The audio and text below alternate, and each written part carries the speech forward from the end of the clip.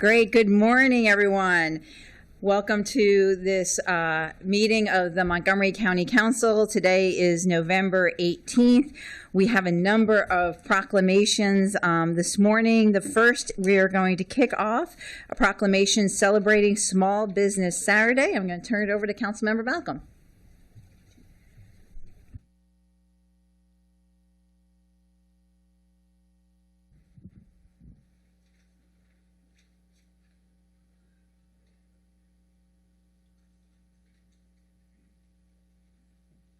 Okay, when you get a bunch of chambers in the room, everybody's talking and networking, and it's hard to focus. So please, if you're here for the Small Business Saturday Proclamation, please, everyone come up.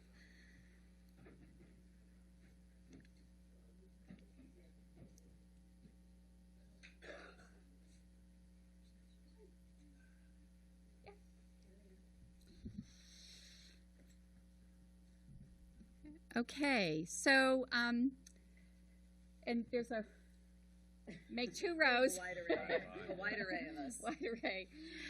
So welcome, everyone. We're here to recognize Small Business Saturday.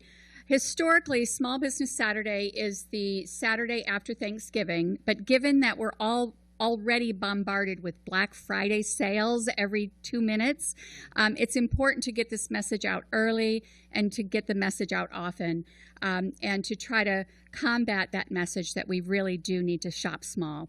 So we have with us today the men and women who support our small businesses every single day, our chambers of commerce. We have Gaithersburg, German, and everybody wave when I say Gaithersburg Germantown Chamber, Greater Bethesda Chamber, Greater Rockville Chamber, Greater Silver Spring Chamber, the Maryland Black Chamber, the Montgomery County Hispanic Chamber, the Poolesville Area Chamber. They're coming. Oh, hey, Tom, you're stepping in. Yeah, nice to see you. And the Wheaton Kensington Chamber, and of course the Montgomery County Chamber. And as I always say, you can never ever have too many chambers.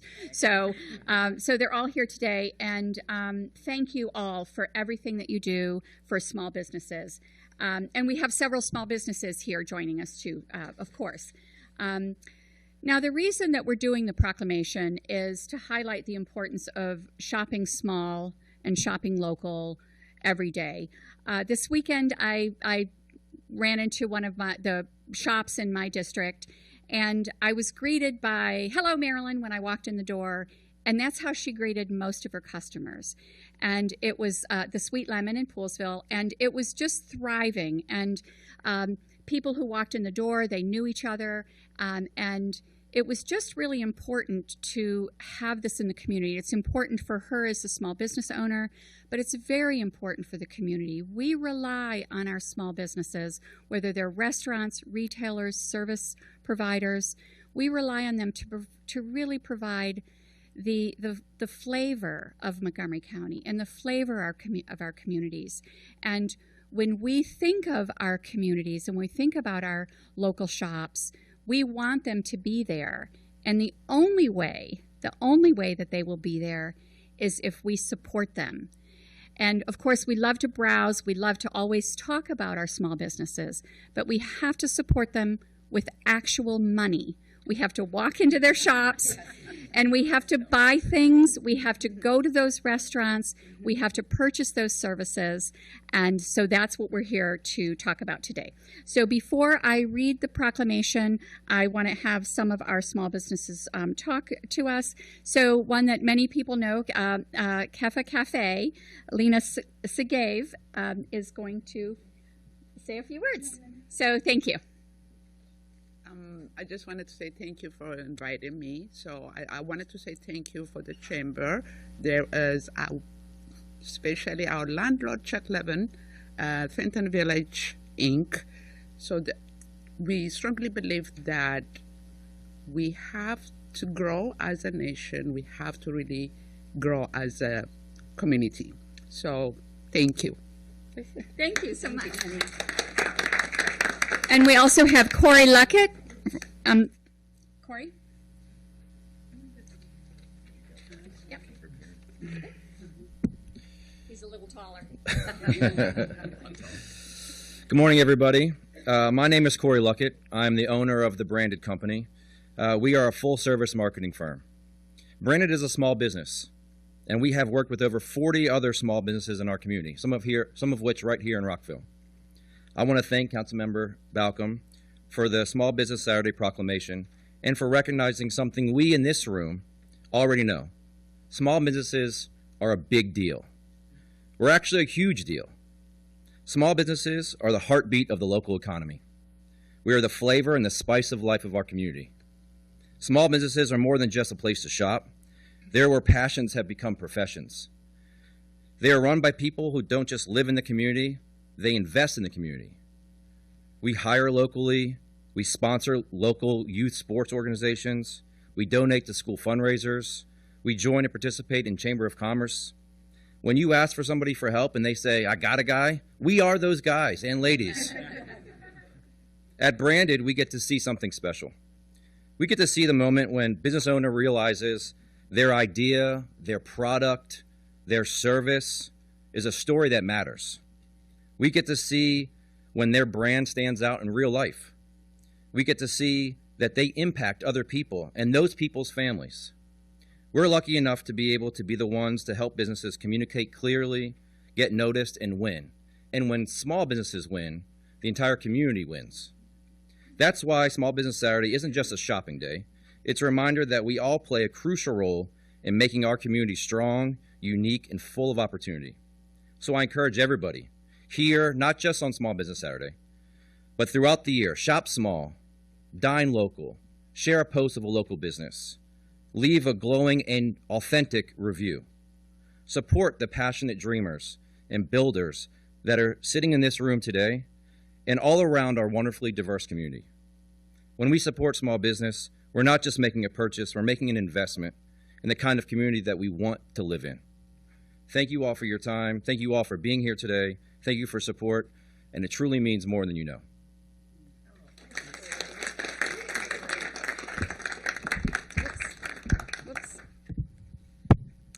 So leave it to a marketer to say it so beautifully. So thank you, Corey.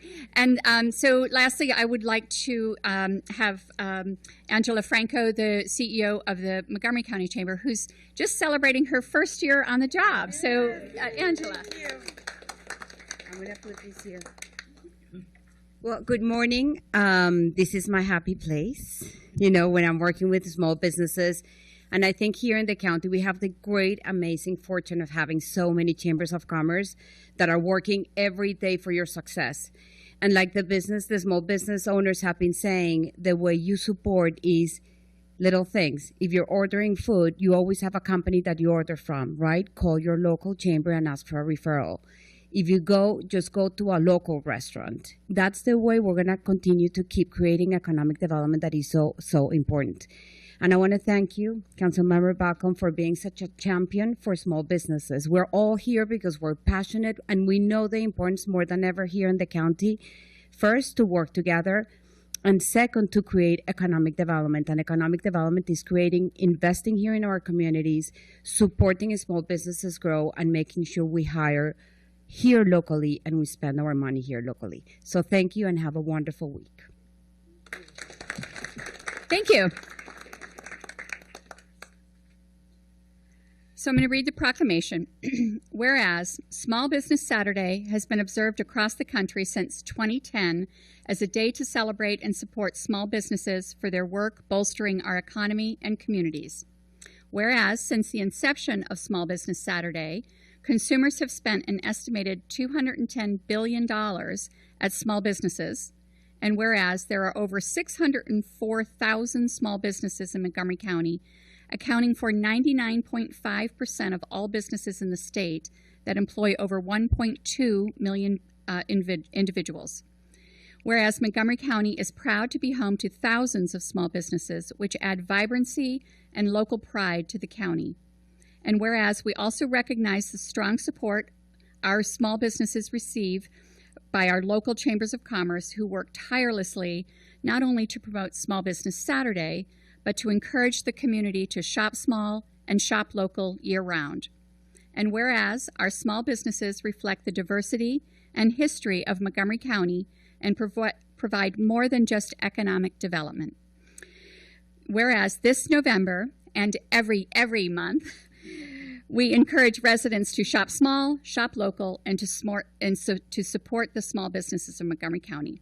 Now, therefore, be it resolved that the County Council of Montgomery County recognizes Saturday, November 29th, and every day as Small Business Saturday in recognition and in honor of the thousands of small businesses in Montgomery County, presented on this day by myself, Kate Stewart, and the entire County Council. So thank you. Great. So I'm going to hand these out.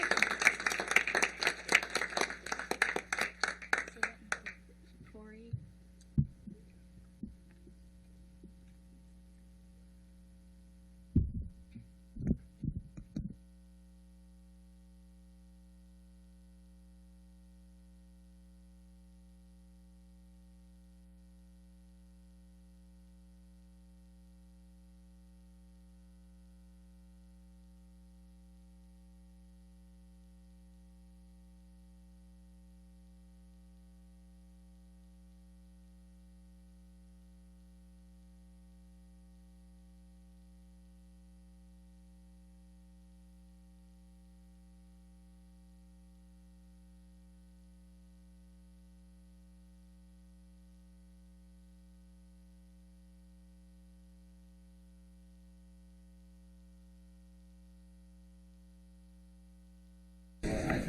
All right, thank you everyone for coming. Thank you to all our chambers. Thank you to Councilmember Balcom. Our next proclamation is recognizing World Day of Remembrance for road traffic victims. It will be presented by Councilmember Friedson.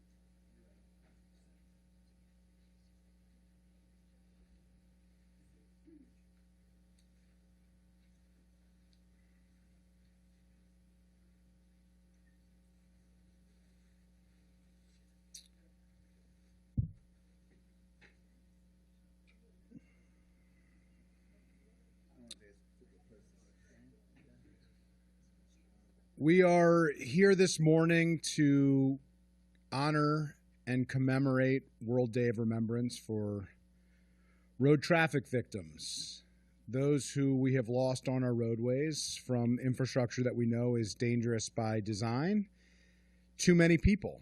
And when we think about today, we have a collection of advocates, of government representatives from various departments and agencies. And most importantly, we have the families and loved ones of those we've lost. Too often we talk about the money that we're spending, the $439 million we are investing in safer and better infrastructure, which is important. We talk about the statistics, which are important, but far more than the statistics, when we're talking about road safety, it's really the stories and the people behind those statistics who we have lost. Far too many people whose lives are gone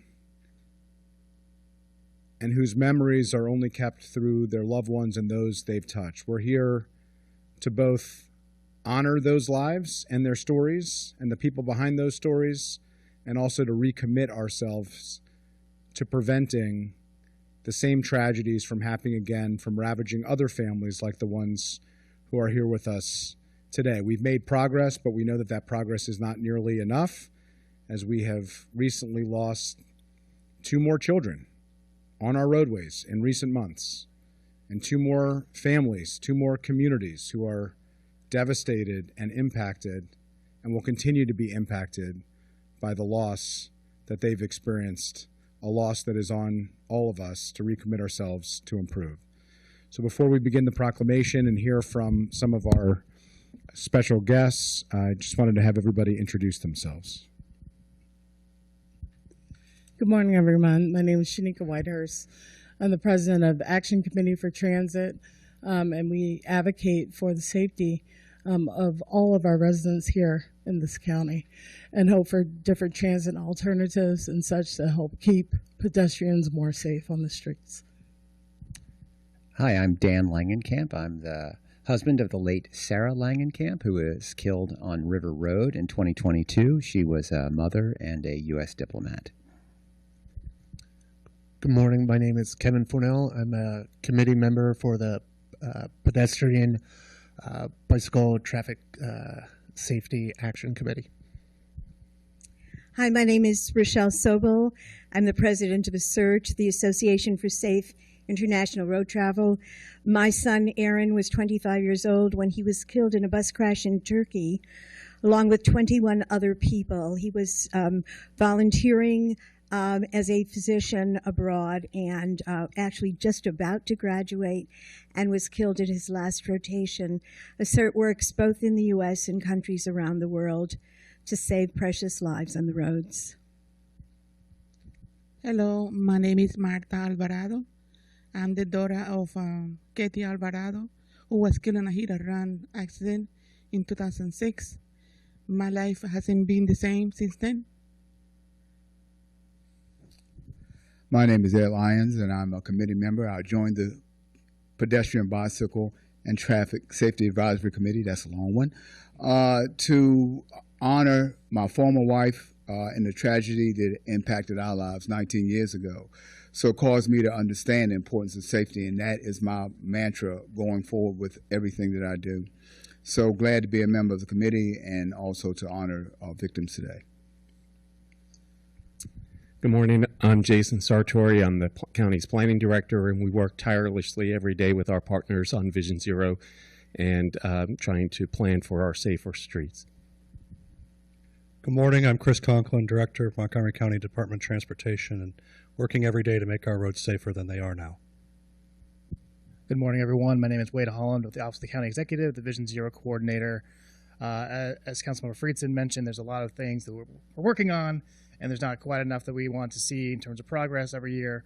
But we do encourage you to check out our Vision Zero website and learn what the county, as well as our state partners and municipal partners, are doing each and every day to try and make our roads safer by design. My name is Richard Hoy. I'm retired from the Montgomery County Fire and Rescue Services after a full career.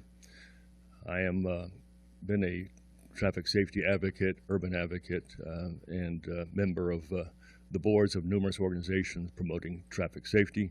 And I carry with me my godmother, Margaret Wydrow, who was killed walking across the street at 95 years young for her bowling date. Hi, my name is Christy Daphnis. I'm a member of the Maryland Bicycle and Pedestrian Advisory Committee, a member of the Montgomery County Council of PTA's Safe Routes to School Committee, and a committee member on Montgomery County Families for Safe Streets. I've been a traffic safety advocate for over 15 years now after a friend of mine, Seganet Harissa, was killed crossing Georgia Avenue in 2011. Hi, my name is Mindy Baden. I'm a member of the Montgomery County Families for Safe Streets, and I'm chair of the Transportation Committee of the Greater Olney Civic Association. My son Brett died while crossing the street to meet some friends for dinner. And I'm Joe Baden, Mindy's husband. Thanks. I'm Ben Ross from the Action Committee for Transit, and I had a grandfather who was killed crossing the street at the age of 94. My name is Chris Farrell. I'm also with the Action Committee for Transit. I'm Mark Clements with Greater Washington, a nonprofit that advocates for transportation and land use justice in the region, and I'm also a two-time survivor of traffic violence. Good morning. I'm Carrie Kasicki with the Coalition for Smarter Growth. We advocate for walkable, bikeable communities, which also means that everybody should be safe when they're walking and biking in our communities. Every loss is one too many. Thank you for everybody for being here. We're going to hear now from Dan Langenkamp, who you heard His wife Sarah was killed on River Road. They were evacuated from Ukraine for their safety to come to Montgomery County, Maryland, and she was killed biking back from back to school night.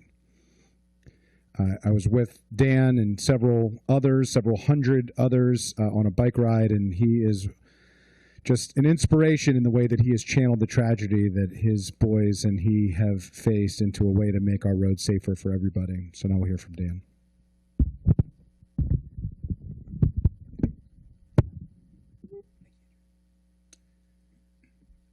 Hello, everyone.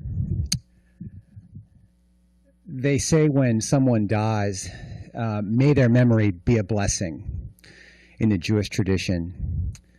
You're told this over and over again when you lose a loved one. I'm not Jewish, so at first this saying struck me. Why would I want to remember my loved one? Why would that be a blessing in this way? Remember the pain that we go through every day. To remember and feel the searing loneliness that you feel by being reminded of their absence. I began to realize that that remembrance helps you remember the light that they brought to the world. My wife, a lovely mother, incredibly talented linguist and U.S. diplomat, was a blessing to this world. And remembering her, it is a blessing. But it's more than that when someone says, may their memory be a blessing. Because in that saying, we are forced to also remember how important it is not to let their deaths be in vain. Their memory is a calling to us to do something about this terrible, terrible problem that we face. Sarah was killed in a year when more cyclists in America were killed than ever before. It was only exceeded by the number that was killed the next year in America. We have to do better than that. More than 40,000 Americans all over the country are killed. 40,000 is the equivalent of 100 people a day dying. That's the size of a mid-sized commercial airliner going down. And I think you would all agree that that would cause an incredible soul searching in America if that were happening. Nobody would fly. There would be congressional hearings, there would be major investigations, there would be months of media coverage. And this is happening every day in America. So today we are remembering. We're remembering Sarah. We're remembering all of our loved ones. We're remembering Summer Lim, 11 years old. And if you've seen her family's communications, you see what a talented little girl she was. I have an 11-year-old, and I've seen her artwork, I've seen her handwriting, I've seen her schoolwork. And it is extraordinary what we lost in Summer Lim. I didn't know James Anderson, who was 16 years old killed in Kensington, but he was also an amazing young man with a bright future. We remember all of our loved ones. Remember Ganga Prajapati, remember Lisa Martin, just killed this fall. This is happening over and over again. So when we remember, we have to think of them. And we also have to think of those of us that are still alive. My son spoke at our event this Sunday, several hundred people in front of the Lincoln Memorial. And he said, you know what? I would like to ride my bike to school, but I can't because I have to ride along a state highway. And my mom happened to have been killed less than a mile from that state highway. So how am I supposed to ride my bike to school? He said, when we think about this day, World Day of Remembrance, let's remember also that there are people of us that are living that would like to be able to use our roads for something other than driving. Please remember me. Please remember that this is not just about, this day is just not just remember, having nice thoughts about the dead. It's about remembering that this is about our future. This is about the community that we live in, It's about the community that we're trying to create for ourselves. One where we don't have to be locked in our cars killing each other. One where we can ride our bikes to school. One where we can walk to church on Sunday. One where our families can be safe. So, this is World Day of Remembrance. Let's remember those who are dead, and let's do better. Thank you.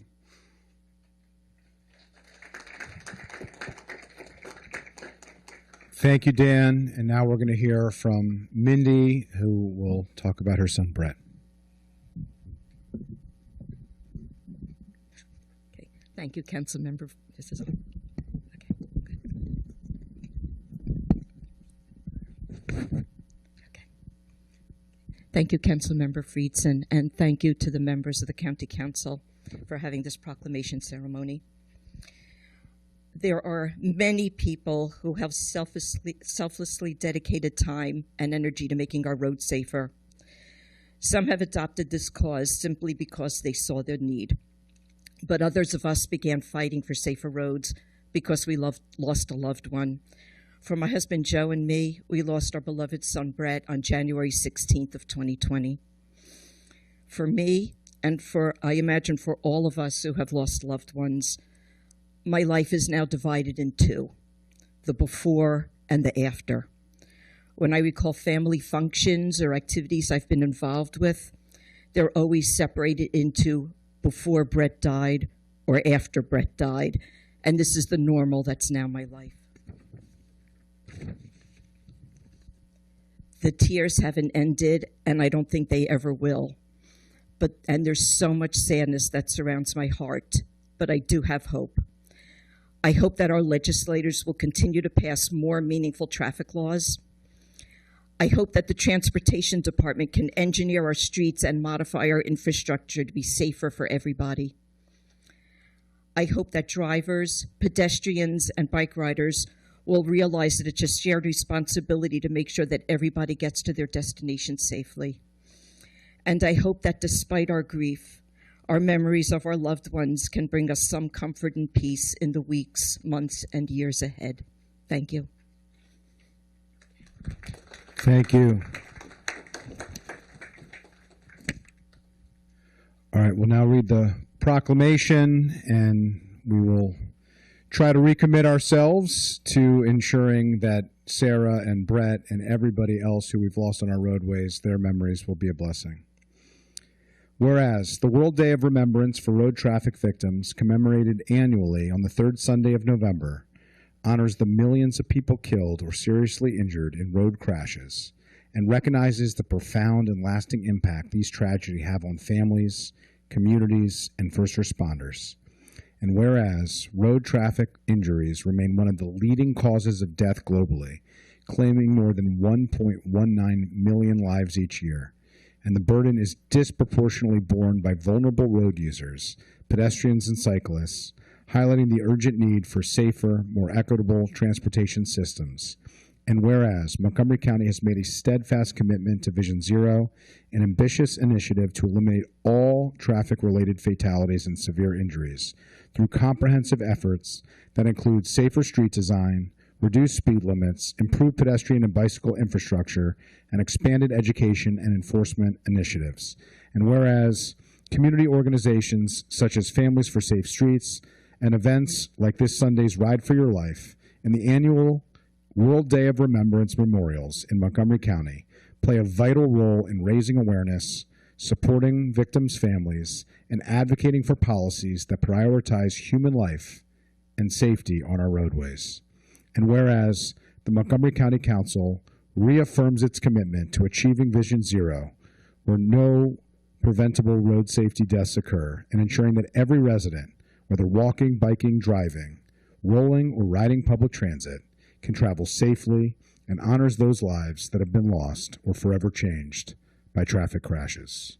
Now, therefore, be it resolved that the County Council of Montgomery County, Maryland, hereby recognizes World Day of Remembrance for road traffic victims, and be it further resolved that the County Council recommits to a future in which no life is lost or diminished on Montgomery County roads.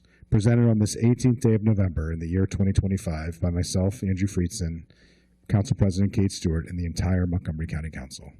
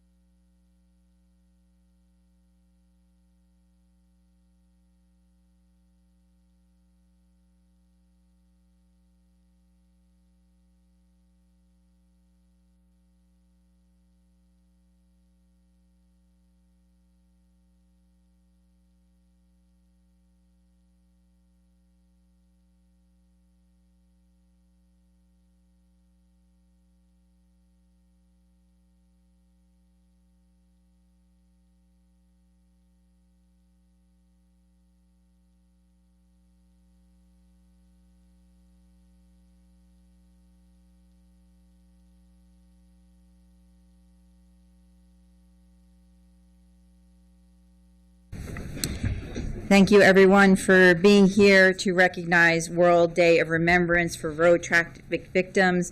I just want to thank the families who came today to share their stories and for everyone's continued advocacy on these issues. Next, we will have a proclamation recognizing National Philanthropy Day by Councilmember Glass.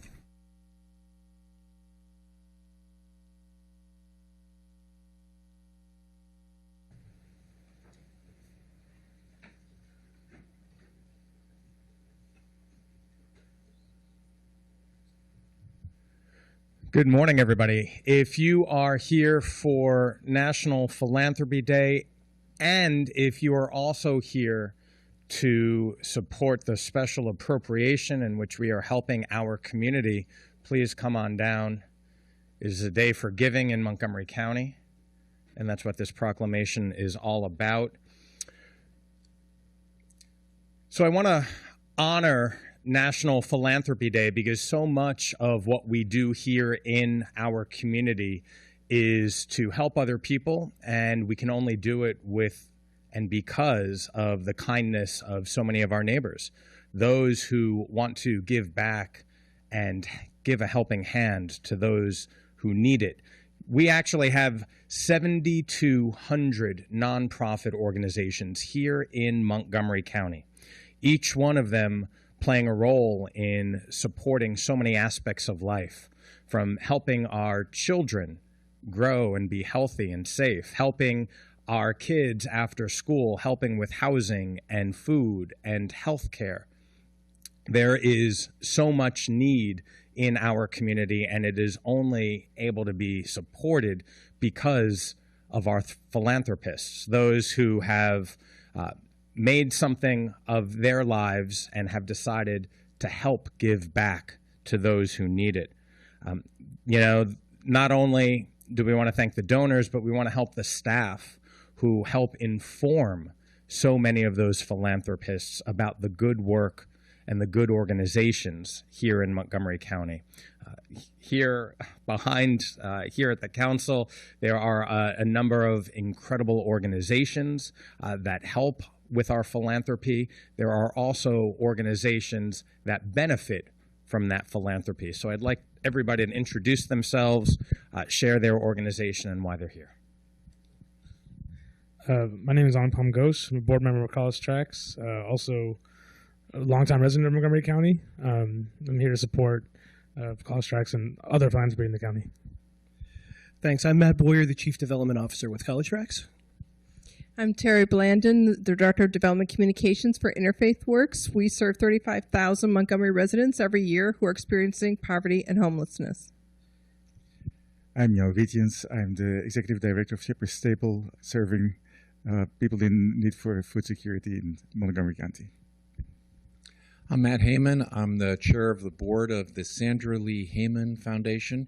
We offer fellowships to high school students, primarily in Montgomery County, but also throughout Maryland, to promote STEM career awareness so they can make informed decisions and become wonderful contributors to our community. Anna Hargrave, Executive Director for Montgomery County at the Greater Washington Community Foundation.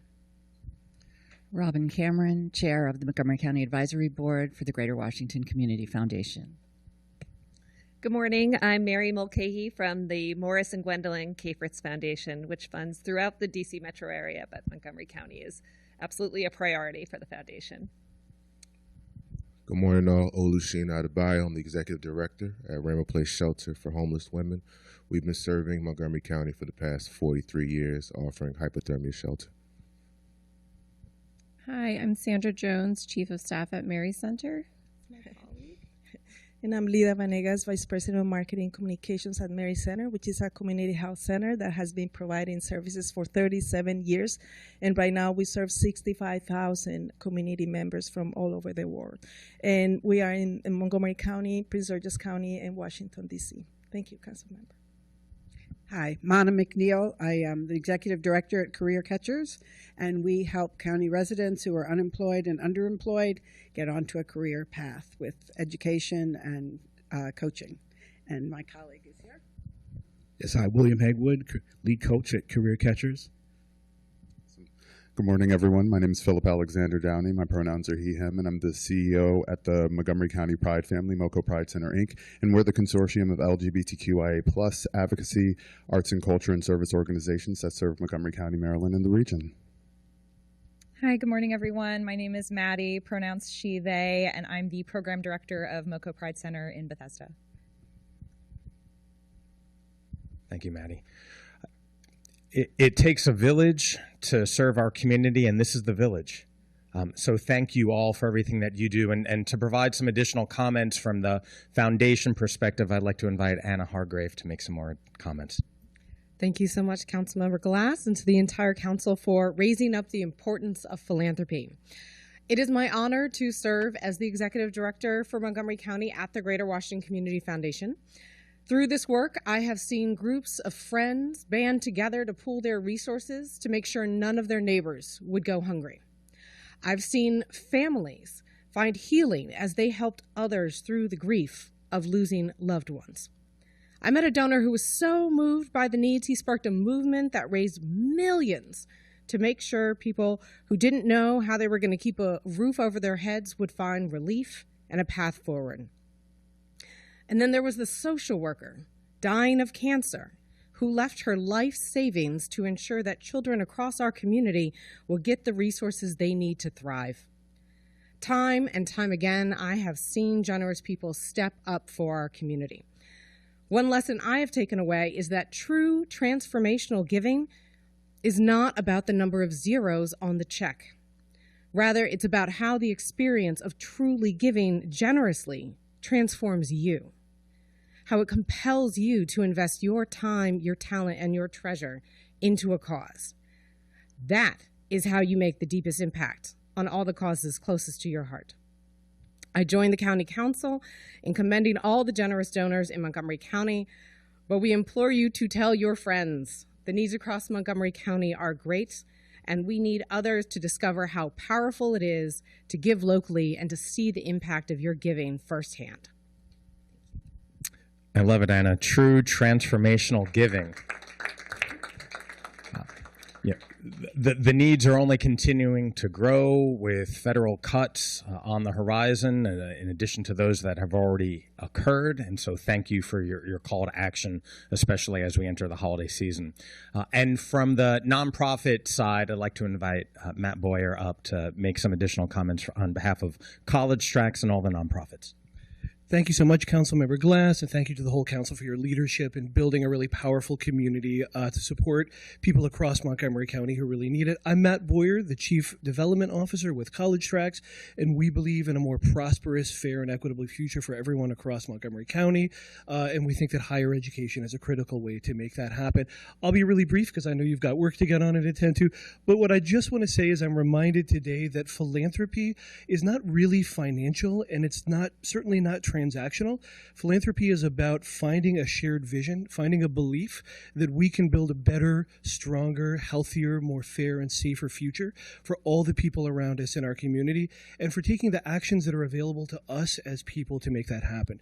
That can mean giving, that can mean volunteering, that can mean advocating, that can mean sharing your lived experience, sharing your expertise, sharing your connections in all the different ways. So what I would just say to everyone is take the time that you can to give to this community to help make it stronger in any of the ways that are available to you.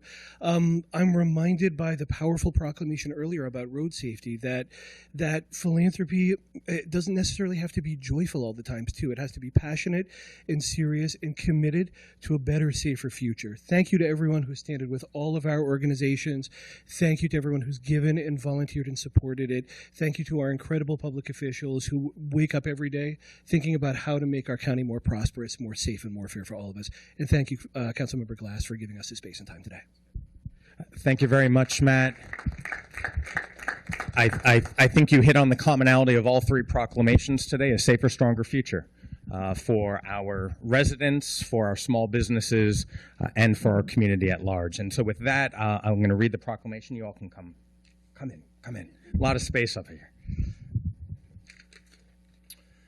The County Council of Montgomery County presents this proclamation. Whereas National Philanthropy Day recognizes the generosity and civic spirit of individuals, businesses, and organizations that generously support our community. And whereas philanthropy plays a vital role in advancing equity, uplifting vulnerable communities, expanding educational opportunities, supporting the arts, and addressing urgent needs across Montgomery County. And whereas countless volunteers and donors in Montgomery County embody the values of compassion, generosity, and community service throughout their contributions to nonprofits, faith-based organizations, and neighborhood initiatives. And whereas Montgomery County is home to 7,242 nonprofit organizations whose charitable work enhances public services and improves the quality of life for all residents. And whereas National Philanthropy Day reminds us that our acts of giving build stronger, more inclusive, and more resilient communities. Now, therefore, be it resolved that the County Council of Montgomery County recognizes November 15th as National Philanthropy Day, and be it further resolved that the county honors all who give generously to create a better and more equitable community for all residents. Signed on this day by myself and Council President Kate Stewart. Thank you, thank you, thank you.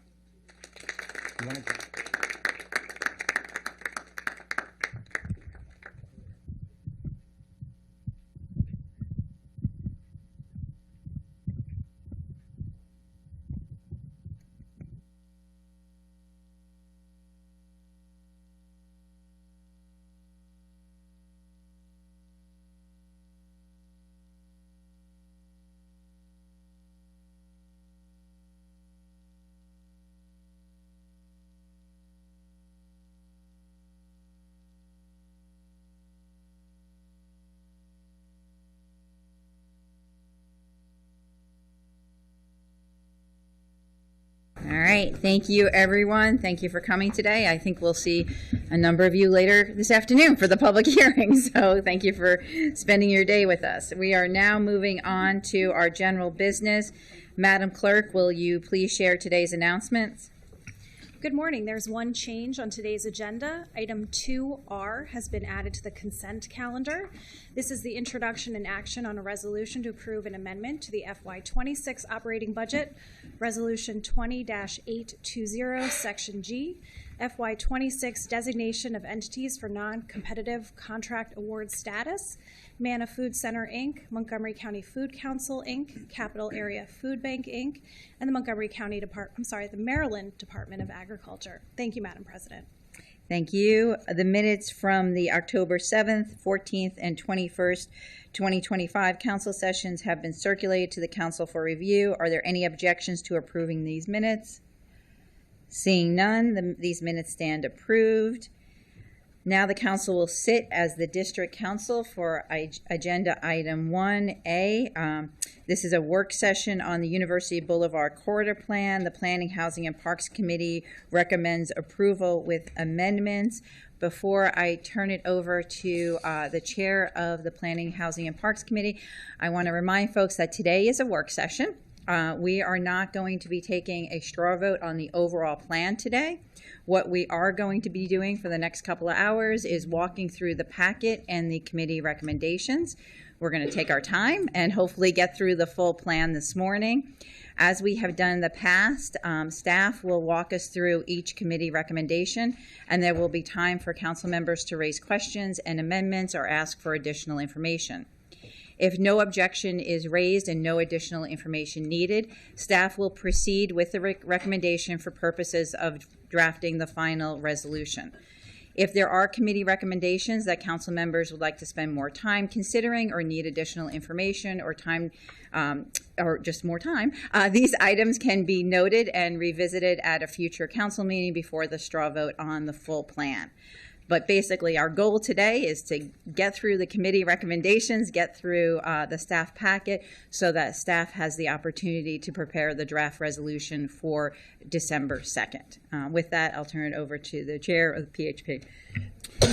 Thank you, Madam President. Thank you to all of the work that has gone into this plan. The Planning, Housing, and Parks Committee held 4 exhaustive work sessions and concluded our work on the plan on November 10th. I really want to appreciate the Montgomery County Department of Transportation and State Highway Administration that participated in our work sessions. Montgomery County Department of Transportation in particular was involved in every single one of our work sessions and participated very actively.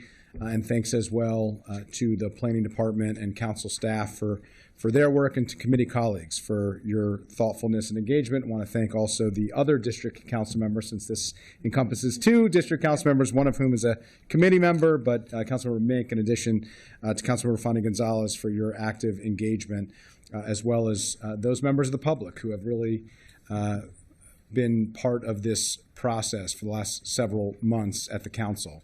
Our focus has been on safety of the University Boulevard corridor for all users, but especially the families and the Blair and Northwood students who walk or bike to get where they need to go.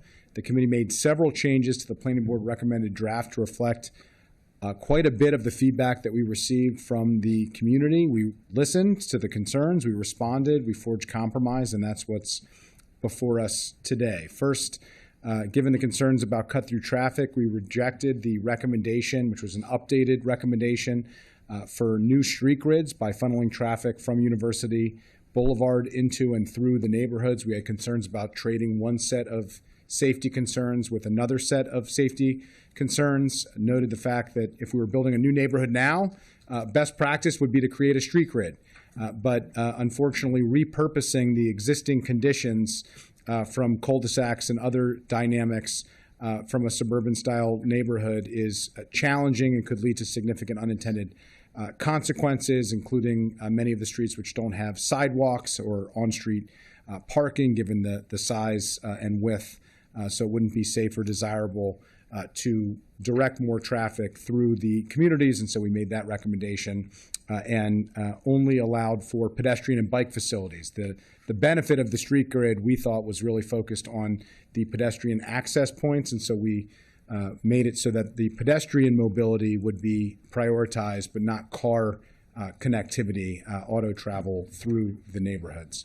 Four Corners, which has complicated road patterns, we tried to balance the immediate need for increased pedestrian and bike safety, given the number of students traveling through that area on a daily basis. It's some of the highest concentration of students, given 2 large high schools in relatively close proximity, with various levels of disruption based on potential road widening, transit enhancements, and vehicular flow.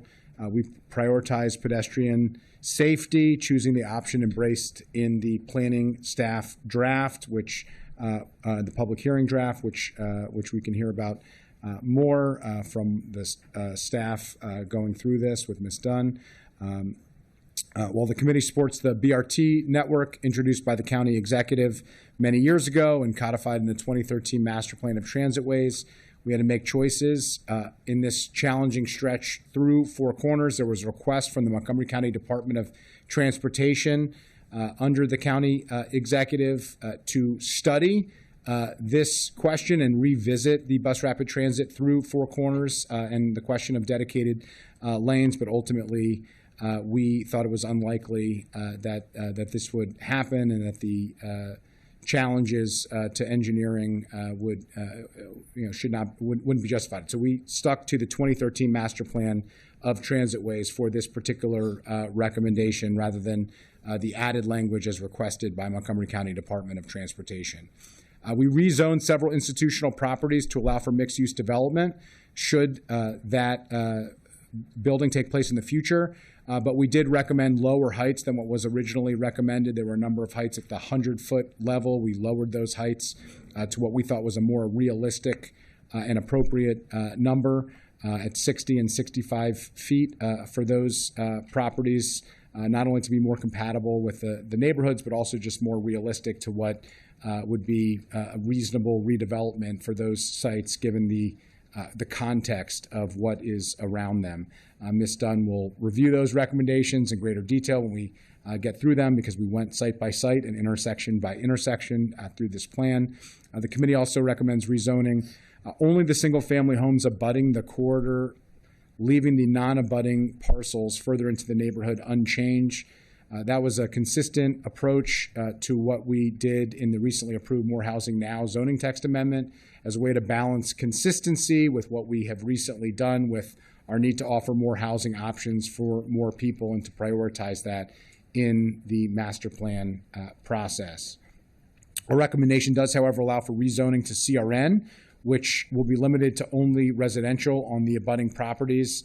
The CRN zone, I think it's important to note and was discussed during the committee work sessions, allows for a better streetscape, more pedestrian improvements, and allows us to move forward with those key aspects of the recommendations without making quite the same level of changes as were originally recommended when this was sent over to the council. And then I just wanted to flag that Councilmember Fani Gonzalez and I are also recommending a proposal to require workforce housing on these particular properties for any project of 3 or more units or 15%, whichever is greater, similar to the More Housing Now Workforce Development ZTA. Workforce units, as colleagues know, are 80 to 120% of area median income and are income restricted, locked into a control period. That was included as an addendum to your packet, and we'll be going through that as well. And then finally, I'll end with the first action that we took as a committee. We removed the Kent Mill Shopping Center from the plan's boundaries, recognizing the concerns about preserving the culturally appropriate neighborhood retail and restaurants serving the community, and so we took that out. With that, I think that largely goes through at a high level. There's a lot of detail in this, but I will leave the detail to council staff and turn it back to you to turn to Ms. Dunn when you Great. can. Thank you. I do want to recognize we have the chair of the planning board here. Chair Harris, would you like to say any opening remarks before I turn it over to staff? No, I know you have a big day today, so we should move on. Director Sartori, please feel free. If I could, real quickly, thank you. For the record, Jason Sartori, Planning Director. I just want to say I think that it's highly appropriate that we're here today taking up this plan, given the proclamation that we had earlier. I think it's easy when we work on a plan to get caught up in numbers, whether it's height limits or target speeds or floor area ratios, but I think the most important number is 0. We want 0 fatalities on our roads, and any other number other than 0 is not a number. It's a person, it's a spouse, it's a son, it's a daughter, it's a parent. And so, as public servants, we need to do everything within our ability to work collaboratively across agencies, across communities, and here in the University Boulevard corridor to do what we can to prevent more fatalities. And that's kind of the biggest point of this plan. And so with that, I'll hand it over. Thank you so much. Great.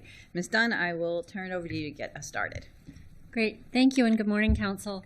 We are here today to do a work session on the University Boulevard Corridor Plan. As you know, the chair of the Planning, Housing, and Parks Committee has given a great summary of all the actions taken by that committee. I will just note for you in your packet for this, there's a very lengthy staff report. Before the body, we always give you every recommendation that's in the plan because that is what will ultimately be what you are approving. If you make a modification to any of those recommendations, that's what we present to you in the resolution. So in the staff report, you've got every recommendation in the plan, edited or not by the PHP committee. Also in the packet, though, on Circle 61 through, I think it's 70, there is a 10-page summary of every change that was made by the Planning, Housing, and Parks Committee, just to have it in a format that is more abbreviated and easier to follow. So at one point, I will reference this summary table, and you will get it passed out to you. But for right now, we'll start with the staff report. And one of the things I wanted to start with was the notion that this plan has had a lot of review. The plan had 2 public hearings. Typically, master plans receive 1 public hearing. This one had a public hearing held in the community at Blair High School. It had another public hearing held here at the council office building. You heard at the public hearings a question about whether this plan is a true master plan. That was also included in other comments from the executive.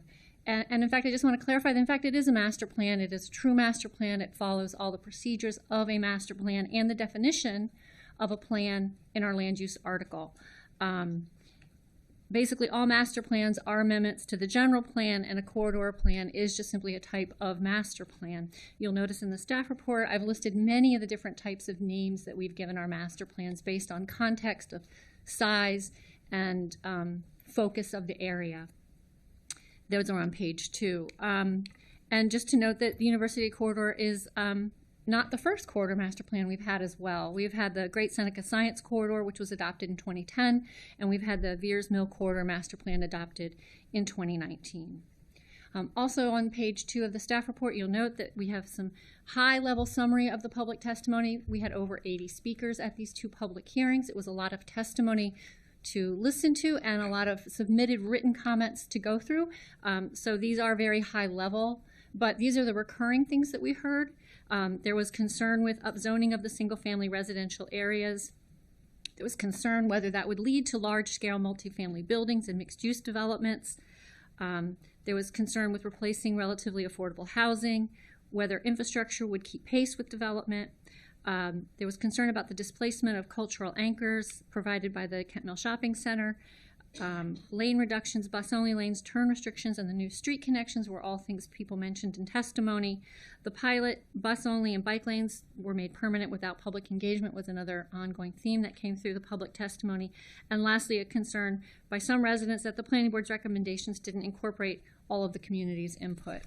But on the plus side, what we also heard from the testimony that we heard both at the public hearing and that was submitted were that there was support for modest density increases, duplexes and triplexes in particular, support for improved housing diversity and increase in supply to benefit middle-income workers, general density increases and mixed-use redevelopment of underutilized sites, infill compatibility requirements to safeguard transitions into neighborhoods, improved bike and pedestrian safety.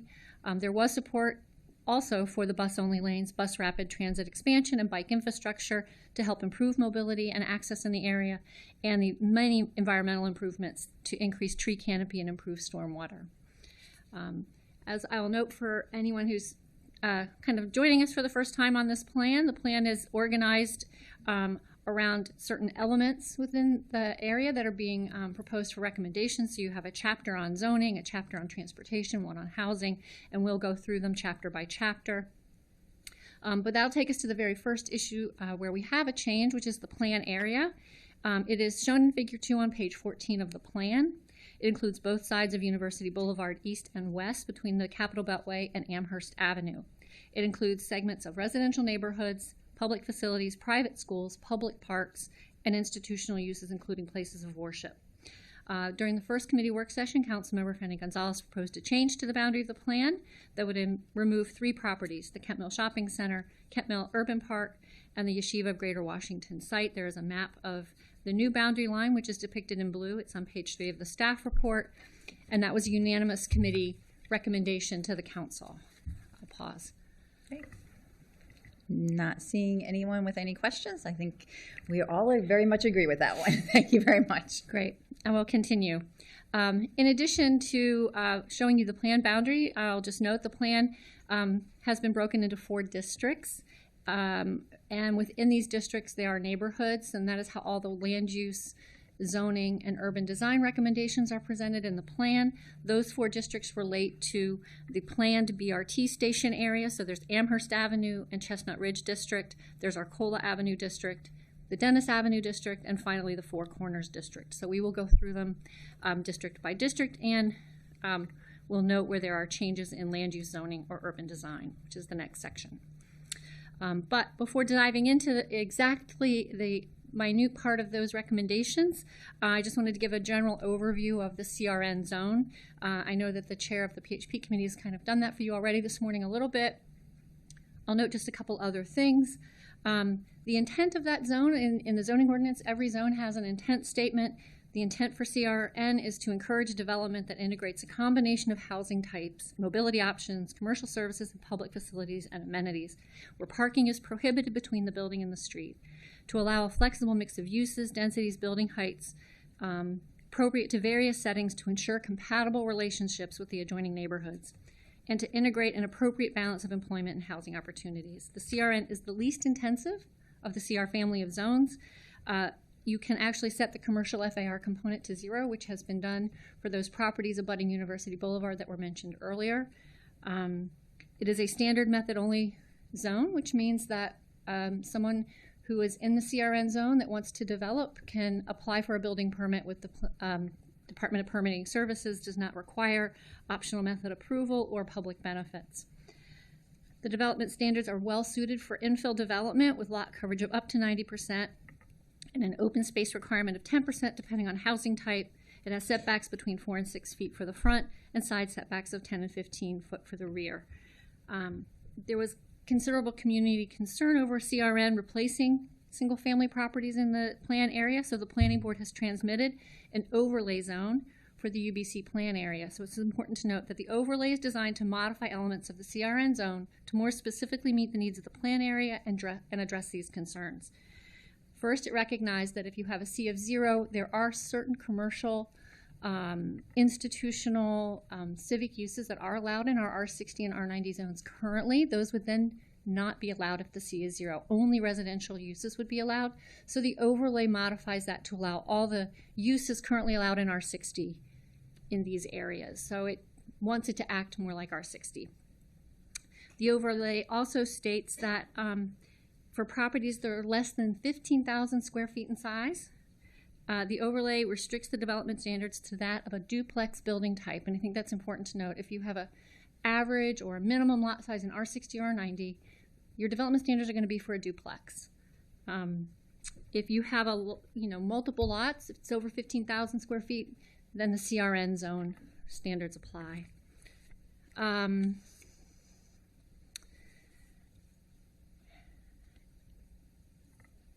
The other thing to note, because I think this is important when we've been talking about transportation and safety, is the overlay for larger properties also ensures that the on-site parking must be located behind the front building line. And again, that keeps people from exiting a building and then trying to access the public right-of-way and being hidden by cars or cars pulling out, pulling in, and blocking. So the UBC plan, as it's been modified, in the CRN zone with the overlay, and ZTA 2502, the workforce housing ZTA, they've all been mentioned together as well. So just want to point out a few of those similarities and differences. Both the proposed CRN zone in this plan and ZTA 2502 are designed to address the need for more housing in the county, particularly for middle-income residents who cannot qualify for existing programs to assist lower-income earners. But they still struggle with housing affordability. Both focus on providing opportunities for small-scale residential infill redevelopment, and both direct the potential of this redevelopment to areas where we expect to grow in the county. However, 2502, which was recently passed, the More Housing Now, provides an optional method of development for units in these detached residential zones. It does not change the zoning, and because it didn't change zoning, requires applicants to go to the Planning Board for approval under the optional method. Under the CRN zone, development is all standard method, as I've mentioned, which is likely an easier and more affordable option for some homeowners. The development standards under CRN can be more flexible depending on lot size, and they are designed to improve the pedestrian environment. There's also a lower parking standard associated with CRN zone near transit. All of these factors likely to impact the potential for redevelopment. It is completely reasonable and expected that the UBC plan would recommend zoning that goes farther than potential redevelopment under ZTA 2502. The master plan process is designed specifically to address changes in zoning on individual properties. It is a multi-year process that engages stakeholders to discuss these recommendations and was frequently mentioned as a mechanism to implement such a change when we were reviewing ZTA 2502. And the committee had lengthy discussions about this. When we get to the first instance of this recommended type of zoning change, when we go through the staff report, we'll delve a little more into that. But right now I'm going to ask the clerk to hand out. This is the 10-page summary I was mentioning. It is in the packet online on Circle 61. And it'll be a much easier way for us to go through the changes that the Planning, Housing, and Parks Committee made related to zoning and urban design. They did not make a change to every recommendation, but as I mentioned, those are in the staff report.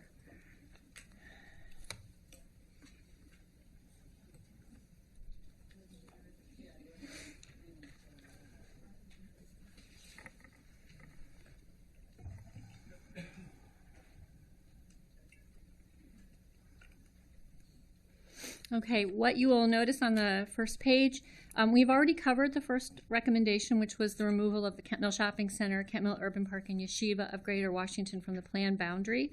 That occurred in Chapter 1 in the introductory chapter. The Land Use, Zoning, and Urban Design is Chapter 4 of the plan. And the first change made by the committee was with respect to a property called the Berkeley Court and Westchester Development. Currently, it is a Plan Development 9 zone. In the zoning rewrite in 2014, certain zones were not continued, and when a master plan is written, those zones are then converted to a new zone that is in our zoning ordinance, the PD zones being one of them. So it was required that this zone be given a comparable zone. The planning board recommended the CRN 1 with a height of 50 feet, and the committee just modified the height down to 45 feet. All right, not seeing any questions, so we can continue. Okay. The next one, which again, as I've earlier mentioned, did generate quite a bit of conversation, was, and this is repeated, so I'm not going to repeat this 10 times today, but it is on pages 32, 36, 39, 50, it's listed here on the chart, multiple pages. In every neighborhood where it would be relevant to have the zoning change, the recommendation is in the plan, obviously. And it is to rezone the detached residential properties. The planning board had blocks abutting University Boulevard. The committee has changed the blocks abutting University Boulevard to properties that abut University Boulevard, and to rezone them to CRN of 1 with a C, as I've noted earlier, of 0, residential FAR of 1, and a height of not 50 feet but 45 feet. And again, that's repeated throughout. That was a 2-to-1 committee recommendation. Councilmember Jawando dissenting, recommending that the plan reconfirm existing zoning for these properties. Great. I have Council Vice President Jawando who'd like to speak. Thank you. As Ms. Dunn mentioned, this is a recurring theme, but this is the first time that we're taking it up, so I want to I think this might be an appropriate place to talk about why I voted against this, and since it's underlying a lot of the following recommendations on the zoning. And it has two components for colleagues. One is grounded in the racial equity statement that was written on the change, and I bring it up now because the way the packet is created, we don't talk about racial equity to the very end, and it's really connected to this recommendation, so I think it's important to talk about now. And two, related to the change that was just made in the previous corridors ZTA. And so I just want colleagues to be 100% clear that this would override that for the University Boulevard corridor. So the amendment that was, memo that was sent by Council Members Friedson and Fanny Gonzalez would modify, which was not considered in committee, but I raised this in committee, and so I'm glad that it came up, but to add the workforce housing component, just to understand that this would override that zoning and the workforce housing component would not be in place, and other protections would not be in place that were negotiated and talked about in that very long ZTA process. So I think it's important, like lot consolidation and other things that were talked about. There would not be, this would override that, and they would not, and that was a very carefully considered thing. So I think there's a process question that I'm concerned about. If we went to residents and said, we're going to do X, Y, and Z, and took all those months, and now this would just immediately override it with nothing happening. So I think that's a concern for me, and I think for the community. There's also a suggestion that this would be how we do this going forward, which I think is a concern when we don't have any data. But on the racial equity piece, my primary concern on the zoning is that it will have the potential to displace Black and Latino homeowners and renters. And with the President's permission, I would just like Ms. Pena to come down to talk about that racial equity statement. Ms. Pena? And as she's coming down, Ms. Dunn, I know, I believe in committee, just to clarify what the racial equity statement, Ms. Pena can do this as well, because the racial equity statement was not on the overall plan, and I just want to make sure everyone is clear, because I don't want to, I want to make sure we know what we're talking about. Yeah, so I'll make that clear because the Councilmember Joando did mention that there is a racial equity section in the staff report, yes, which is a chapter in the plan, and it's racial equity related to the plan. But every ZTA is required to have a racial equity and social justice impact statement conducted, because the overlay zone related to this plan comes forward as a zoning text amendment to add that overlay to the code. It had the racial equity impact statement evaluation done, so they are two separate things. I will also note page 6 of the staff report gets into this just a little bit, because it was a discussion we did have in the last work session with the committee, and we did have Ms. Pena come and provide her comments, and had planning staff also provide comments. Planning has written a lengthy memo also to provide more information related to their thoughts on the issues of displacement and their evaluation of certain data related to that. That is all referenced in page 6 on the staff report, and it's attached in your packet. You have both the racial equity evaluation attached in the packet, and you have planning's response attached in the packet as well. So with that, just laying out the bigger picture, it was a lengthy conversation. We've got OLO, we have planning here, we have a lot of information from both. I'll turn it back. Great. All right, Ms. Pena, do you want to talk about what piece of this you hold? Sure. Jane Marie Pena, Office of Legislative Oversight. So I wrote the Racial Equity and Social Justice Impact Statement for Zoning Text Amendment 2512. So that zoning text amendment did include an overlay zone where the specific provisions in the overlay zone depended on the rezoning that was being proposed for the University Boulevard corridor plan area. So for the RESJ assessment, we did consider what the racial equity impact of that proposed rezoning could be. And so what we ultimately found was that the proposed rezoning, that the zoning text amendment could have a negative impact on racial equity and social justice, because the proposed rezoning that the ZTA was dependent on could potentially disproportionately displace Black and Latinx homeowners for the development of market rate housing. And so that our analysis and our finding was driven by a few key factors. So first was based on the information that we had available, the status quo of the University Boulevard corridor is an area where owner and renter occupied housing is relatively affordable compared to the county. And we did also receive information from the planning department that indicated that tear down projects that replace more affordable older single family homes with more expensive ones were very uncommon in the plan area.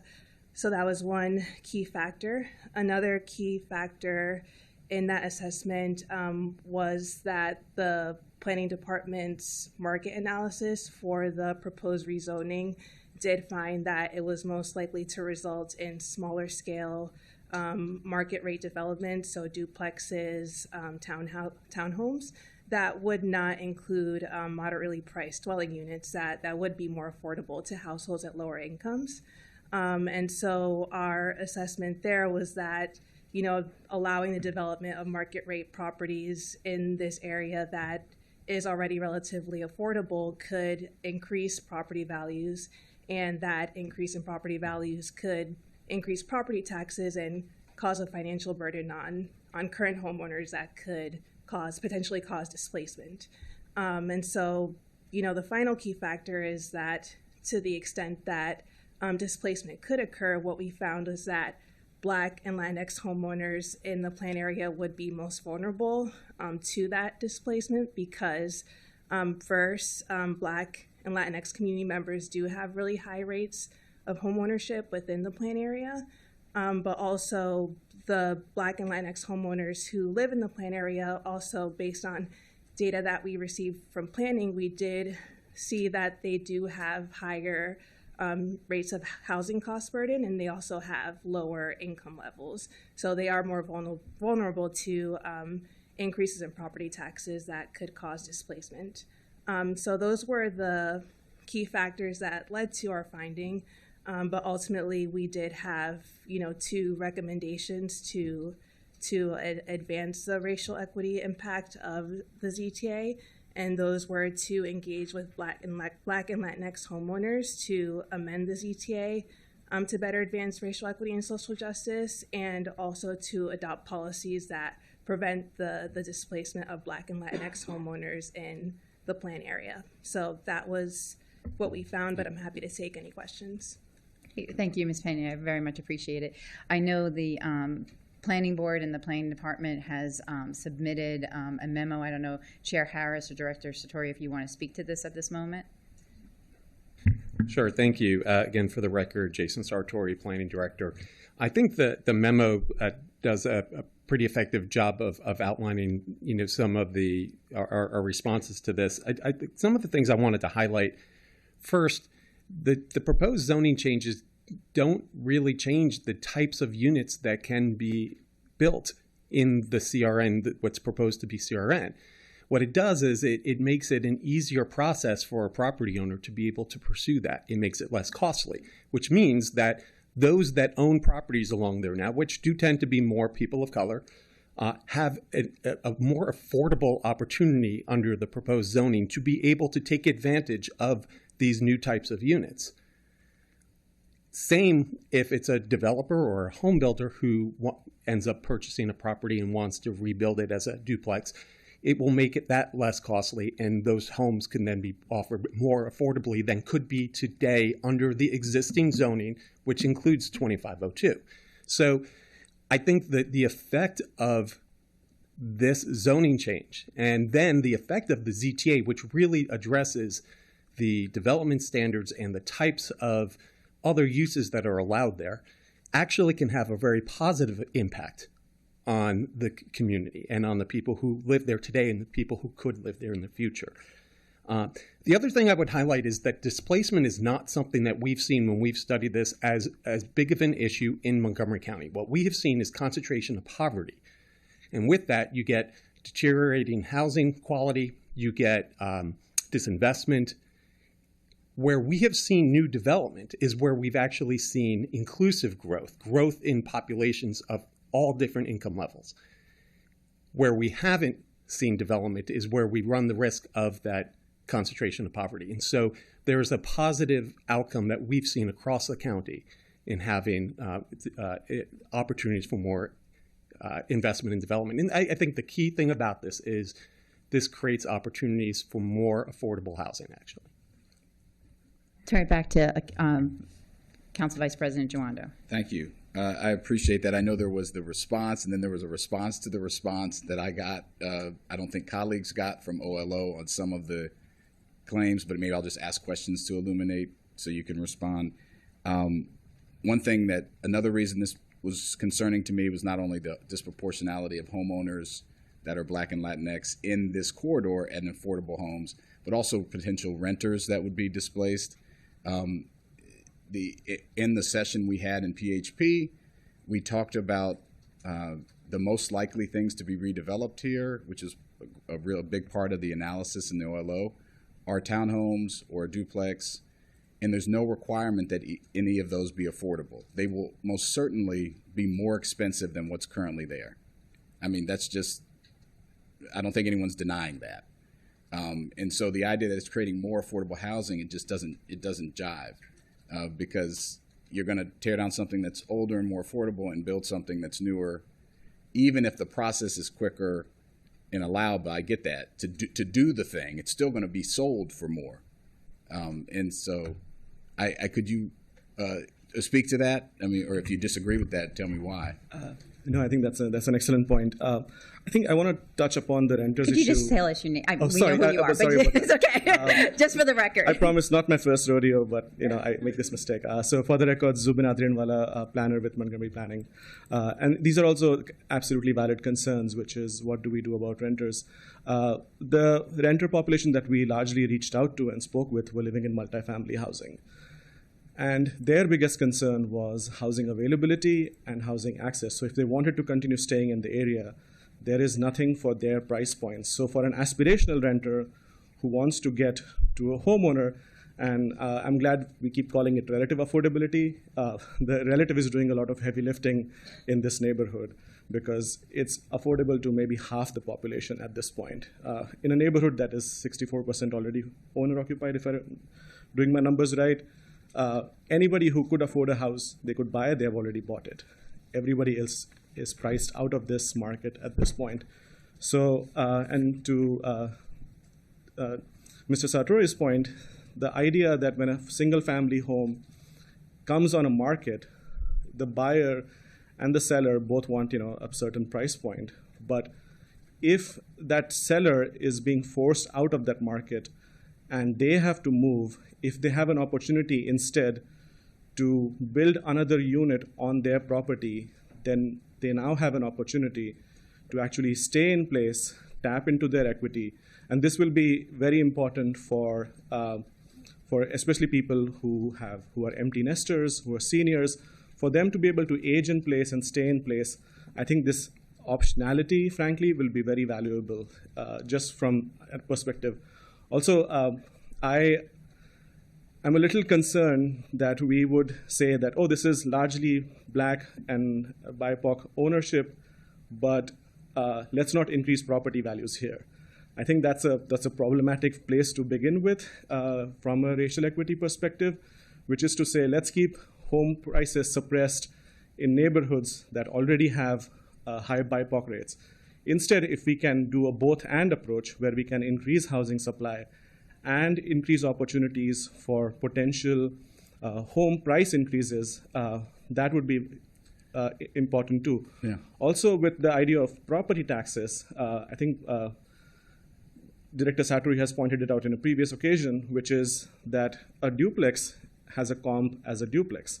So a single family home is not going to be having a sort of price comparison to a duplex potential. So a lot of us are homeowners in the county. We pay homeownership taxes based on the size of our unit, the quality of our unit, and so on. So my neighbors' property taxes are substantially different from mine because we have an addition, they don't. So I think we already are aware of that. So I think the idea that this will dent Black and brown homeownership and lead them to be displaced, I think that's a bit of a stretch at this point. So I'm a little concerned that we are now saying that if an area has higher Black and brown ownership rates, then let's keep their property values suppressed by whatever means possible. Quality of homeownership, quality of homes, as well as quality of renters or quality of the rental units available in that area leaves a lot to be desired, frankly, because when we did the door-to-door canvassing as our outreach, where we spoke to a majority of renters, the concerns we heard were affordability, infestations, lack of code enforcement. These are the concerns that renters currently have. So I think even within the renters, there's a huge disparity of somebody who's priced out of the single-family market and who's sort of relegated to a multifamily house. So I think we are trying to solve these issues at the same time, but I agree with you that there are these concerns and we can address them sort of Yeah, and if I point by could point. jump in, I appreciate that. You kind of said both things, though. You said the goal is not to suppress people's property values. By the way, but you said my property value is lower because I don't have X. So you're saying you kind of talked about both sides of it, but just there is something called market signaling in the sense that if values go up, they go out from everybody, even if your house isn't the one that has the pool or the addition or the duplex or whatever. And that will happen. So I think you could still have that inflationary effect. And I agree with you, we need more supply, particularly on the moderate and affordable side. That's why I tried to put forward anti-displacement measures, which we have not included here. And that was one of the recommendations from OLO, such as if you build a duplex or something, one of them has to be affordable. We talked about this in committee at a certain level, so that the person that is leaving could potentially have the opportunity to come back. Things like no net loss for the Warwick and the big apartment buildings, right? That at least the people who are there now, if you redevelop the Warwick, that they would be able to come back. But we didn't include that. We said strive for. We didn't include a requirement. So I get what you're saying. I think we're saying we hope these things happen. And the reason we went through the long list of you're going to track the anti-displacement to see what happens, there's no real teeth in anything to make sure it doesn't happen. And that's my concern. I'm not against, I grew up in a duplex. It was our first home. It was great. But we have to make sure that there's affordability or protection. So Ms. Pena, do you have anything to say in response? Okay. Ms. Gavoni, and then I'll yield. Sure. Lisa Gavoni, Planning Supervisor, Montgomery Planning. So I did want to talk a little bit about the status quo, and we talked about this last time, is that, yes, there is very limited teardown pressure right now, but this is a 20-year plan. We've seen the teardown market move from West County, what was once a phenomenon there, move to places like outside downtown Silver Spring. And I want to talk a little bit about price points. The average new detached home in Montgomery County goes for over $2 million. That's new construction. A new townhouse goes for $900,000. Is that expensive? Yes, but it's less than half the price of a new detached unit, which makes it more open and accessible to more households in Montgomery County. And that's ultimately what we're trying to do here, is to create more housing diversity, more options, more accessibility to Montgomery County households. And it's really important that in an area, even if there's no teardown pressure there, we don't know what the future holds. And that providing that option of housing diversity is really important to safeguard access to the homeownership market in the county. Even if it's more expensive than what's there now? Well, I think the question is the comparison. The comparison to a new detached home or a townhouse. Mm-hmm. Would you rather have a $2 million detached home or a $900,000? Oh, no, I agree with you that this would be better than a teardown. But there's been 5 teardowns in this corridor in 10 years or something. But I get that. I know you're saying it could always happen. Right. It could always happen. But I think the more likely thing to happen, like you all said, that there would be 2 townhomes or a duplex built that would cost a lot more than the house that's there. And then I'm concerned about the people that are there now, what's going to happen to them. And we have nothing in place to ensure that they're going to be able to come back. That's my concern. And for that reason, I'd like to move that we reconfirm the current zoning that's in place. And this will be a similar motion, but I guess this is the first opportunity to make it. Okay. Did you want to speak? Sorry. Can I just say one thing before? Yeah. So in terms of, you talked about renters. So what Ms. Dunn will also talk about, that there were CRT zones that were recommended, and I think the committee voted 3-0 for many of those CRT zones. And those CRT zones are where they'll have larger apartment communities that will have MPDU requirements. So in terms of we're creating more opportunities for renters in this whole corridor. So I'm just saying opportunities will bring more MPDUs. So there are opportunities for renters in this community, at MPDU level. Okay. All right, we have a motion, and the motion is to recommend the plan confirm to existing zoning for all the properties we're going to talk about, correct? Correct. All right, so I have a motion. Do I have a second? Councilmember Mink seconded. I have a number of people in the queue, but we have a amendment on the table. So if you want to speak with it, please stay in the queue. Councilmember Mink. Thank you, Madam President. So as I noted in committee, I do support Council Vice President Joando's position on reconfirming the existing R90 and R60 zoning for the single-family detached residential properties.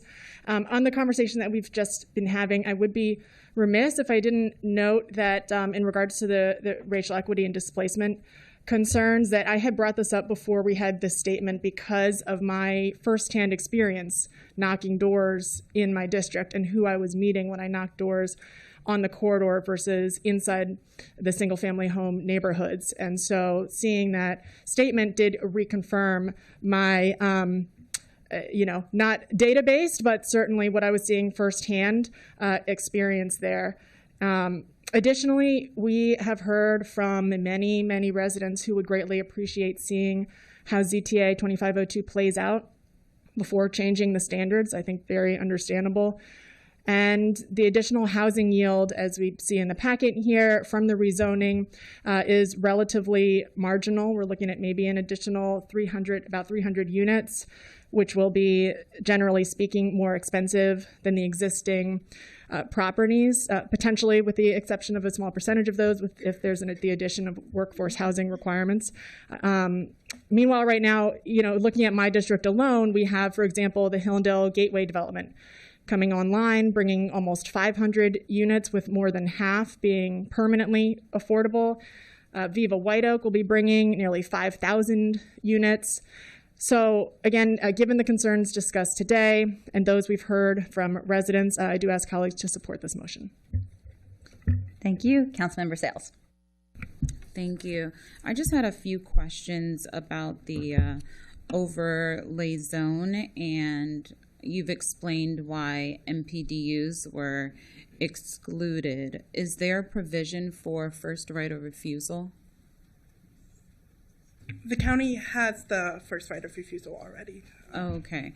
So is the reason why there's not an MPDU, why MPDUs are excluded, is because it's unaffordable from the, I thought they were excluded from the properties abutting the corridor. So the MPD requirement, for the home ownership properties. So MPD requirement kicks in at 20 or more units. There is a payment to the Housing Initiative Fund for projects that provide 11 to 19 units. So there is an MPD requirement if it hits that threshold, but there is not a MPD requirement if it's under that threshold.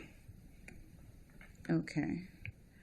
And then, do we know how many properties in the overlay zone are rentals versus ownership, or are they all owners and rented to multiple families?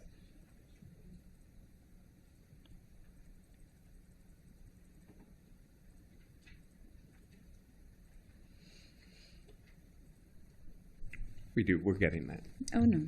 Thank you. So in the committee recommendation, the number of single-family detached parcels that were rezoned to CRN was 179.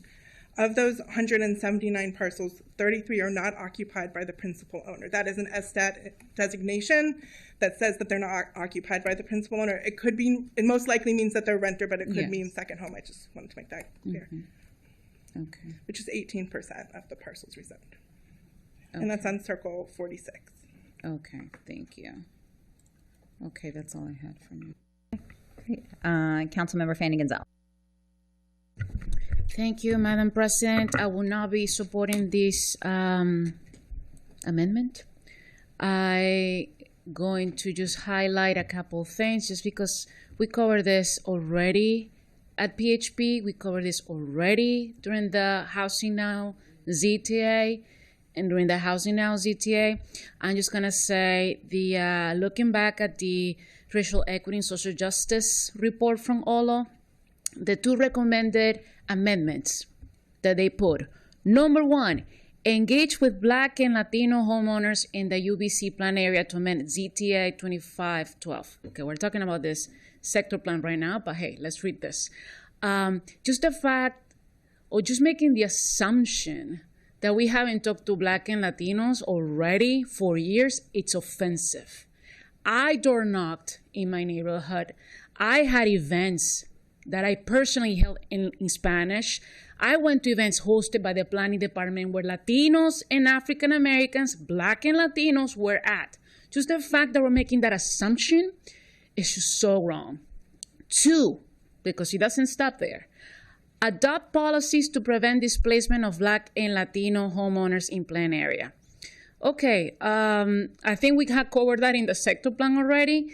And besides that, there is looking at the progress that we had at PHP. And Councilmember Fritzen mentioned this already.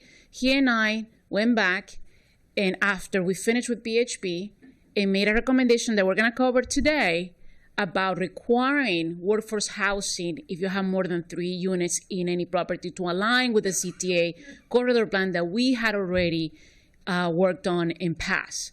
Guys, this is a sector plan. You're supposed to increase densities. This is what we do in sector plans. Why? This is the venue to analyze areas in terms of transportation, water and sewer, school capacity. Keeping the status quo makes no sense, and it's irresponsible. We are creating opportunities in the sector plan, and I am proud of the work that we did. And I'm gonna say no again to this amendment because it makes absolutely no sense. Thank you. Thank you, Councilmember Catt. Thank you very much, Madam President. You know, you keep using the term affordable, and I keep asking what's affordable. What is the price that's affordable that we're considering trying to get to? Do you have a number for that? No, I think that's the point. I know that you've had this question. It is that relativeness. So it's a question of, what can be built today. That duplex can be built today under ZTA 2502. If a property is ripe for redevelopment, for replacement, it could be torn down today and they could build the duplex. They have to go through a costly and time-consuming site plan process. That's going to add to the cost of that new duplex. It might be so costly that it becomes prohibitive, and that what ends up happening is it's a lot easier to just go to DPS and get a permit to build another single-family home. That new single-family home, again, on that property that's ripe for redevelopment, will be much, much more expensive than either duplex would have been, and much more expensive than the existing single-family home. What that amount is depends on, the amenities offered in that house, the size of the house, a number of different things. Same thing goes for the pricing of the duplexes. Under what's proposed, the option of doing that duplex on that property that's ripe for redevelopment will be easier and less costly, meaning that the prices of those, it might make it more likely that those happen as opposed to a new single-family home. So it's all relative. The duplexes would definitely be less expensive than a new single-family home, and a new duplex under the proposed zoning would be less expensive than under the existing zoning. It would be less expensive if the zoning stayed the same and the permitting was the same. But I still want numbers. We keep talking about, and I think we're afraid to mention numbers. We say that $996,000 is less than $2 million. When people talk about affordable housing, they're not talking about $1 million house. And so I believe we need to figure out the number for what we are trying to get. If we're saying an affordable house, not attainable, but an affordable house in Montgomery County is less than $500,000 or $400,000, and it's that range from whatever it is, from 80 to 120% of AMI, then that would be about a home that, the way I figure it, is about $450,000 to $660,000. Well, to most people, $660,000 is not what they're considering affordable.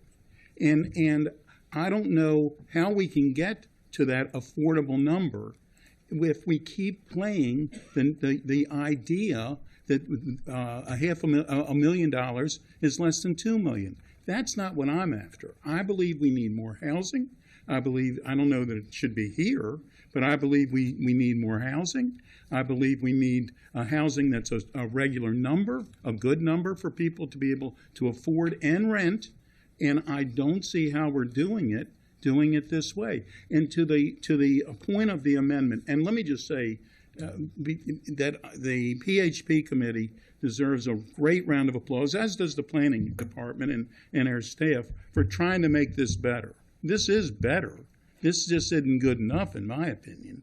And if for the idea for the amendment, if you say that something is going to be an affordable house, let's talk about what affordable is. But if you finally get to that number, how much more do the other two houses have to be selling for in order to make up for that affordable house? Somebody who's going to be doing this for a profit is not going to do this for the smile and for anything else. Please. Thank you. That's an excellent question. And again, with the numbers, it's difficult. But one of the things we did for this plan is we did an economic analysis of these houses. What our findings were, the price point that this is at, which is somewhere between that 500 to 600,000 for a single family home, and some cases higher. There are $1 million homes on this corridor, absolutely.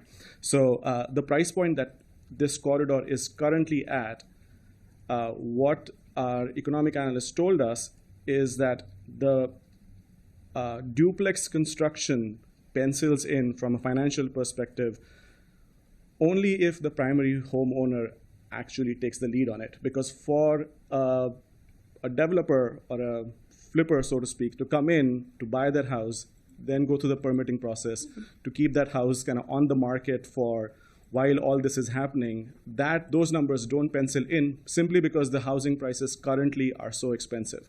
So what we think is the most likely outcome if this change goes through is that some enterprising single-family homeowner is going to take the lead, and they will add a unit to their own existing house. And then if they want to tap into the equity of the house, either they just add a unit and then they start living there and say, this is a duplex, now I live in a bigger house, or they take that second half and sell it at a price point that is 100% going to be lower than the existing home. Of course, if a luxury developer comes in, buys a house, has the disposable sort of capital to sit on the market for 9 months while they do an extensive renovation, that house is going to be that $900,000 price point. But what is happening currently is when that market is that lucrative, they come in and they do a single family home, and then that's that $2 million. I don't think this market is ready for $2 million homes, but it's certainly already there with a $1 million home. So I think what we are trying to do is at least have that option available where a existing homeowner with the capital that they potentially can tap into, considering, I think, I don't have my numbers in front of me, but I think our county is about 20% outright homeownership, where people don't have a mortgage on their homes. There are seniors who are in that fortunate position. So they may be house poor at this point, but they may be sort of equity, house rich, but equity poor. And maybe they could tap into that equity, add a housing unit themselves. So I think that's the opportunity that we think we can explore. But of course, no guarantees that the market becomes so lucrative. But if it becomes that lucrative where suddenly these homes are very attractive, then so is the single family market. And then the concerns of the displacement still stand. So I think the status quo doesn't solve any concerns of the displacement. And I think that's a point that we are missing at this point, which is status quo. If the sort of demon of displacement enters this market, it's going to enter regardless. The zoning amendment is not going to be the invitation for that demon. So. Well, I don't agree with your numbers. If somebody, if they have, they don't have a mortgage on their property, so they own this $600,000 single-family home with no mortgage, and at that point they decide that they want to build next to them so that they can. So in that home, even though the cost of the land is not included, I guess, but they would get that profit back. If that home has to sell for more than $600,000, it has to. There's no way with materials the way they are today. I understand that the status quo is not good. I understand that. But I also understand that what we're doing is not improving beyond the status quo. So therefore, I will support I don't think this is the best amendment that's ever come before this county council, but I will support the amendment. Thank you very much. Councilmember Sales, did you get back in the queue? Sorry. You took your name off the list before I saw it again. I thought you were there. Councilmember Glass. Thank you, Madam President. Thank you, colleagues. I agree with Councilmember Katz that the status quo is unacceptable because we do not have enough housing that's affordable. I agree, Councilmember Katz. And I want to go into the numbers. I appreciate you talking about the numbers, but I want to talk about the numbers that are in this packet and that are in the Res J statement and just get some clarity because I think there are conflicting conversations about data. And so I just want to have a baseline discussion. In the Res J statement, it says that the rental rate for the planned area is 27%, and that's what we've been talking about, right? Is that correct, Ms. Pena? Yes, I think that was based off of what I gathered from the actual UBC plan. Yep. Mm-hmm. Right. Just setting baseline, right? So 27%, and that has been discussed here. It's been discussed from the dais about a 27% rental rate, which is lower than the county's overall rate, but 27% is still significant. When we look at what the committee has determined, going from, and this is on Circle 46, going from what the number of single-family parcels that are included in the overall plan, which is 1,687, but recommending zoning changes for only 179, that brings the non-occupied ownership rate, also known as the rental rate, down to 18%. Am I reading that right, Ms. Gavoni? Sure. So that just has to do with the single-family detached parcels that are being rezoned to CRN that are up for discussion. So 179 of them are being rezoned, and 33 of them are not occupied by the principal. And that's the discussion we're having now. Is that right? Correct. Right. Just setting baseline that the 27% is not what we're talking about. We're talking about 18%. And so I just, again, important discussions, but just setting our understanding as to what we're really discussing here. And of those 18%, again, given the Res J statement, there's a lot of home ownership among everybody. And I should have said this from the offset, but while we have two district council members who live on the ends of the corridor, I live in that corridor too, and I just drove down University Boulevard last night to go to a meeting, stopped at the Safeway. I go to Woodmore Bakery all the time. My husband works at Brookside Gardens, so he goes through the community every single day. I know it. I know what the community is, who they are, and I know that there are challenges, not only in the community, but across Montgomery County because the status quo is not working. And when we talk about housing affordability, what I do know, undeniably, is that any one of those homes can be torn down and turned into a McMansion by right. A few have popped up. If you go down University, there's actually one or two that are much larger than their neighbors. But what we're talking about now is giving a homeowner the opportunity to turn a home into a duplex or a triplex instead of the multi-million-dollar McMansion they can do by right. This is about providing different types of options. And because it has such a high ownership rate, the choice is in their hands. I mean, it's a 82% home ownership rate. That is extraordinary. And I'd prefer less McMansions and more homes that people can afford. That's what the committee has ultimately decided, even if it is significantly changed from the planning board's process. And again, I appreciate the work of the committee, the robust discussion, the continued discussion now. But if we agree that the status quo is not working, you got to change the status quo. Thank you, Councilmember Glass. Councilmember Sales. That was helpful. Thank you for clarifying. I did have a question regarding the RESJ statement. I know that Councilmember Fani Gonzalez mentioned the outreach, and I know that planning also detailed the outreach that was done. Was the recommendation done before that information was collected regarding the outreach, or do you think additional outreach was needed? So we based our recommendation based on the information we had available on Montgomery Planning's outreach for the UBC plan. So we looked at the appendix that was on community engagement, and it didn't indicate what the demographics of the community engagement participants were. So that was one challenge. We weren't certain to what extent, Black, Latinx, Asian, other BIPOC residents were represented in engagement. Okay. And we also didn't have a, disaggregated sense in terms of what the feedback was on the engagement from renters versus homeowners. So in our recommended amendment, we do specifically recommend engagement with Black and Latinx homeowners because we assess that they're the ones who are most vulnerable to displacement from the proposed rezoning. And so from the information provided in the appendix, we didn't have a sense of, what feedback specifically Black and Latinx homeowners were providing to the UBC plan and how that in turn was incorporated into the plan. Did you have anything to add, Mr. Sartori, or anyone from planning?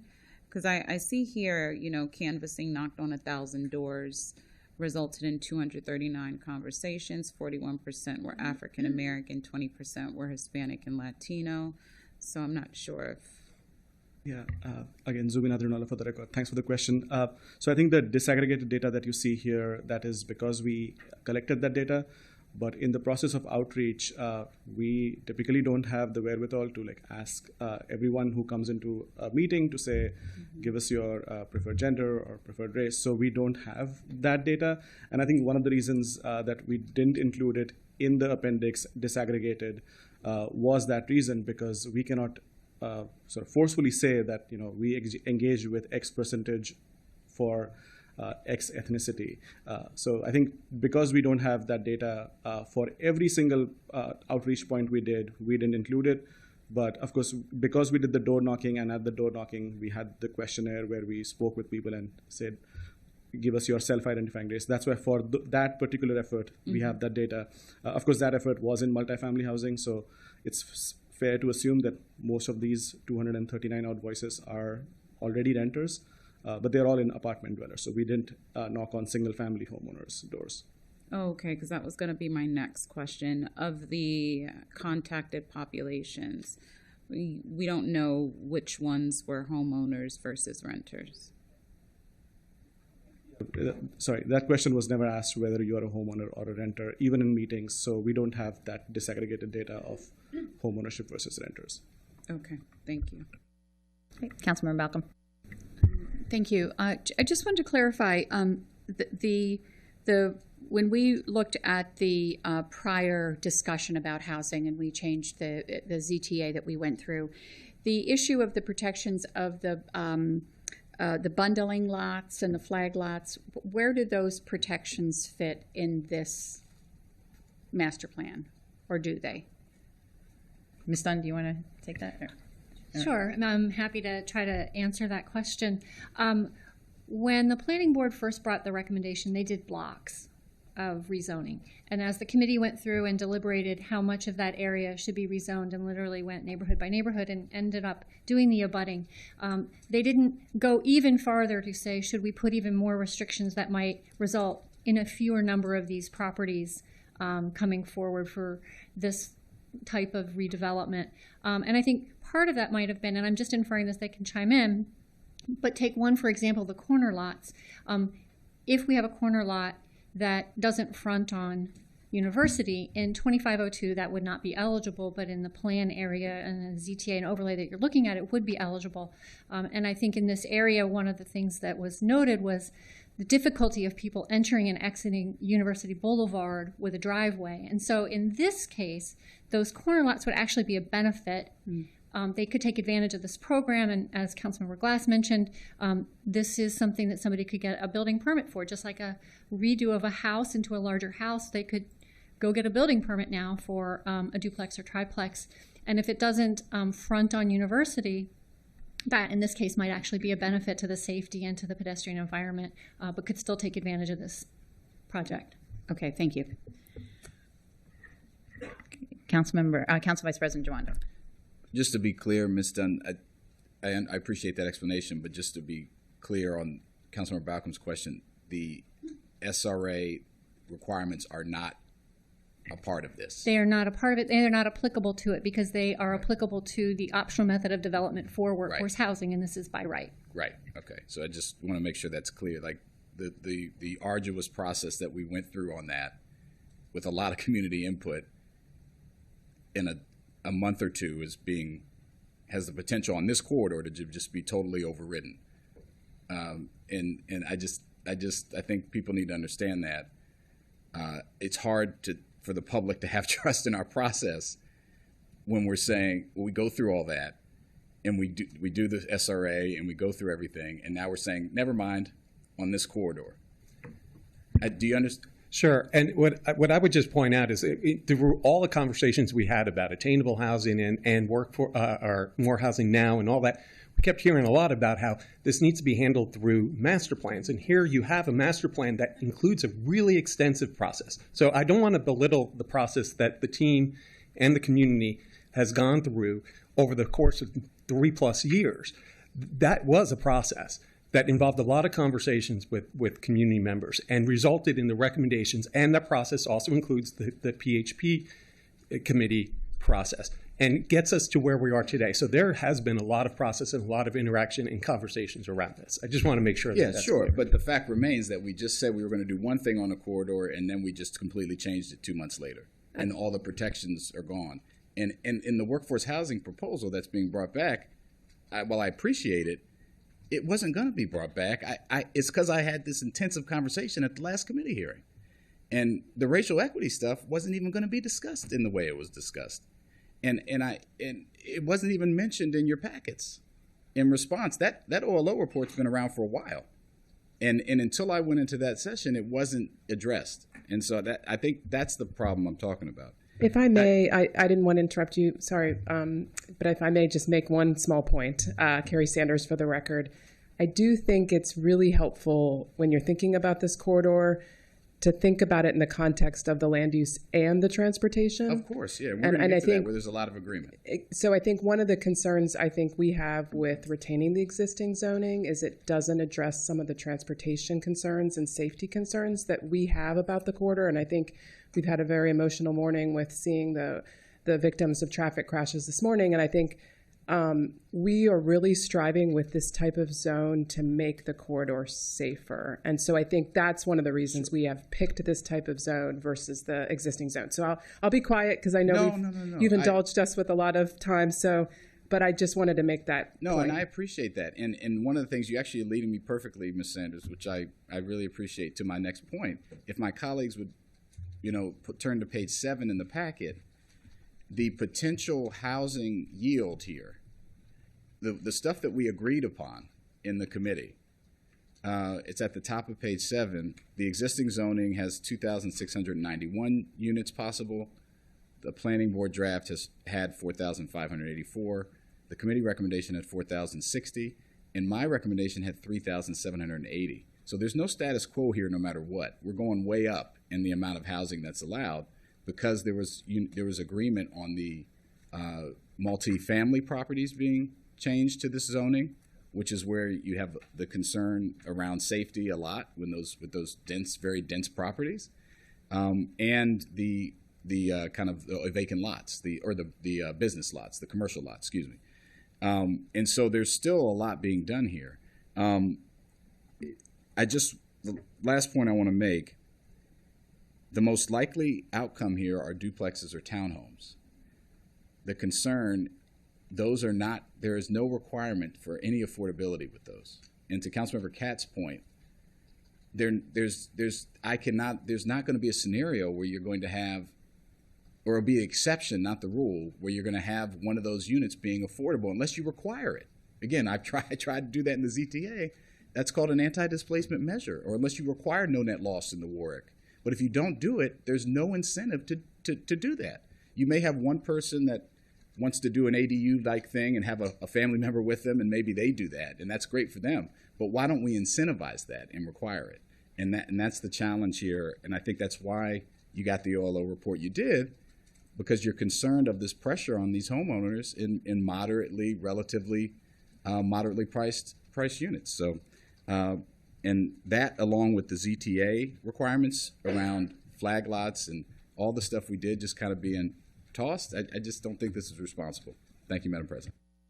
Thank you very much. I do want to just say one thing, because I want to level set and thank Ms. Pena and OLO for their report, and also planning, because I can tell you I had a conversation with Director Sartori and Chair Harris the minute the OLO report did come out.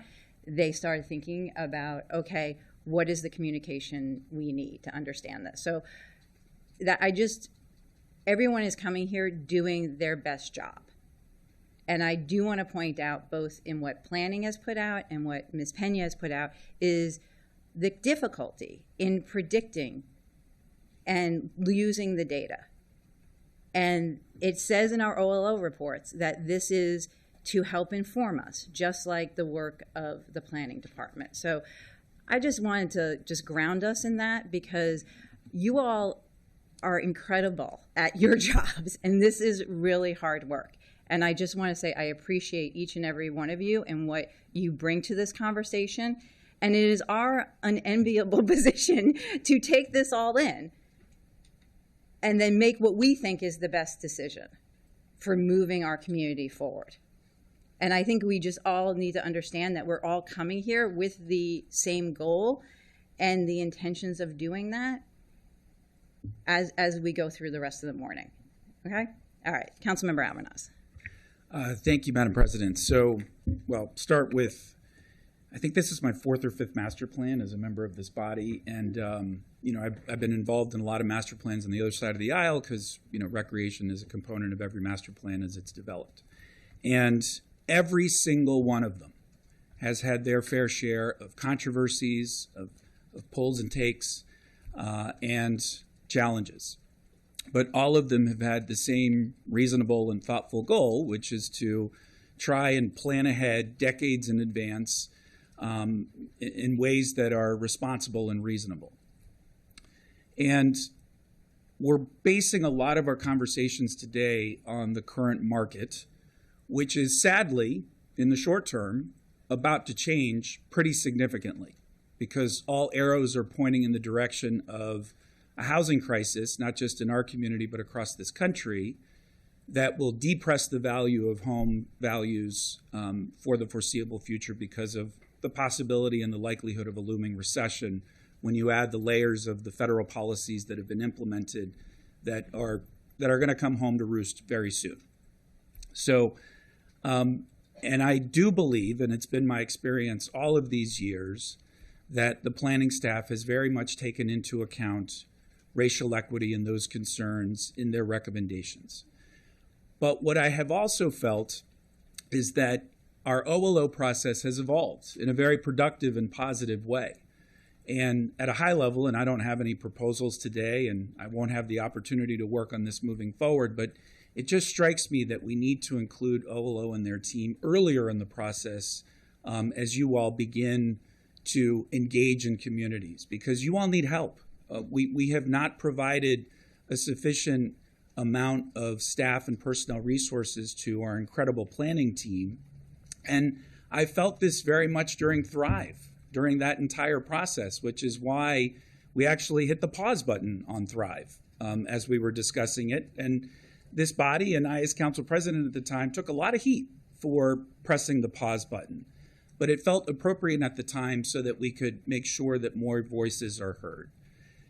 It's never going to be perfect, but I do think that that's something that we'll want to tackle moving forward. And OLO, just on the council legislative process, it's been what we've done in my office is engaged OLO as early as we can, as I was considering, bills and legislation, so that that input was brought in from the very beginning in context. Because Olo's at a disadvantage in that you have to react to an existing proposal, but that took years to develop and had a lot of engagement within that process. And so I think there's more we can do moving forward to provide more support for our planning staff and to acknowledge the very real concerns raised by a number of residents throughout this process who, let's face it, I don't have time to be weighing in on exactly what this body's doing or what the planning staff is doing.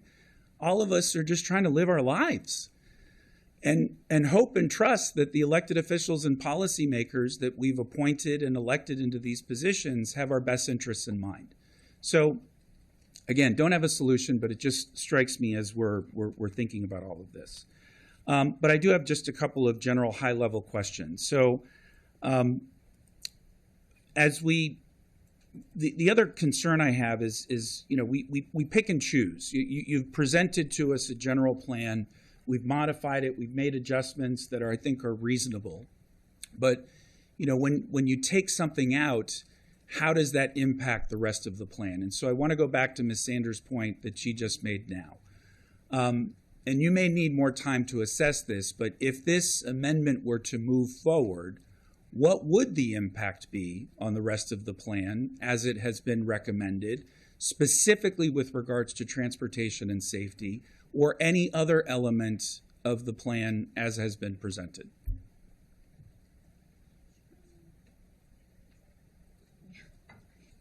Thank you very much for that question. I think we can confidently say that the transportation safety issues are all along the corridor, both with the properties that are larger, where we have, for example, faith-based uses happening there today, but also the single-family homes that front these corridors.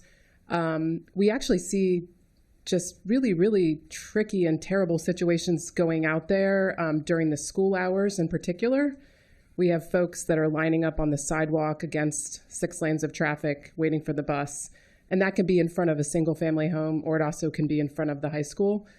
So I think from our perspective, changing the zone that makes, Ms. Dunn went over what the zone does earlier, to a neighborhood zone allows the buildings to be a little bit closer to the street, and also for us to implement the transportation safety improvements. It also creates what we call a little bit taller building heights, which slow people down because they feel this tunnel effect as they're driving down the corridor, which slows down speeds. And that's really the biggest killer, is when folks are speeding and we have young children also waiting right against those cars that are speeding really at a high speed. So I think our perspective is using this new zone, we feel, is going to be a really helpful tool to implement safety. And it will also give choices to folks for housing. So we actually see this as a really positive step, and I think that the PHP made some really important changes to respond to the community. So I think we're in a pretty good place at this point, but we obviously would entertain more thoughts that you all have. But once again, going back to the zoning, we do feel this zone is really, really important for improving safety. And again, this is a broader context question, but how does this compare to previous master plans or recent master plans, these recommendations as compared to, and I know it's an apples and oranges comparison, every neighborhood is different for a variety of different reasons, but is this consistent, or how is it consistent with previous recommendations in other plans?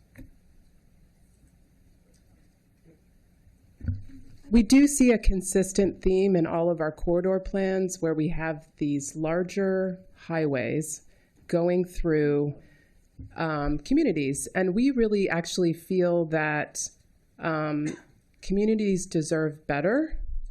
They deserve to have options for safer communities along the highways.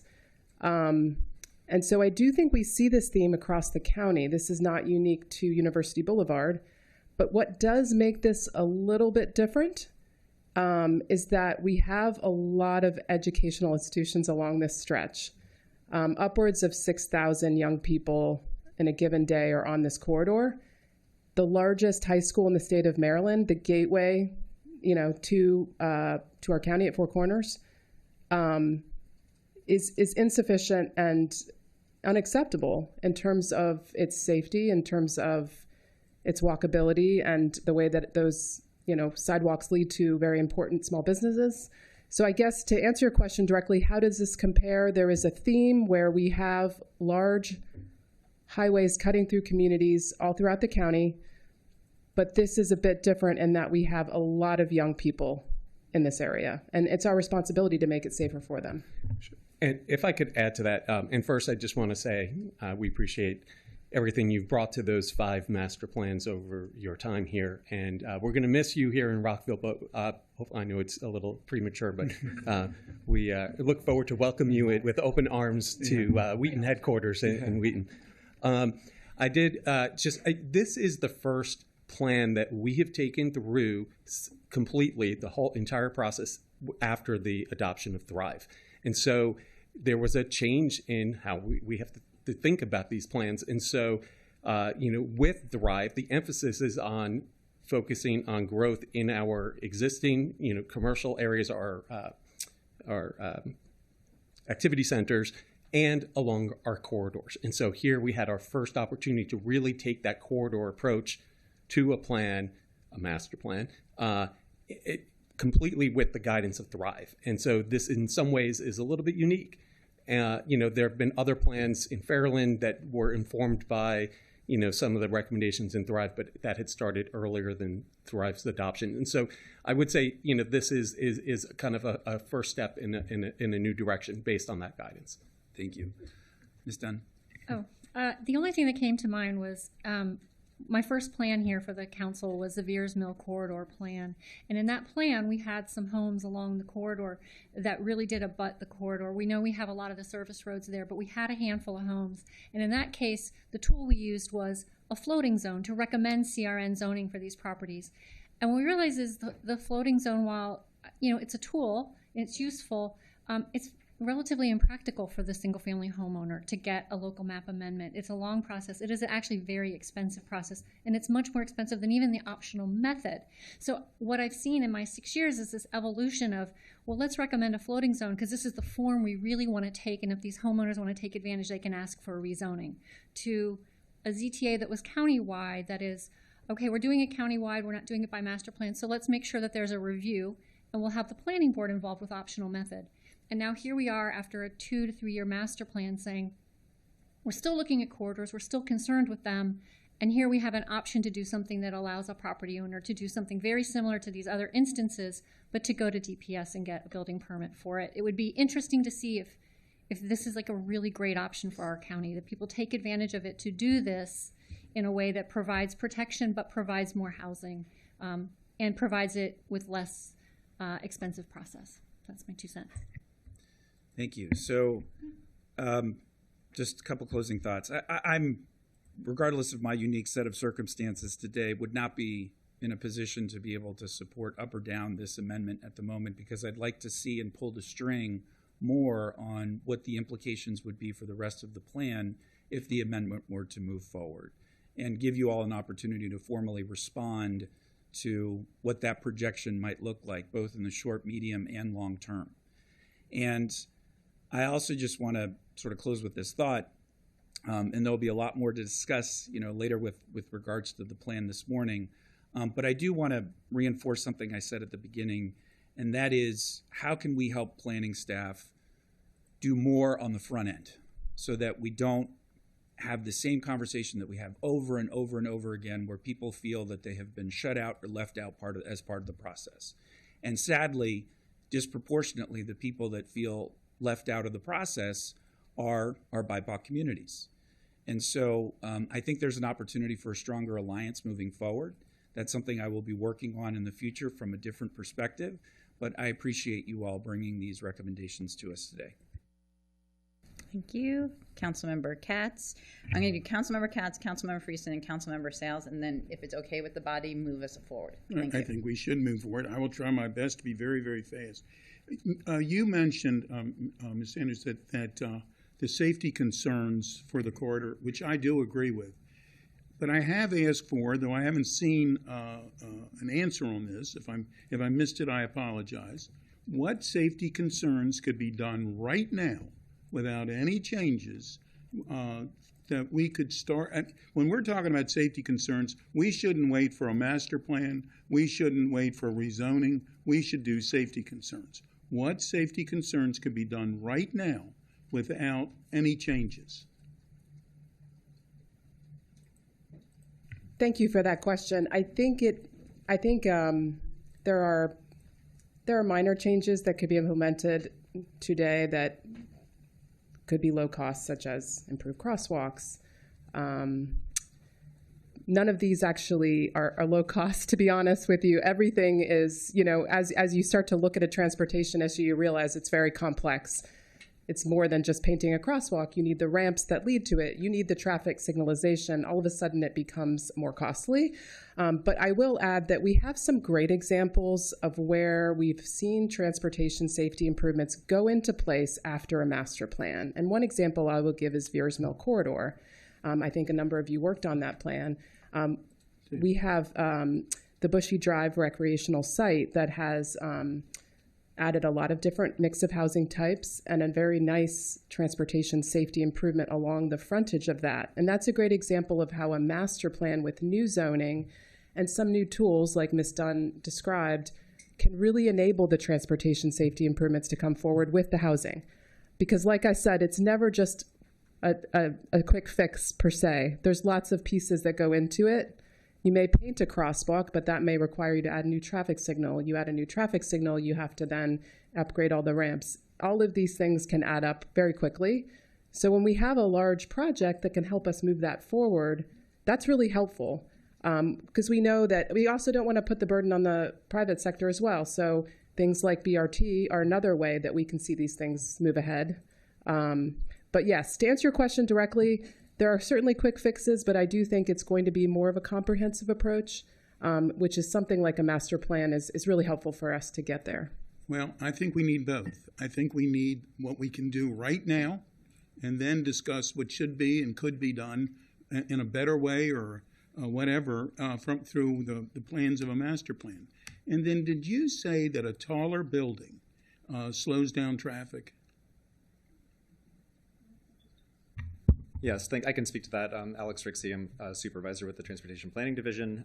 Yes, the idea is that both the form of the building and how close it is to the right-of-way can have an effect on the travel speed. The recommendations included in the plan also include street buffers between the sidewalk and the roadway that allow for street trees that also help to slow that down. So yes, specifically to your question about the buildings, having a higher building height that's closer to the right-of-way provides a sense of enclosure that encourages drivers to recognize the context they're in that has much more activity. They're much more likely to expect and anticipate that there are pedestrians in the area, as opposed to a wide-open freeway where there are wide expanses and none of those potential conflicts. So giving that context helps to moderate the traffic I would submit it's not the height of that building, it's how close it is to the road.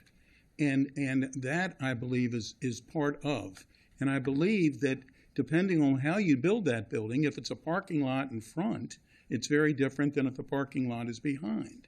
So I have concerns about that. But getting back to the safety issues, I believe we need to figure out what safety issues we can do right now. And I understand some of them are costly. I understand, but when you're talking about a safety issue, what does the cost matter if you're talking about a safety issue, especially when you mention what 6,000 students are in this corridor? We need to do something, and we need, and if we're talking about that this would be implemented for a master plan, this might not be implemented in many ways for years. Thank you, Madam President. Thank you. Councilmember Friedson. Thank you. Well, I'll start with the part that I totally agree with, which is making the immediate safety improvements to the extent that we can. We actually talked about this in committee yesterday, related and unrelated to this issue related to Glenmont, but also we brought in University Boulevard and asked for planning to provide with us within the next month a series of lower cost or cost-effective safety improvements that could be made on corridors like this in key areas based on recent analysis that has been done in order to make some of these roadways safer. So I totally agree with that and appreciate it. I did just want to note, this was a compromise. Councilmember Fanny Gonzalez did not want to go on this compromise, and I appreciate the fact that ultimately she did. We have a committee recommendation. It's only on the abutting properties. The reason why that is so compelling was the suggestion emphatically by planning that this helps us to achieve the overarching goal of this plan, which is safety. And we sacrificed quite a bit of the housing density that we otherwise could have achieved by going deeper into the neighborhoods and into the community. And much of the recommendations, not just on this, but throughout the plan, was figuring out how do we balance some of the legitimate concerns that were raised with the primary focus on how do we achieve safety in a place that is not nearly as safe, as livable, as walkable as it should be and as we want it to be. And this is part of that. I just want to address a couple things quickly before we vote. There's a suggestion of overriding zoning. Just to be clear, the zoning text amendment that we took up is a countywide approach that we decided as a council to move forward with. In all of the urban areas of the county, there is no overriding of that. There is already zoning to allow for a different type of housing. It's the reason why the impacted properties don't include places like downtown Silver Spring, downtown Wheaton, even parts of the downtown, commercial corridor of Kensington, for instance. It's because they're already rezoned through master plans. And so they're not included in that. So it's not an overriding, it's the master plan process, which many community members understandably have advocated passionately for us only going through the master plan process of this, of which this is one. And the last thing that I just think is important to note, this is really at the center of the conversation of whether the status quo is acceptable or whether or not we want to make changes, then how do we make changes? That is complicated and it is nuanced. But it is a best practice to address exclusionary zoning. And even in the racial equity, social justice report, this statement is there. And I just want to note it because it wasn't mentioned today. I mentioned it in committee. I'm going to mention it again. Allowing multifamily housing in the proposed rezoning area could advance racial equity, social justice by eliminating an exclusionary zoning practice. Historically, single-family zoning has been used to maintain racially and economically segregated neighborhoods. As noted in the Res J Policy Handbook, exclusionary zoning policies, quote, increase the cost of housing and make them unaffordable to many BIPOC residents. Eliminating exclusionary zoning is recognized as a best practice in advancing Res J in housing. So I just want to center us in that question. We can have a debate, and it's a legitimate and important debate on exactly what we should be doing and how we should be doing it, but it's not necessarily a binary question of the status quo, which is what the amendment would push, based on the fact that we already have made a zoning text amendment change. That is the status quo. If we do not take this up, if we do not move forward with any changes, that is the status quo by definition, versus making a change. It's not what the planning board had put forward. It's not what some have asked. It's not. It doesn't go as far as even some committee members. One committee member wanted, but it is a way to move forward. So I just wanted to note that, and I will yield back to you, Madam President. Thank you, Councilmember Sales. Thank you, and thank you all for your patience, because I didn't get to attend the session, so I appreciate everyone meeting with me and answering all of our questions about this plan. Based on Circle 49, the chart about potential housing unit yields, the committee recommendation would yield 4,060. Councilmember Jawando's amendment would yield 3,780. So 280 more units with the committee recommendation. In addition to more density, we also have improved pedestrian safety. And so with Councilmember Jawando's, we would not get improved transportation or pedestrian safety.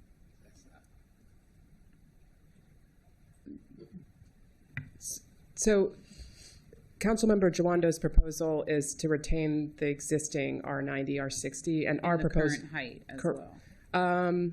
I believe it is the current height. Yes, yes. So our proposal with the CRN specific to the intent statement of that zone that Ms. Dunn read earlier is very focused on the pedestrian safety, and it does address the parking, which is also related to pedestrian safety in a way that other zones in the ordinance do not address. And so we do feel that that CRN zone is better for traffic safety. Okay. So safer roads, more density, and more types of housing in any zone abutting the corridor, and more flexibility for homeowners to make decisions about how they want to have their homes, keep their homes, or upgrade or expand their homes. Okay, thank you. Did anyone want to speak to that? I'm sorry. Council Vice President, and then we're going to call the vote. Yeah. Sounds good. Yeah, just since the thrust of the question was around what I was proposing, the CRN zoning of multifamily and commercial properties, CRT. I'm sorry, CRT. So it's just not. I just want to be clear that the reason you're getting the yield is because there is a change in the zoning for large swaths of the planning area. Is that not correct, Ms. Sanders? So the planning area, and I'm glad you asked this question, the planning area has some large institutional properties, and we are recommending that those institutional properties have CRT. But outside of those institutional properties, we have a lot of single-family homes, and we are recommending for those areas for it to be CRN. And so I think the amendment that we're discussing right now is that we feel that the CRN is more appropriate than retaining the R60, R90 because of the traffic safety. So overall, that family of CRT, CRN is all along this corridor, which really knits well with bringing more traffic safety. Right, and I appreciate that. And my point was just that this does change the zoning for some of those properties, commercial and multifamily. And we also have obviously the voluminous transportation sections that we're going to talk about, which also are connected. So Thank you. Thank you.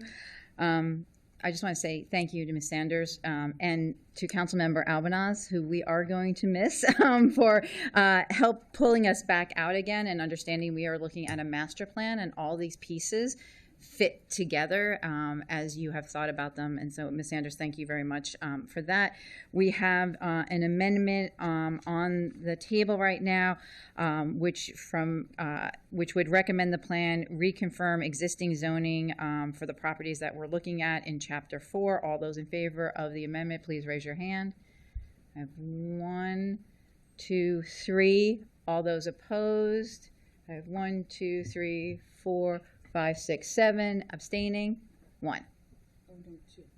Oh, you're abstaining. Oh, I'm sorry. 2 abstaining. So did we get 3, 4, 2 abstaining, 6 against? Did I do the math? Yeah. All right. Is that 11? That's 11, I think. Yeah. Yeah. Plus 2. Yeah. All right. All right. So now getting back to the zoning, Ms. Dunn, just to bring us all back up to, thank you, Ms. Pena. Thank you very much for your work. Appreciate it. Back up to speed on Chapter 4, what we were discussing and moving forward, just to make sure everybody, just make sure nobody has any other questions on the Chapter 4 and these changes. Okay. So recap. Yeah. What you see on the summary chart, that's just a little easier. You all have a printed copy. Is the second row under Chapter 4, Land Use, Zoning, and Urban Design, and it basically gives you all the page numbers where this amendment occurs. You've just now voted.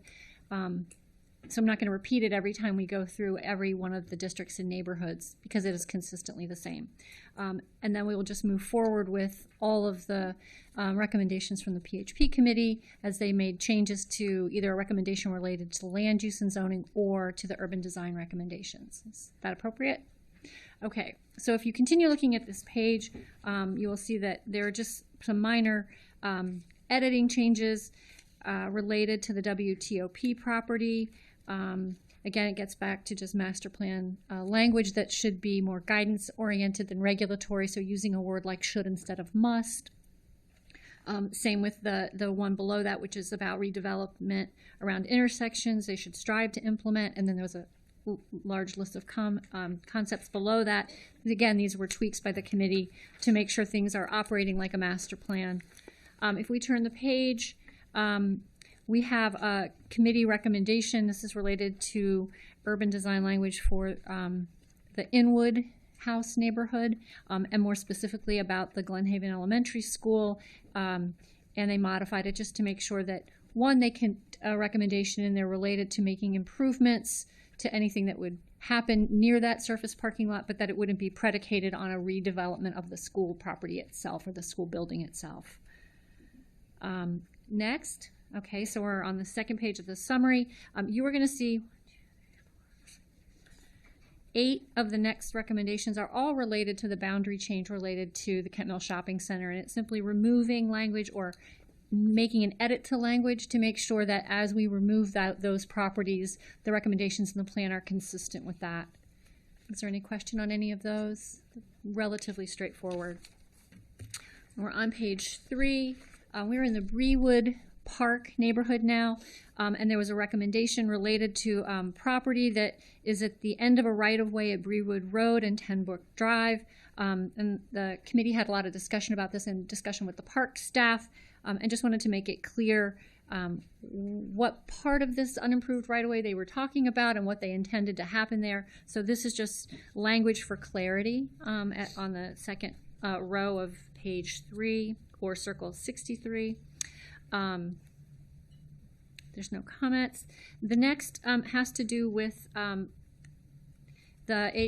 relative to the HOC property. There is language related to redevelopment, basically of parks in general, or properties adjacent to parks, and the zoning ordinance does allow alternatives that allow for a payment rather than providing on-site open space, because you have an adjacent park, so the on-site open space isn't always necessary. They make a contribution that goes within the plan area to facilitate parks. That's just clarifying language to make sure it's consistent, and you'll see that again somewhere else in the plan, either once or twice more. The 2 edits on page 62 are really to remove anything related to properties that don't abut University Boulevard, as that was the committee's recommendation to stick with abutting, so those aren't necessary. We're not going farther into the neighborhoods with rezoning. At this point, I'm at the bottom of circle 63, or bottom of page 3, and we're getting into the properties that are in the Four Corners neighborhood and Four Corners district. There are multiple neighborhoods there, and this is where the committee did spend a lot of time talking about different heights, what's their relationship to the neighboring residential properties, and how and what are the property owners, did they weigh in about any of these things. So the first one you'll see there is about rezoning properties. They give the addresses, and it really is about these are in the median. If you think about the Four Corners area, this is the median section that has the McDonald's and the 7-Eleven, and it's a recommendation for zoning where the committee changed the height from 75 feet to 65 feet. The next one has to do with the Safeway property, and I have a typo here, and I'm very sorry for that in translating this. You'll see that it recommends the recommendation for CRT of 3, C of 1.5, R of 2.5, and a height of 65 feet. I only edited the 65 feet, but actually the whole zoning there should be edited more, so let me read it to you. What the committee recommended is CRT of 2.25 with a C of 1.5, an R, a residential FAR of 1.5, and the height of 65. And this is consistent with what was in the public hearing draft. And I just didn't capture it. I captured what was in the planning board draft, not the public hearing draft, but the committee had made this recommendation that I just stated. The next are the Postal Service property. which is next door to the Safeway. Again, the committee, you'll see it's consistent with the zoning that I just read to you, but the height goes down a little more at 60 feet. The BP property and the Shell gas station, again, the recommendation from the committee is to reduce those heights to 60. And then you'll see on page 66, planning staff has assisted us and provided to the committee language that further enhances how the Safeway property under redevelopment should transition to the neighborhood behind it. So that is added text to the plan. And then following that, we have properties at Colesville Road and Sutherland Road. Those are having a reduction in height to 60.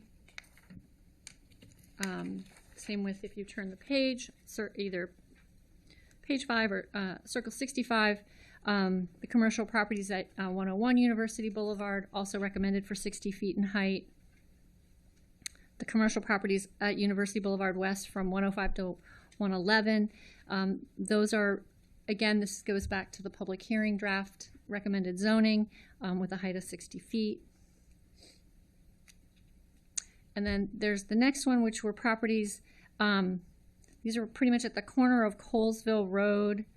I don't know if I have a map if you want to see these. This became a conversation about reducing height here, and sorry I didn't circle back on this as we finished at the 4th work session. I should have, but we had 2 different recommendations from the 2 committee members in attendance. One was for 60 feet in height, one was for 70 feet. So I don't know if we want to make a motion to pick one of those 2. For folks, we're on page 5, page circle 65. It's row 3. There is a split recommendation from the committee, and I'll let Council Vice President Joando weigh in. Yeah, I was in China on this one, and so I didn't vote, but I would have voted with Council Member Franny Gonzalez and to do the 2.25, 1.5, 60. I think that's right. Mm-hmm. Okay. Just make the motion. So I'll move that. I have a motion. So I have a motion on the table to recommend the CRT 2.25, C 1.5R, 1.5, a height of 60. Do I have a second? Second. Oh, it's page. On it's page 5. It's in the chart. And page 67. Oh, in the packet. On the plan. But the pages in the chart are the plan page. Circle 65. Circle 65. Page 17, Page 17. of the packet. Yeah. Yeah. 17 in the packet. 17. Take your time. Yeah, go ahead. I'm going to try to make this easy. I'm happy to support. I originally thought, and preferred 70 feet, was compelled by what we heard from planning, but there's now a pseudo 2-to-1 committee vote, and I will. And it's 10 feet. I mean, it's essentially, do we allow for 10 feet or 60 feet or 70 feet? It slightly changes what you can build there and the amount of housing density that you would get there. The main argument that was made during committee was if you did what could be a likely potential higher density outcome, you'd be slightly above 60 feet because of 18 feet 2-story platform over concrete and then stick construction above that. And by going to 70 feet, you essentially would allow for that type of housing construction. But I don't think it's a big enough difference from my perspective to fight over this and argue with this. So I'm happy to yield to what is now the articulated preference of the committee's majority. So it needs a motion because there wasn't a formal committee report, but I'm just noting for colleagues that I'm going to support in respect to the committee majority at this point. I have a motion by Council Vice President Joando. Did someone second it? Council Member Natalie Fanning Gonzalez seconded it. Any more discussion? Councilmember Mink, are you good? Okay, good. All those in favor of the amendment, please raise your hand. And that's unanimous. Okay. Thank you, Ms. Dunn. Sorry for that oversight. We are now going to the next row down, which has to do with the Woodmore Shopping Center. You'll see here that the committee made a recommendation to change the zoning and height there as well. And this is in line with, again, the public hearing draft that was presented to the community.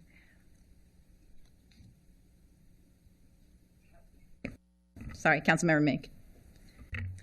Yeah, as indicated in the committee session, I'm going to make a motion to retain the existing zoning and height for the Woodmore Shopping Center. The owner has indicated that they have no intentions of redeveloping, and this is something that we could return to if that changes in the future. Meanwhile, the community has been very clear about that would be their preference, and it is right along abutting residential properties currently, where they already have the conflicts with the development there in regards to, well, there's a lot of that the neighbors are dealing with for being right up against a commercial property currently. All right, so we have a motion and a second to retain, thank you, the original that was in the plan. Any other Councilmember Fanny Gonzalez? Thank you, Madam President. I'm going to stick with the committee recommendation. This mall is very different from the situation in Kent Mill. Kent Mill Shopping Center is ways off University Boulevard, and it's a unique shopping center because of the cultural and cultural offerings there. This is different. And I think that what the committee landed on is reasonable, and we actually didn't agree with the planning board suggestion. We went back to the public hearing draft on this one. And I'm just going to stick with it and vote no on the amendment. Thank you. Okay, Councilmember Sales?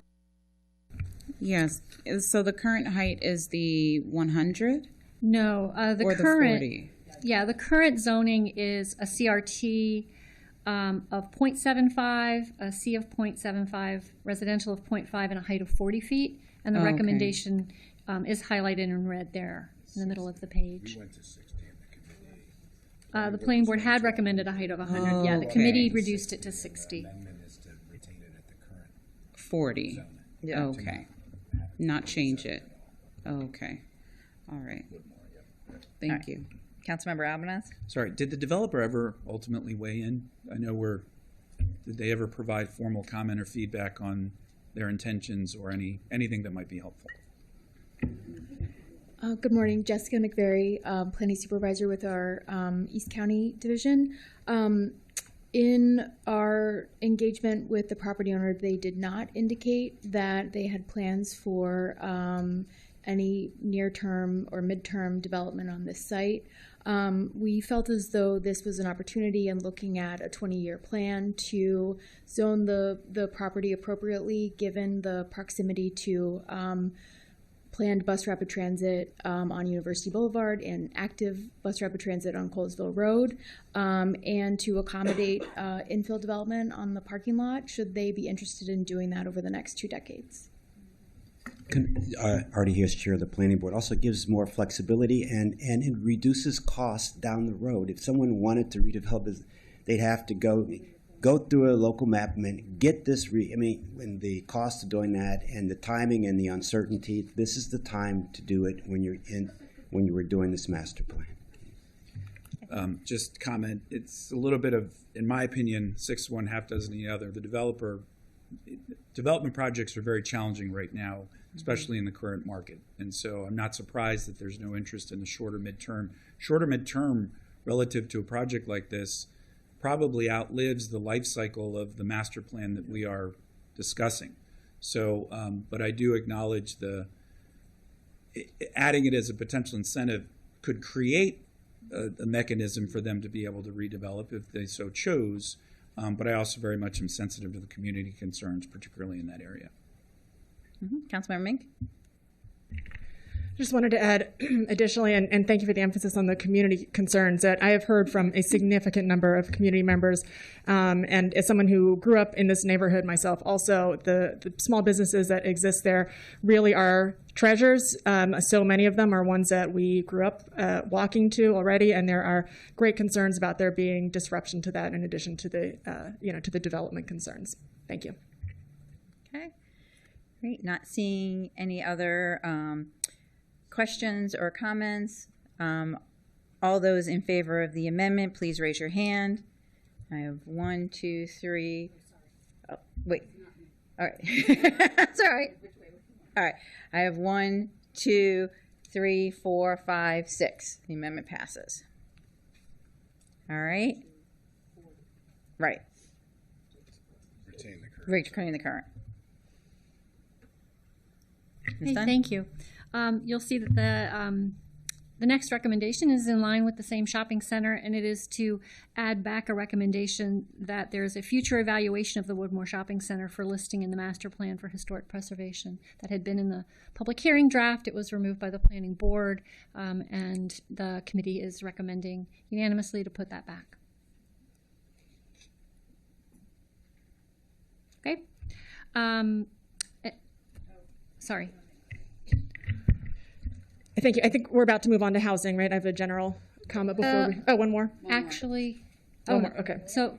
Sorry. Oh yeah, we do have one more here. Okay, sorry. All right, the cross-referencing And then got me. actually, I wasn't going to move to housing. I know that it's next in the chart because that's how the plan moves sequentially. But in the staff report, we do transportation next because there was just so much conversation around land use zoning and transportation that we covered them first. So not housing next, but one more zoning change, which is related to the Four Corners Ethiopian Evangelical Church.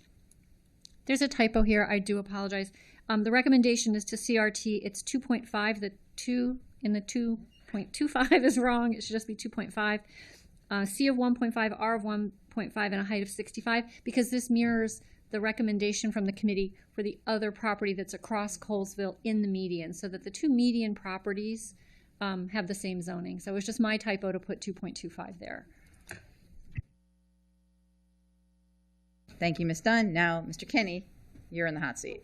Oh, Councilmember Mink. Thank you, Madam President. I wanted to note that this neighborhood includes some local businesses who we've heard from who are concerned about being made non-conforming by language in the overlay zone about prohibited uses as related to drive-throughs and filling stations. So I wanted to see if there's openness to put language in the plan later in the overlay zone to make clear that any prohibitions on commercial uses would be prospective only, and that we grandfather or legacy and existing uses as conforming. And if this is something that we should address now, or if staff would need time to come up with language that could address that, but just wanted to make sure that we raise that concern and find a time to address it. So a great place to put that is there's an implementation chapter, and the implementation chapter has a section on zoning and has even a section on the overlay zone. So we can draft some language that would support that would go in that implementation section. Excellent. Later in the plan. Thank you. Thank you. All right, so Mr. Kenny, we'll move on to transportation. Thank you. We don't have as much intro or background for the transportation section. We've sort of touched on a lot of Vision Zero and pedestrian safety topics. I will provide some minimal level context for each of the recommendations, but in the interest of going quickly, we'll mostly stick to the committee recommendations. If there's desire for additional context, we can provide that. And there's some additional in the staff report as well as the circle pages. So the first section regards the complete street classifications. This section was not listed as a set of recommendations in the plan as such, although council staff pulled it out as a recommendation, as there was one new action taken in this plan. Mostly these classifications are as they were approved by the council in the master plan on highways and transitways, with one exception. The University Boulevard outside of the town center areas is recommended to be converted from a boulevard to a growth corridor boulevard. This road type of growth corridor boulevard was created in the master plan of highways and transitways process, but the assignment of which roads would be designated as such was left to the master planning process. So this master plan designates it as a University Boulevard outside of town centers as a growth corridor boulevard, as it meets the definition in the master plan of highways and transitways of a boulevard where a, quote, vast majority of the segment is zoned a mix of moderate and high density. And the committee recommended this, approving this. Okay. Moving on to the street network recommendations. This was, the committee spent a good deal of time talking about each of these recommendations, which the vast majority of which are on page 21 of the staff report. These recommendations would realign some existing intersections, connect some streets that do not currently connect across University Boulevard, and then connect some streets that are currently in segments parallel to University Boulevard. The committee made a couple changes. First, they included language clarifying that the connection between the access road and Tenbrook Drive would not connect all the way through to Tenbrook Drive South, but would rather be a site entrance for the Northwood Presbyterian Church property in the case of redevelopment there. And it also removed the Greenock Road and Royalton Road connection from that section and moved it into the following section, which the committee changed from connecting parallel streets to implementing paved trail connections. So this is something Councilmember Friedson talked about in his introduction, but essentially the plan recommended a number of connections parallel to University Boulevard to be vehicle connections. The committee recommends that these instead be paved trail connections. The committee also recommended removing the traffic calming elements that were part and parcel with these street connections. But following at the bottom of page 21 and at the top of page 22 of the staff report, there are additional traffic calming measures in place that the committee approved with one note that the committee made textual changes to the channelized right turn recommendation, essentially clarifying that this is not removing turn lanes, but rather reconfiguring those turn lanes to be no longer channelized. Moving on, so that was the street network recommendations. Moving on to the I-95 interchange recommendations. This is now moving to the bottom of page 22, top of page 23. The committee recommended changing the language for the hawk signals at the intersections and at the pedestrian ramps of the I-495 interchanges to more strongly install these coordinated signals rather than consider them. The committee also recommended in the long-term recommendations for these interchanges to clarify the order of operations between the 90-degree intersection recommendations and the grade separated pedestrian and bicycle crossing. These are sort of different types of solutions to the same problem, clarifying that the less intensive solution would be pursued first, and the grade separated crossings would be another option. Moving on to the Four Corners street network. This is probably the item that the committee. This is definitely the item that the committee spent the most time and energy examining. The planning board draft recommends a near-term and long-term vision for Four Corners street network. The planning board's approach most of the detail here is in the near term, so this is most of what we're talking about. We'll talk about the long term in a minute. This is the near term.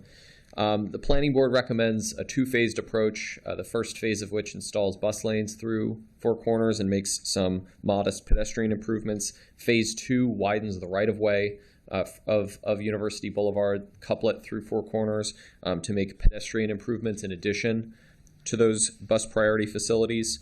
The committee also considered two other proposals, one by Councilmember Mink that would look similar to Phase 1 with the modest pedestrian improvements and remaining same vehicle lanes, but not having the dedicated bus lanes. And then the public hearing draft, which the committee recommended unanimously, was to repurpose one travel lane in each direction to provide wide, low-stress facilities for those walking, biking, and rolling. Both of these latter two options would not have a Phase 2 and would not require additional right-of-way. The summary, an illustrative summary of these recommendations can be found on the top of page 24 in the staff report, where there is a greater display of the right-of-way widths and types of pedestrian and cyclist facilities, as well as transit lanes in the case of the planning board, that would be included in each of these options. I will note that the committee requested further options for Councilmember Mink's proposal that would eliminate the areas where planning believes that this proposal would lead to 2-foot buffers The committee wanted options for wider buffers through that area. Planning staff have provided a memo on circle pages 40 to 54, detailing how part of that stretch could be the buffer could be increased to 6 feet, resulting in a 6-foot sidewalk where the previous recommendation was 10 feet. Planning staff recommends against this for a number of reasons, but that is an option as well as a modified version of Councilmember Mink's proposal. There is a great deal of detail we have available based on committee discussions for buffers and tree planting and soil volume, but for now I'll leave it at that and pause here if there's any Mr. Kent, could you just clarify the committee's recommendation that's before us? Sorry, there's Yes, a lot of back and forth, and Yes. I want to know, what did the committee recommend to us, please? Yes, so the committee's recommendation, as it appears in on the top of page 24, is option C, the public hearing draft that would repurpose one travel lane in each direction to create sort of these complete streets design guide, bicycle master plan, pedestrian master plan, standard wide pedestrian and bicyclist facilities through Four Corners. That's what we heard before us. It was a unanimous vote. Councilmember Mink. Thank you, Madam President. I did want to note, as raised in committee, that I and the community do have serious concerns about the traffic flow here, which is already pretty bad.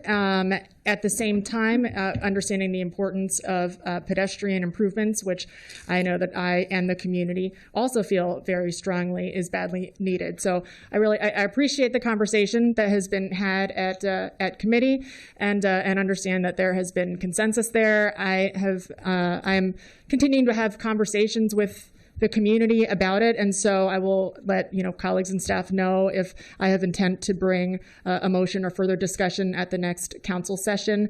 But do want to note that it has been very clear that if what is going to happen is that we are going to lose a travel lane, that the preference would be that the reason for that would be to go to pedestrian safety as opposed to a dedicated bus lane. So I will note appreciation for that conversation. At the same time, I know that we're still weighing that against the traffic concerns and seeing if there may be a viable additional option. And so, as noted, if I'm going to bring a motion to the next session, I will make sure to let colleagues and staff know prior to doing that. Thank you. Councilmember Glass.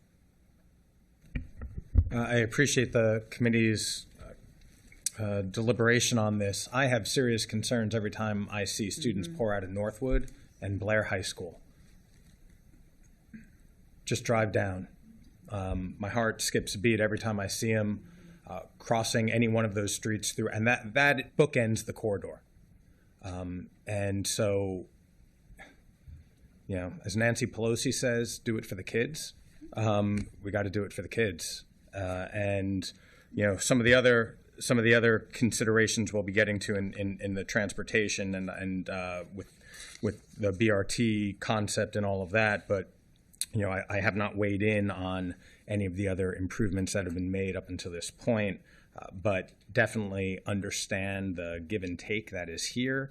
Understand that along the corridor there are a lot of homes that are dead-end streets that abut University, and the complete disruption and complete transformation that some of the complete street grid ideas would have meant for that community. It's not about a new building, but a completely new design. And again, thoughtful deliberation there and support the committee's recommendation. But we got to do this for the kids. Thanks. Thank you. Council Vice President Joando. Thank you. I'll be brief and just say I appreciate the colleagues' discussion on committee on this, in that we prioritize the safety here, and it's a big, like you said, biggest high school there at Blair. It's unacceptable the amount of space that's there for those kids to cross the street, and we need to err on the side of giving them a lot more space. And I appreciate Councilmember Mink also just trying to balance traffic flow, but I agree, like if it's not for a bus lane, it should be for safety, pedestrian, bike, roll, walk. And so I'll stick with that, and I'm glad we were able to come to consensus. Thank you. Councilmember Friedson. Yeah, appreciate it. I'll just echo the comments. I was hopeful we could find a way to advance pedestrian safety. as Councilmember Mink was attempting to do. Appreciate the fact that we're able to come to consensus as a committee, prioritizing safety, which was the overarching theme of what we tried to do throughout this entire plan. The main issue was 2 feet of a buffer, which is an unacceptable level of a buffer. And as we think about a number of the road deaths that we have had from bicyclists and others, it has been because of a lack of a buffer or an inadequate buffer. It is perhaps the single most important safety issue that exists on major thoroughfares like this one. And so that's what made it untenable and why the committee couldn't move forward with in alternatives. I just wanted to, as potential other options move forward, that was the central issue and challenge that we faced, that we were trying to address. If there is an option that provides an adequate buffer that would achieve safety that we need, I am beyond open to that. I would love to see that, but if we can't, then ultimately the safety issue is just too overwhelming and compelling to not address. So I'll yield back. Councilmember Fanny Gonzalez. Just very quickly to say that I'm going to stick with the public hearing draft option C. I'm very proud of my colleagues in PHP for doing the right thing. When we talk about Vision Zero, it shouldn't be just a talking point. This is taking action. Yes, we're going to have congestion. It is an urban area. It is expected. We shouldn't apologize about that. We need to be direct and really embrace that change needs to happen if we want to transform this boulevard and make sure people are safe to walk by, roll, and take transit. My kids are going to be going to Norwood High School in a couple of years. I will not change my position no matter what other amendment comes in front of us. I'm just going to put that on the record. Thank you. Thank you. I just want to say, watching the committee and all the deliberations, I very much appreciate the time you spent with this. As somebody who was a parent of 2 people who went through Blair, this was my nightmare. I'm not exaggerating. This is not hyperbole here. And every time I drive through this area, so if there is a proposal, but I want to just thank the committee for their thoughtfulness and really prioritizing young people's safety here, because there are other places of this plan that I'd be like, okay, I'll defer to local or whatever, even though I want to go somewhere else. This is not one of them. I just want to thank PHP and Councilmember Mink for the thoughtfulness, but this we have to prioritize the safety. Councilmember Mink, I think you wanted to go back to something, or yeah, okay. I appreciate the conversation and I appreciate the thoughtfulness. And I will note also that I think I'm the only person here who walked to Blair High School as a student myself. So I walked through this intersection. I dodged those vehicles and wish that on no student, but even more so, perhaps, no parent. I have kids who I expect will be doing the same, and I have kids who, as of now, go to preschool have gone to preschool at that church, right in the center of the median there. And we have had desire to bike with them and to walk with them, and you just there's no way to do that without having your heart in your throat, as somebody said earlier. So, of course, that is the world that all of us want to live in. So it is with that in mind that I approach these conversations as well. Importantly, looking for balance, which I think is part of it's obviously that is our job, and that balance, of course, does have to include the safety of our young people. So that is also the approach that I bring to these conversations, and I appreciate my colleagues. Great. I think Councilmember Mink, you asked to go back to something we went by. Yeah, with apologies. I was looking at the in the complete streets section. If we could just hop back to that, the street network recommendations section.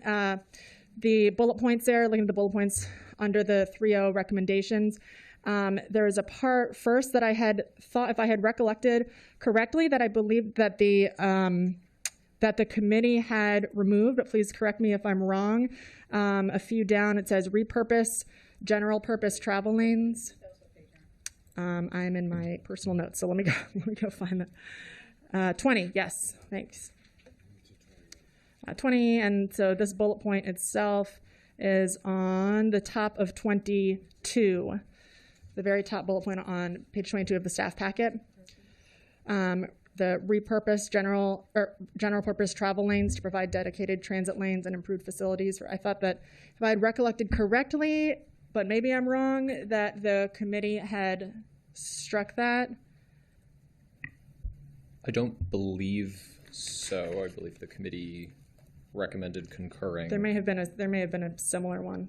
There is another recommendation in the near-term vision to within Four Corners, and this is on page 25, the second bullet at sort of the top of that page, to minimize crossing distances by repurposing travel lanes. Council staff had noted that recommendation would have needed to change if option B was chosen. That is not ultimately what the committee went with, so that recommendation remains as a concurring recommendation of the plan.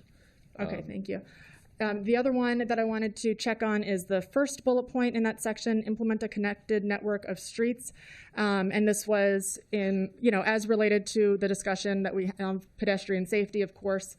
Just that is at the top, I think that's on page 20, I want to say. 21. That's the first bullet point under the committee recommends 3.0 on page 21 of the staff packet. And suggesting that if we could clarify the language here to reflect the committee discussion in regards to the connections that we're talking about in this section being, trail connections, paved walking connections, as opposed to vehicular connections between the university and the neighborhood's streets. Right. It's a few mostly paved trail connections, as well as several intersection realignments. If the council would like, when we bring back the draft resolutions at the next work session, we can have language that clarifies the intent of this section. Yeah, just to clarify, we rejected the street grid, as you know. Exactly. We did accept some of the alignments where one roadway, on one side of University didn't properly connect with another roadway, and so at redevelopment we suggested that they be aligned so that it be turned into a T. That's different than the street network recommendation, which turned cul-de-sacs and dead-end roads into through streets. And so I think the intent here, at least, was for it to reflect the continued realignment, as we did recommend, but I think we could refine the language. I mean, it's ultimately the resolution that we're going to approve, but I think refining the language could I make think sense. I'm just foreseeing community members potentially being confused and concerned when the intent of the committee, and I expect the intent of the council with this language is to do what was just discussed. So and right below it is what is being referenced here: the Markwood Drive, Dayton, and Nicholas, Eisner, et cetera. Yeah. So if possible, to just come back with slightly refined that may language just be there, a that'd be great. technical change. At that point, and we're happy to take care of that. Much appreciated. Okay, I yield. All right. Council Vice President Jawando. Very briefly, and just to your point, we did have a pretty in-depth discussion. I think there was consensus around, to the extent that there are connections outside of the street grid, they should be paved trail connections, not vehicular connections, and that is below there in red, right, in the third bullet on the same page. Correct, Mr. Kenny? I just wanted to make sure I'm not. Okay. Correct. All right. Thank you. All right, where are we? Let's go back to, I believe we're on page 25. We are on page 23. No, sorry. Yes, it is 25. Okay. Regarding the near-term vision for Four Corners, the committee also recommended language to evaluate options for improving transit performance through Four Corners. These options may include transit signal priority or relocating bus stops. This was in reaction to removing the bus lane conversation or component and trying to go with MCDOT's concerns regarding bus performance. And the committee also recommended removing the long-term vision for the Four Corners street network This long-term vision was the remnant of the original street grid concept, a sort of longer-term, vaguer, study of that, and the committee was, resolute in its, recommendations for what it envisioned for Four Corners, and so did not see this long-term vision as relevant any longer. Continue. Thank you. So the next section is the transit recommendations. The committee concurred with the thrust of the planning board's recommendations, but requested language clarifying that this plan is not providing the transit lanes, because that was done in a previous plan. It is reaffirming the previous recommendations. There's a whole lot of language there on the bottom of page 25, essentially all getting at that point. Okay. Moving on to the bicycle and pedestrian network recommendations, the committee recommended removing the recommendation to fund the University Boulevard downtown Wheaton to Four Corners Town Center BIPA in the CIP. This is a matter of process of not binding the council's decision making in a master plan for future budgetary decisions. And the committee also recommended removing the Kent Mill Shopping Center bike share station, just as a matter of the Kent Mill Shopping Center no longer being in the plan area per the committee's recommendations. And other than that, the committee concurred with the planning board, and those are the transportation recommendations. Terrific. Thank you so much. And now we're on page 27 on housing. Great. Sorry, Council Vice President Joando. I just want to make a quick comment. Thank my colleague. That went really fast, but there was a lot that went into those transportation recommendations. But I think it underscores how much agreement and there is making this corridor safer and doing a lot of things. And the work of the planning department and my colleagues. So I just wanted to say that. I felt like it was unjust not to say that. Okay, Ms. Dunn. Great, thank you. We are now going to turn to housing, and I will note one thing, that the summary chart I gave you did leave off one of the amendments from the PHP committee, so I'll cover that first. It's also the first one that you see in the staff report. So if we're on page 27 of the staff report, the housing section is broken, housing chapter, pardon me, is broken into sections on affordable housing, preservation, and production. And under the first one, the committee was unanimous in approving recommendations related to the provision of 15% MPDUs for new development in this plan area. There was language related to prioritizing greater percentages of more affordable units under the optional method.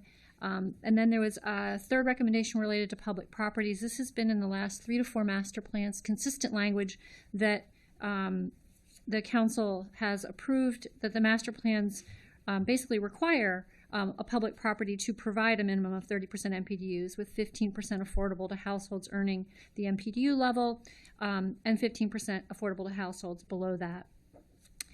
In the plan here, it had said strive to provide that, and the committee took out the words strive to, noting that in all other previous master plan it has been a requirement, so they want to continue that. That's the one I forgot to put in the chart. And then there's a fourth recommendation to support permanent and temporary supportive housing for people experiencing homelessness. Those were all recommended 3-0 by the committee. Okay, all right. There's the next one is preservation of affordable housing. Again, the committee's recommendations were unanimous in approving them, and they relate to preserving existing market rate affordable, exploring and leveraging partnerships, and then working with private property owners and working with the Housing and Community Affairs to extend any current federal and county subsidies. And then the final section, housing production and housing diversity. You'll see this on page 28. There's 2 recommendations there. There was a slight just edit to the second one to remove utilize CRT and CRN as primary zones. Again, just noticing that introducing new residential typologies could occur also in other zones, and not to limit it to that. And then there's an added, that's in red text, an added recommendation from the committee, which is really related to, and has been in other recent master plans, trying to get at how do we recognize that displacement could be an issue, or how do we prevent it, especially when we see large rental structures being renovated. And so adding the last bullet there. And then in this section as well, the council received an addendum that was placed online on Friday late, and it has two pieces of language in it. They're on page 3 of the addendum. The one at the very top is more general language. It would go in the housing chapter. But the second piece, the second language is actually a recommendation. It would go in this section, and it is to facilitate the production of workforce housing units, furthering mixed income development, and supporting projects that provide units affordable at the county's workforce housing levels. So those would be added. Great. Councilmember Fana Gonzalez. Thank you, Madam President. I would like to move these amendments. This is a conversation that we have been having for years, really, at this point, I feel. And it's actually making sure that the spirit of the corridor ZTA that we worked on in past a few months ago can be reflected in this sector plan. So respectfully, I ask the full council to consider these recommendations. I think I have a motion and a second. Any discussion? All those in favor of the amendments, please raise your hand. And that is unanimous. All right, thank you. So we'll move forward. The next we have our parks, trails, and open space. And in this section, the plan has really focused on parks by park name and provides recommendations. The first one is Wheaton Forest Local Park. The committee recommends unanimously to approve these recommendations with the edits noted in the staff report. This gets back to that language that wants to make sure it references the zoning ordinance related to contribution, so that is consistent. Another one was a modest change to language related to redevelopment of properties adjacent to parks, and instead trying to strive not to place parking lots or dumpsters next to parks, and to provide screening in cases where that can't be achieved. The next is Sligo Creek Stream Valley Park recommendations. Again, you'll see that on page 29. The only edit to this section that the committee included, and they unanimously approved these recommendations, was just the removal of some references to the properties that have been taken out of the plan boundary. Those were the sixth recommendation. The next is property that is Maryland DOT and State Highway Administration land that is next to the Northwood Chesapeake Bay Trail, and there's a recommendation here related to the parks, to the property in that trail, that there's consolidated management and maintenance of that area by the Parks Department to ensure that it's protected and continues as a trail route. Okay, the next is North Four Corners Local Park. Again, the committee approved these with some minor edits. There was the second bullet here included a part of it that said if projects provide 25% or more MPDUs that receive either an exemption or discount from development impact taxes, the contribution that can be made in lieu of providing open space may be reduced proportionally. And while the committee thinks this is potentially a change that might be useful for the code, it might want to be something that the council considers countywide and not just in this master plan or to this particular property, and so decided to not include it in this master plan here. In addition, it would also go into the zoning code, so something to think about in the future and to change in the general chapter where the language related to how you can do an alternative payment is located. So that would apply everywhere. And then there's a slight change again. It's the same change that was made in the prior park to the relationship of parks to non-park property. The next is Pinecrest Local Park. The committee approved recommendations related to it and its interpretive signs. It's a historic resource, the recreation center there. And then finally one related to open space. The committee unanimously supported unchanged. If we move to the environmental sustainability chapter, this is also broken into sections. It is very robust. It is it's very inspiring when you read this chapter, like all the things that could be put forward to make this corridor a better, more environmentally friendly place. And the committee recommended approval of these with only very minor changes to a couple words. Practicable instead of feasible is all that I see. If you have a chance to read through them, they are impressive and, if implemented, would greatly change the corridor significantly in an environmental way. Council Vice President Joando. I missed my window here, but I just wanted to mention it for colleagues, and I'm not going to propose anything today, but the no net loss conversation, that was in the housing section, right? Is that correct? The language around strive. I just feel like Yes. it's important to mention. Okay. Where was that? So we had language about striving for public properties that must provide affordable housing. There is also Right. We language at the bottom of page 27 Okay, I wasn't that far off. Okay. that the committee approved to preserve existing market rate affordable where practicable, striving for no net loss of market rate affordable in the event of redevelopment. Right. So just to mention one, but the one you just talked about on public land, we've done the thing which I did on the first a long time ago on Veers Mill, the 15 and 15, and then under 50% for the other 15. There was a discussion, this is for colleagues at the bottom of page 27, the first bullet, around how do you preserve affordable housing in the corridor. In the bullet that was included says preserve existing market rate affordable housing, of which there is much in this corridor, over more than normal, where practicable, striving for no net loss of market rate affordable housing in the event of redevelopment. I had brought this up here, and I brought it up in other plans that we could require no net loss for a development to come forward for either the multifamily in the case of the Warwick, or you could say for everything. I brought up a proposal in the ZTA conversation around the corridor ZTA around making one of the duplexes affordable to the returning person. I just want to mention in the context of the big multifamily, I do still have this concern that the planning board could approve a proposed redevelopment of the Warwick, which is that does not have to have no net loss with this language. And again, we want it to happen. I understand that. I will reiterate that concern. I would like to see us try to get a little more strong than striving. Ms. Devoni can respond. I'm not going to propose anything. I just think it's important because it's an issue that I'm concerned about.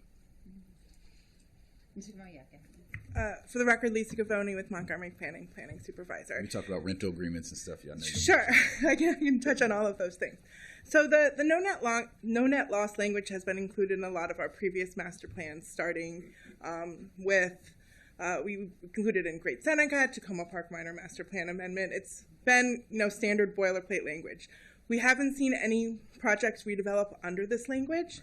However, we have seen a project very recently that has come in with rental agreements in the case of redevelopment of existing market rate affordable housing. Rental agreements are a little bit higher level of restricted units. They're about at 80% area median income. The question at hand is, does this language preclude DHCA from negotiating for that? The answer is no. We feel fairly strongly that this needs to be a site-by-site discussion. There are certain conditions on each site that may preclude the no net loss. Certainly we will push for it, well feasible, but sometimes, replacing, for example, the Warwick 395 units and a redevelopment is not going to be feasible. Even HOC's model is 30% affordable. So asking projects, market rate developers to provide upwards of 50, 60% affordable without sufficient density, height to achieve a realistic target, I think, is not feasible. One of the first plans we had this discussion was the Veers Mill plan. We worked with the property owners on how Pine View to include language, but there was another site in that plan where they were not able to reach no net loss because they had infrastructure issues. We think that needs to be part of the discussion every time one of these projects comes in. Certainly we want DHCA to push for it. Certainly we will push for it, but it has to be a discussion on a site-by-site basis, we feel. I appreciate you bringing it up, and just wanted to have my colleagues hear that. Thank you. Thank you. Councilmember Sales. So if we change the language from strive to require no net loss, it would require any new redevelopment to create the same amount of affordable housing that's currently there if they were to redevelop. Yeah, it would. So take the Warwick, for example. Currently today, there are 395 units. If you say there can be no net loss of affordable units, and those are all counted as affordable, then the new development coming forward would have to provide 395 MPDUs, or however you want to structure it, but still regulated affordable units. If under the current zoning that's being recommended in the plan, it's a 2 FAR, and it's a very large site. If you calculate how many new units that can be, it's anywhere from 600 to 700 units, depending on how large they are. That is anywhere from a 56 to 65% affordable housing requirement. And you just heard from Ms. Gavoni that HOC provides it at 30%. We as a county, when we have language, we require it at 30% of a public property. So to think about it not a case by case where there's some room to figure this out, if you just said this is a requirement, you would probably not get redevelopment of that site at all, because the private property owner would be required to provide anywhere from 56 to 65% of the new units as affordable units, and probably couldn't afford to do that. The level of subsidy required to provide 60% affordable housing would be an incredible amount of money that likely the county would have to put in order to meet that level of subsidy. Councilmember Friedson? Yeah, just want to note 2 points. One, this would make even HOC not able to do this for the Housing Production Fund. So we would limit the number of sites that even our most successful and largely talked about mixed income housing program utilizes. That public-private partnership that we use through our public housing agency would not be even possible in the sites that we would be talking about. The other point that I think is really important, we're going from restricted units or to restricted units from non-restricted units. Some of the people, so naturally occurring affordable housing by definition is rented at an affordable rate, but it doesn't mean it's rented to a person who requires that level of affordability. So just as an example, one of the nonprofit preservation fund sets of properties, there was an analysis done that now is under public control, by the way, through the Nonprofit Preservation Fund. Many of the renters are actually above the income threshold that the requirement would require. So they actually would be displaced. Now, maybe that is appropriate, and we want to displace them to make room for people who need the rental housing more, but it's a lot more nuanced and a lot more complicated than this type of requirement would allow. In those cases, you have a number of people who choose to rent, and actually the rental study talks about this. There's the super premium expensive units, and then there is naturally occurring affordable housing units that tend to have been built quite a long time ago, 40, 50, 60, 70 years ago. In many cases, we don't have a whole lot in the middle of multifamily rental units that have been built in the last 15, 20, 25 years.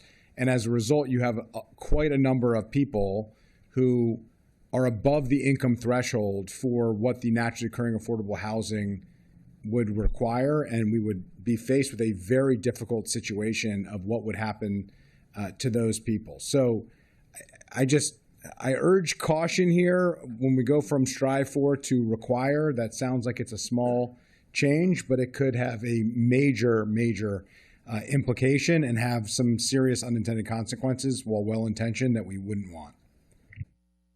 Councilmember Glass. Thank you, Madam President.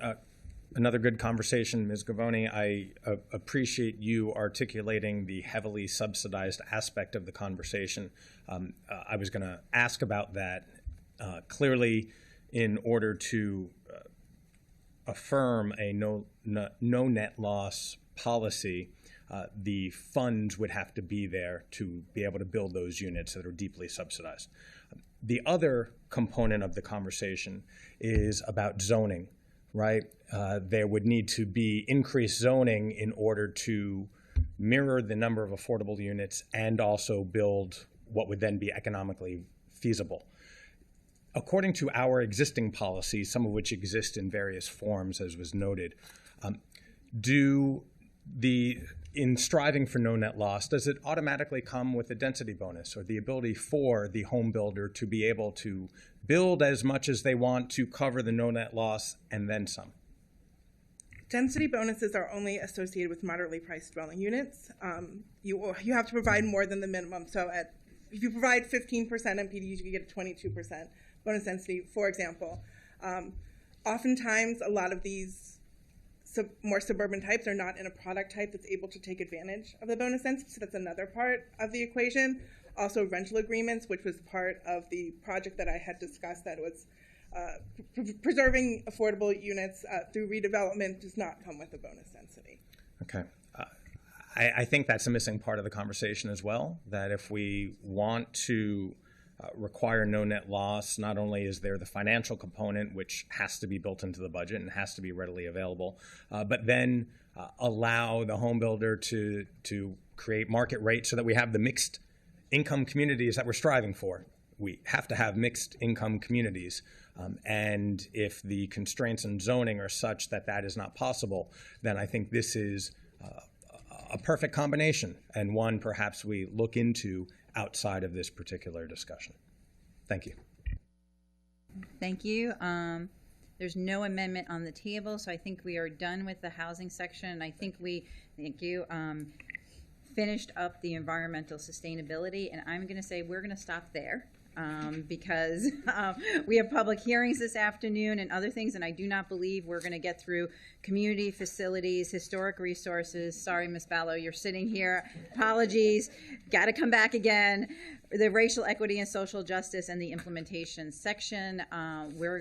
I believe most of those were unanimous committee recommendations, but I don't want to rush things. I believe most of the decisions that impacted Ms. Dunn and Mr. Kenny from you writing up the resolution that we got through today. So why don't we hold the rest of that? And I thank everyone for being here for the conversation that will continue on December 2nd. The council does have a consent agenda, and I will entertain a motion. Council member Sales moved, Council member Friedson seconded. All those in favor of the consent calendar, please raise your hand. That is unanimous, and I want to acknowledge Jennifer Macedonia, who I believe was here today, is still here. Thank you. Congratulations on your appointment as the new director of the Department of Environmental Protection. And just want to thank everyone, and just thank you for, congratulations to you, and thank everyone for being here. We'll come back again at 1:30 for our public hearings. Thank you.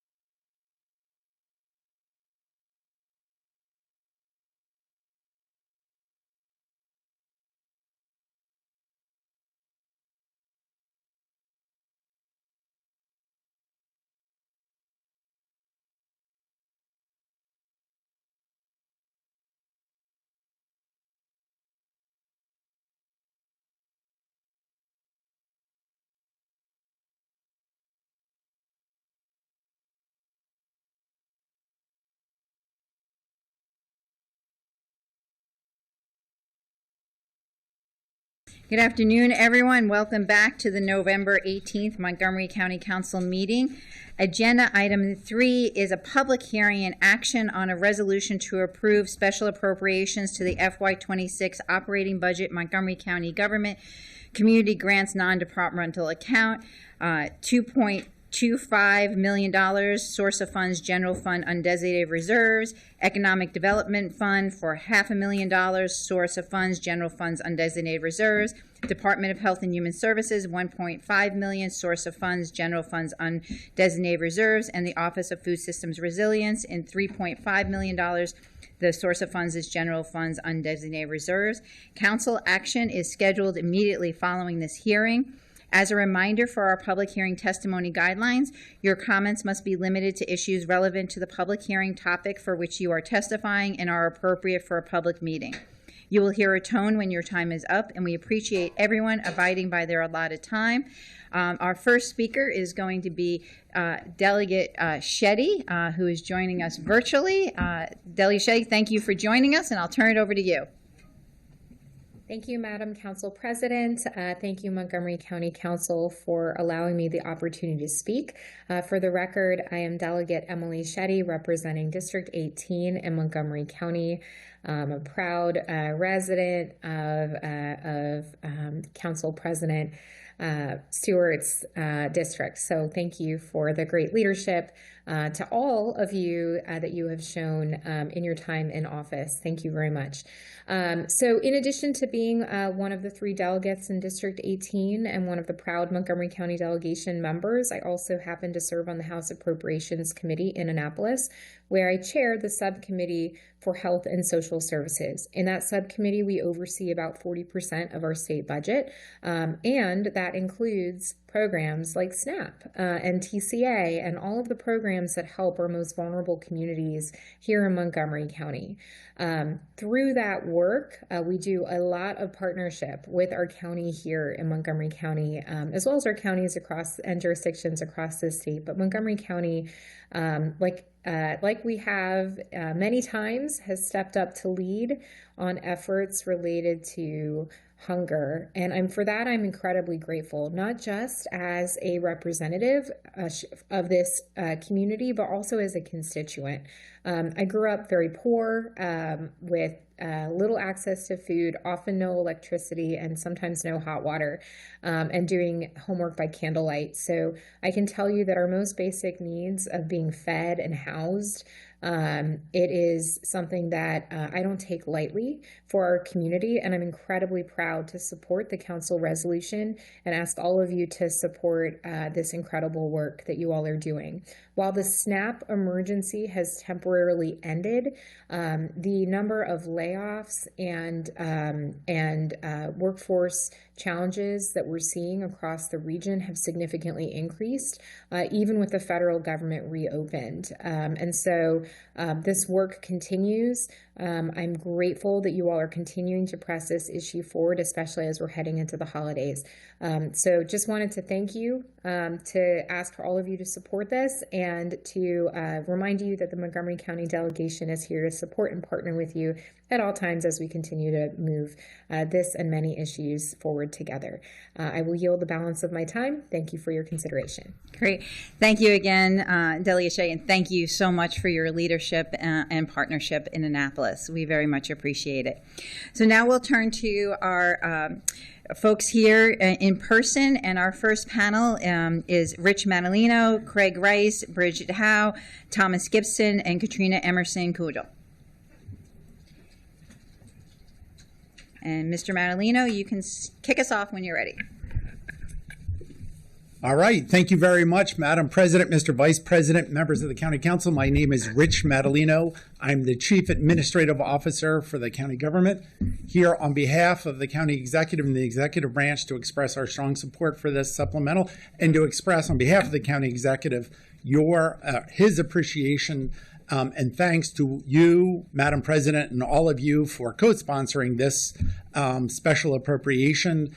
It's important that we continue to support these critical functions across county government. They are in line with much of what we have partnered over the last year and longer to provide support within our community. As you may know, but maybe the public doesn't, the FY26 county budget already includes $23.5 million for food. This will add to that.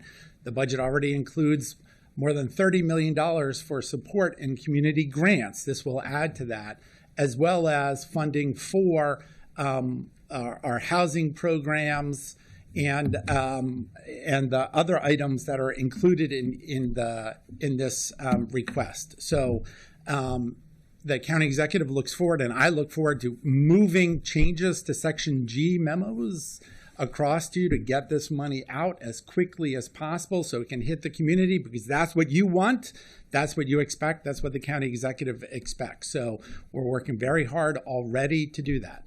If I may, Madam President, because I don't know if I'm going to see you, I also want to thank you in particular on your leadership on this and overall publicly for your time, and Mr. Vice President, your time in service in leadership to the community and the council over the last year. The collaboration with the executive branch, with the county executive, all of our heads, department heads, it's been clearly appreciated, and I'm sure we will be thanking you over and over and over on the next few weeks, but I did not want to miss that opportunity publicly on behalf of myself, all of my colleagues and the county executive, to thank you and Council Vice President Jawando for your leadership as evidenced by this supplemental, and our continuing working together, and look forward to working with you for the remainder of the term. Thank you very much, Mr. Manalino. I very much appreciate that, and we look forward to receiving all the Section Gs so that we can get this money out as quickly as possible. Next, we'll turn to Craig Rice. Thank you very much, Madam President, and I'm honored to speak today as the CEO of Manna Food Center. Sitting on the other side of the dais is a little bit different, but let me just say that I feel incredibly comfortable. And the reason why is because I know that not only are we at Manna, but this county and our nonprofit sector in great hands because of the commitment that all of you have shown.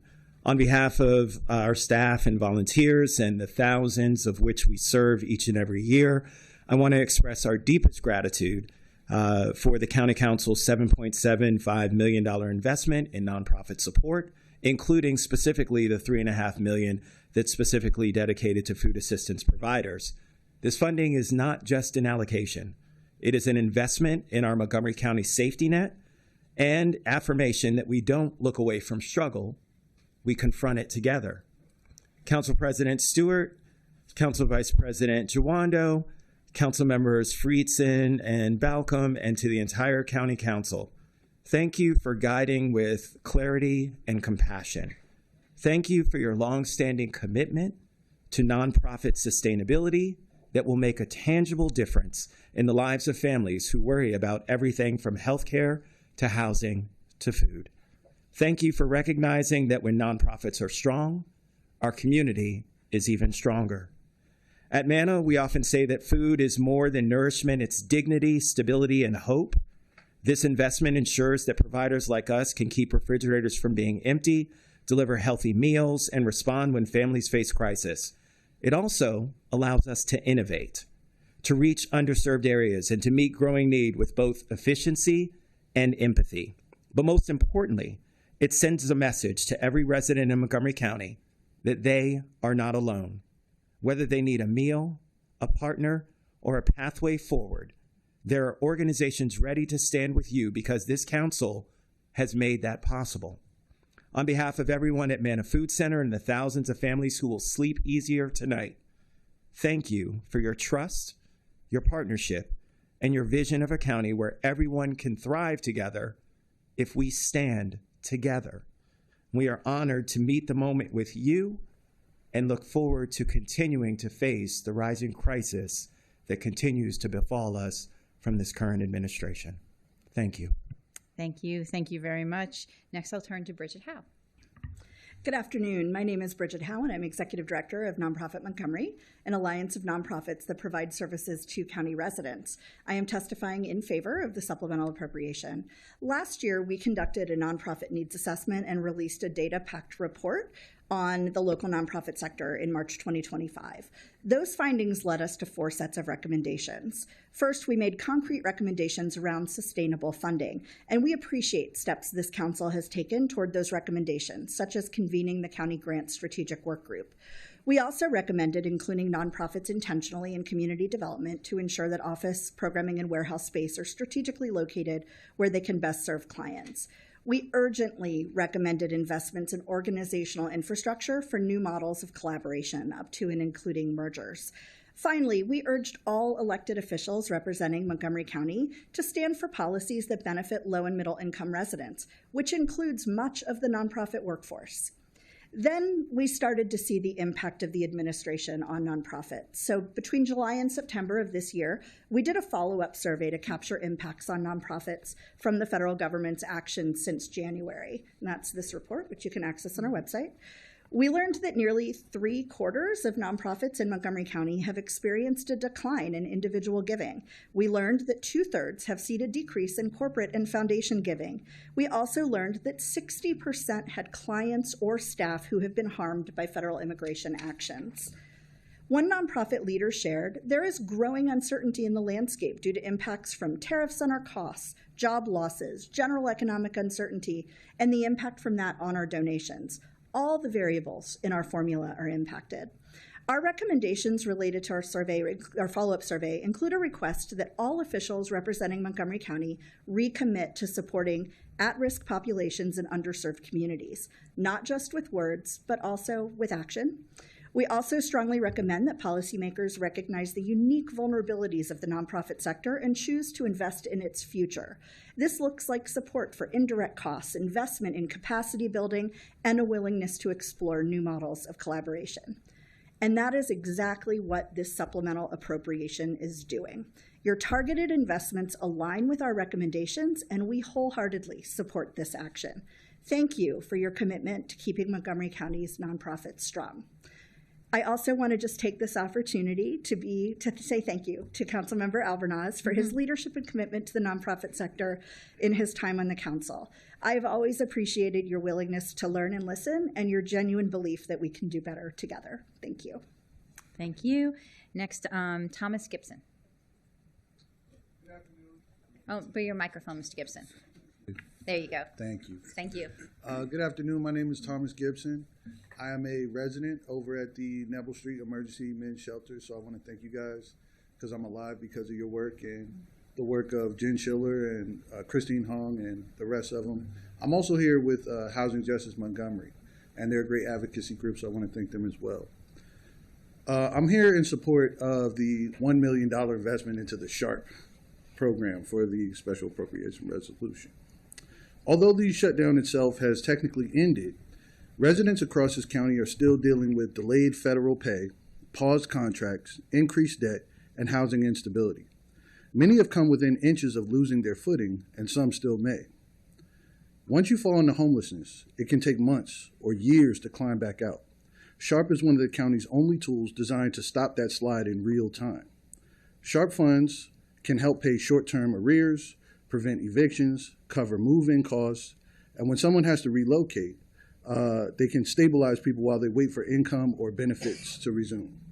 It's immediate, it's flexible, and it keeps people housed, which is the most cost-effective thing that we can do to prevent homelessness.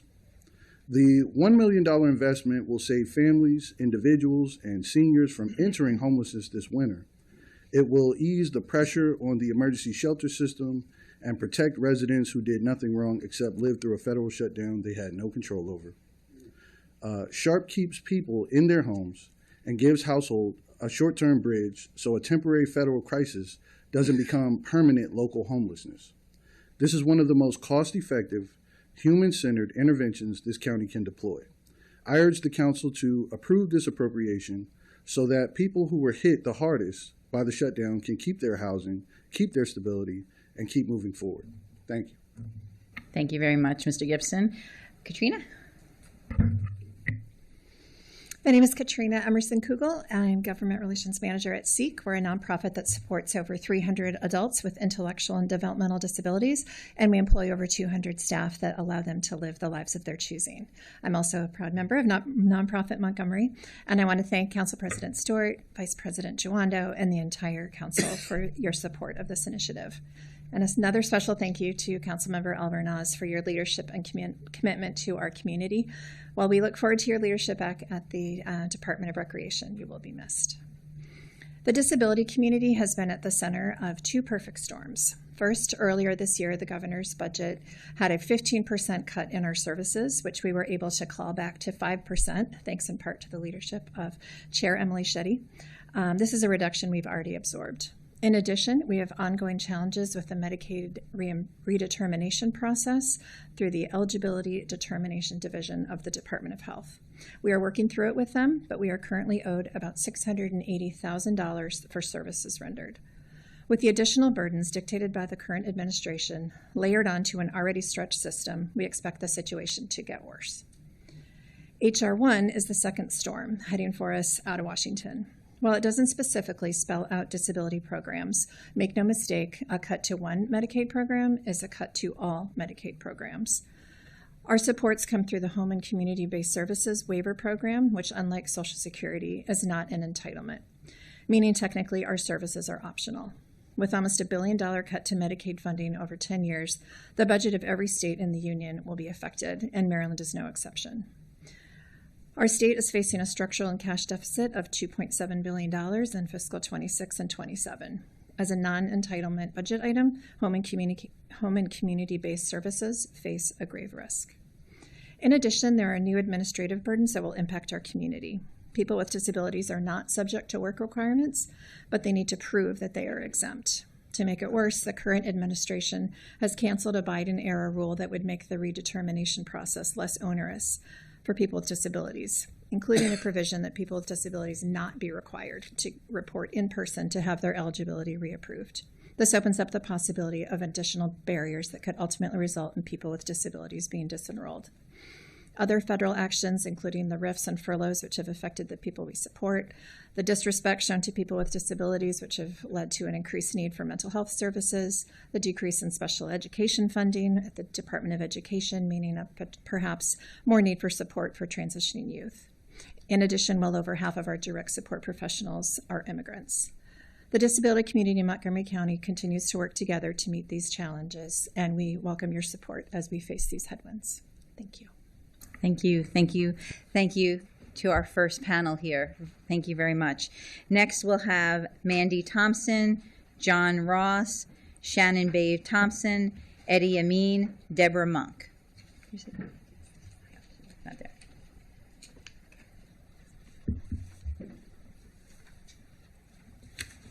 Mandy's not here. See Shannon?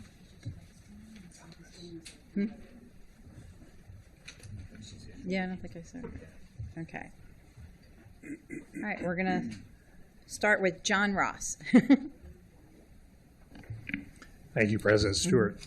And members of the County Council. I wanted just to take a moment to thank Gabe Albornoz for his fine leadership through so many things, Gabe. You're a superstar.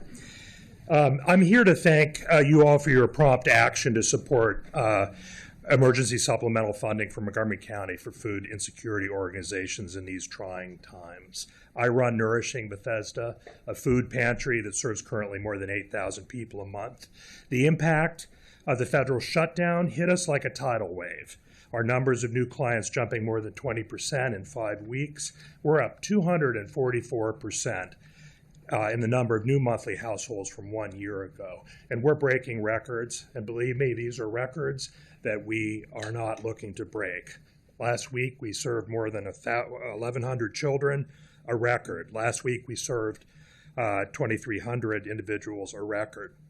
Long lines, long faces, hard times. These clients are not numbers to us. They are our friends and neighbors. your friends and your neighbors, nurses at Walter Reed Medical Center who had to work during the shutdown without pay. It's the NIH scientist who can't put food on his table. It's the restaurant worker whose hours are cut because fewer people are going out to dinner and tips are slight. We here in Montgomery County are right in the midst of a perfect storm. It's not only the shutdown, but the layoffs and the economic disruption trickling down to the hourly wage workers, who are only one paycheck away from disaster. Stubbornly high food and housing costs, uncertainty about SNAP benefits, and Medicare. This is not going away just because the federal government opened again. We are anxious about state reductions due to its growing deficit. In all of this hardship, though, I'm pleased to report that a bright and strong fire has been lit. Our tireless volunteers and small staff and local community have doubled down in support of helping our neighbors in need. Our Regional Services Director, Peter Fosselman, has launched a food drive supported by the Chamber of Commerce, the Police Department, Bethesda Urban Partnership, the Animal Shelter, the Rescue Squad, county offices, and Imagination Stage. Anchor community orgs putting together to support our most vulnerable. We're seeing hundreds of new donors and support from the Food Council, the Capital Area Food Bank, and expert support from Heather Bruskin and her staff at the Office of Food Systems Resiliency. Our staff and volunteers are standing up. Our community is standing up. And we are grateful that the County Council and Montgomery County government, too, are leading at this critical moment. On behalf of all of us that comprise Nourishing Bethesda, thank you for stepping up today. Thank you. Eddie Amin. Thank you. Good afternoon. My name is Eddie Amin, the Chief Program Officer at A Wider Circle. I oversee all our client-facing programs, research, and advocacy.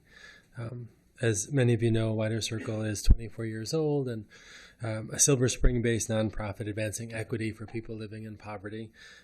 We provide free furniture, professional clothing, career counseling, community drop-in services, long-term family accompaniment, mental health care, resource navigation, and more. Last year, we served 20,000 unique individuals in some capacity.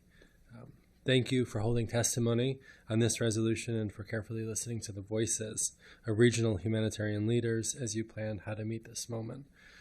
On behalf of A Wider Circle, I'm here to indicate our strong support for this special appropriation, which will draw from reserves to ensure that we're responding in a timely way to serve the most vulnerable who have been affected by the federal government's protracted closure and the aftermath of many other harmful federal decisions raining down on county residents and nonprofits alike this year. Nonprofits from across the county are seeking coordination more than ever before, not just with the government, but with each other. We endeavor to create a no wrong door approach. I think you've started to hear about that already this morning. And that will serve all those who have been made economically unstable, beginning with food and housing support as the starting blocks. We believe this appropriation can be pivotal in three areas: direct services, infrastructure, and coordination. This drawdown will allow us to meet needs more urgently, getting necessary aid into the hands of those most on the margins. It will allow us to ensure that our nonprofits are staffed and resourced appropriately to not only see an expanded number of county residents, but to work with them more closely, intensely, and for longer periods of time. And it will give nonprofits an opportunity to connect their efforts so that there is no wrong door for any county resident to enter and receive a red carpet of services without having to go from line to line to line.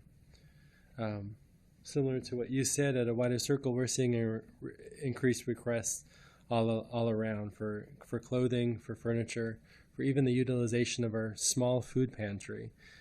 Increased number of job applications for our positions, and an increased demand on our career support team for services that I imagine most federal workers would have never have seen themselves needing in the past.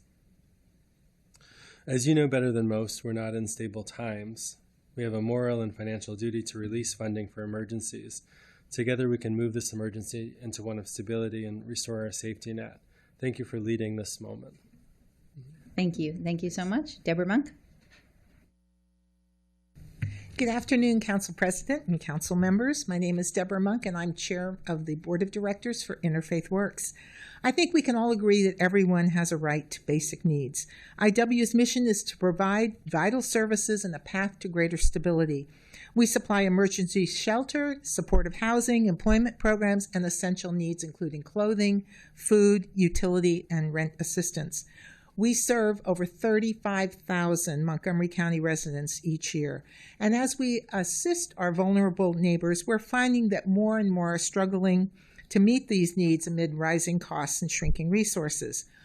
Our vital resources at IW are stretched thin. But we are not alone. As you've heard today, other county nonprofit organizations are also rising to meet this moment, and each is expanding its capacity to serve this growing demand of necessary resources. IW is deeply grateful to Council President Stewart and the Council for advancing the $7.75 million supplemental appropriation to support the nonprofit sector. This investment demonstrates that you get the situation and that you value and support the work of the organizations working in the front lines of food insecurity and other critical needs. We thank you. We are particularly looking forward to learning more how the funds allocated to the Office of Food System Resilience will support food security for our neighbors, especially as demand continues to grow. We've all had to face the stark reality that food prices have increased by over 30% in the last 5 years. A survey this summer by the Associated Press and the National Opinion Resource Center at the University of Chicago found that the cost of groceries has become a major source of stress for over half of Americans, outpacing rent, health insurance, health care, and student debt.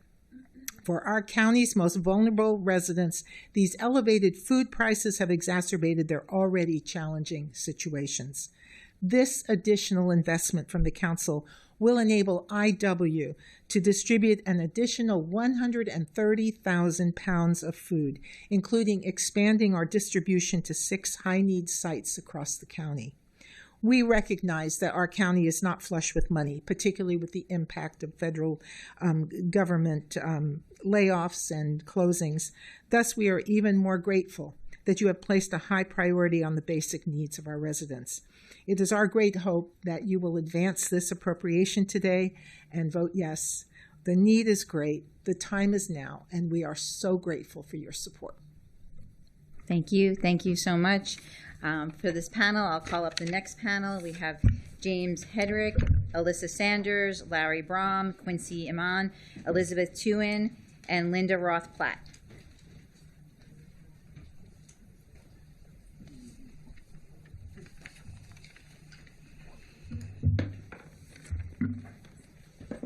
Mr. Hedrick, we'll start with you when you're ready.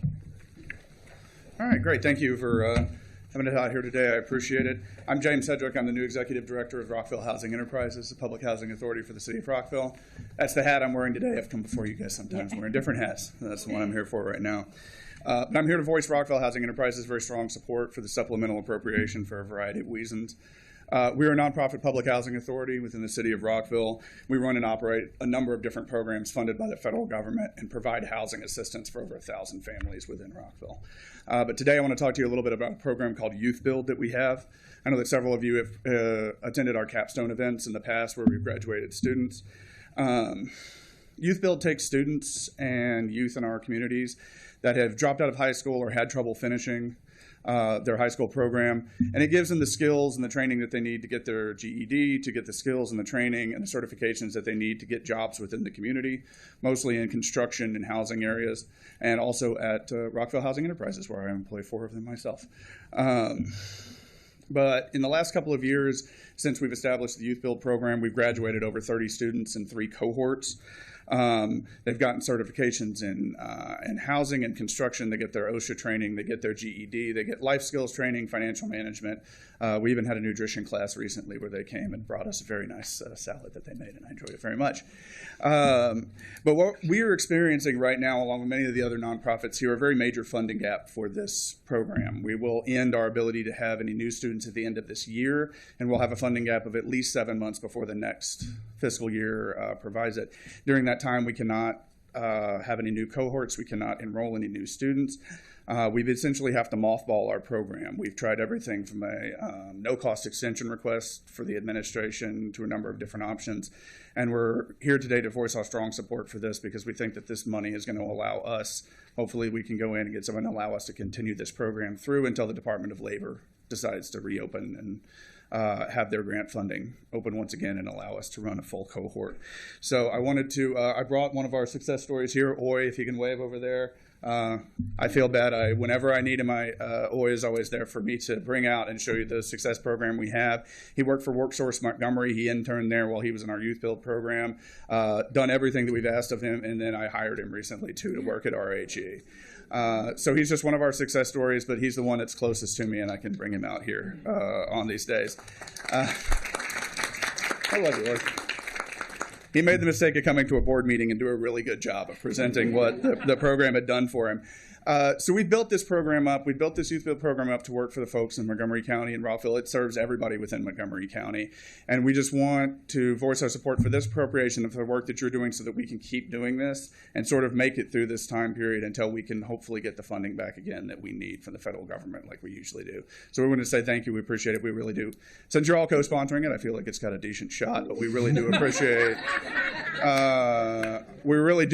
what y'all are doing. We want to thank you very much for that. And we'll be passing around a lot of stuff to your staff right after this. So thank you very much. Thank you. Thank you so much. Next, we have Alyssa Sanders. Good afternoon, Council President Stewart, Vice President Joando, and the rest of the County Council. My name's Alyssa Sanders, and I'm the Director of Advocacy at Every Mind, a nonprofit that has supported our residents for more than 65 years through mental health programs, housing stability services, and community connection. I'm here, like everybody else, to express the strong support for the Council's proposed $7.75 million appropriation to assist residents and nonprofits affected by the recent federal government shutdown. Montgomery County is home to more than 77,000 federal employees and thousands more who work for federal contractors.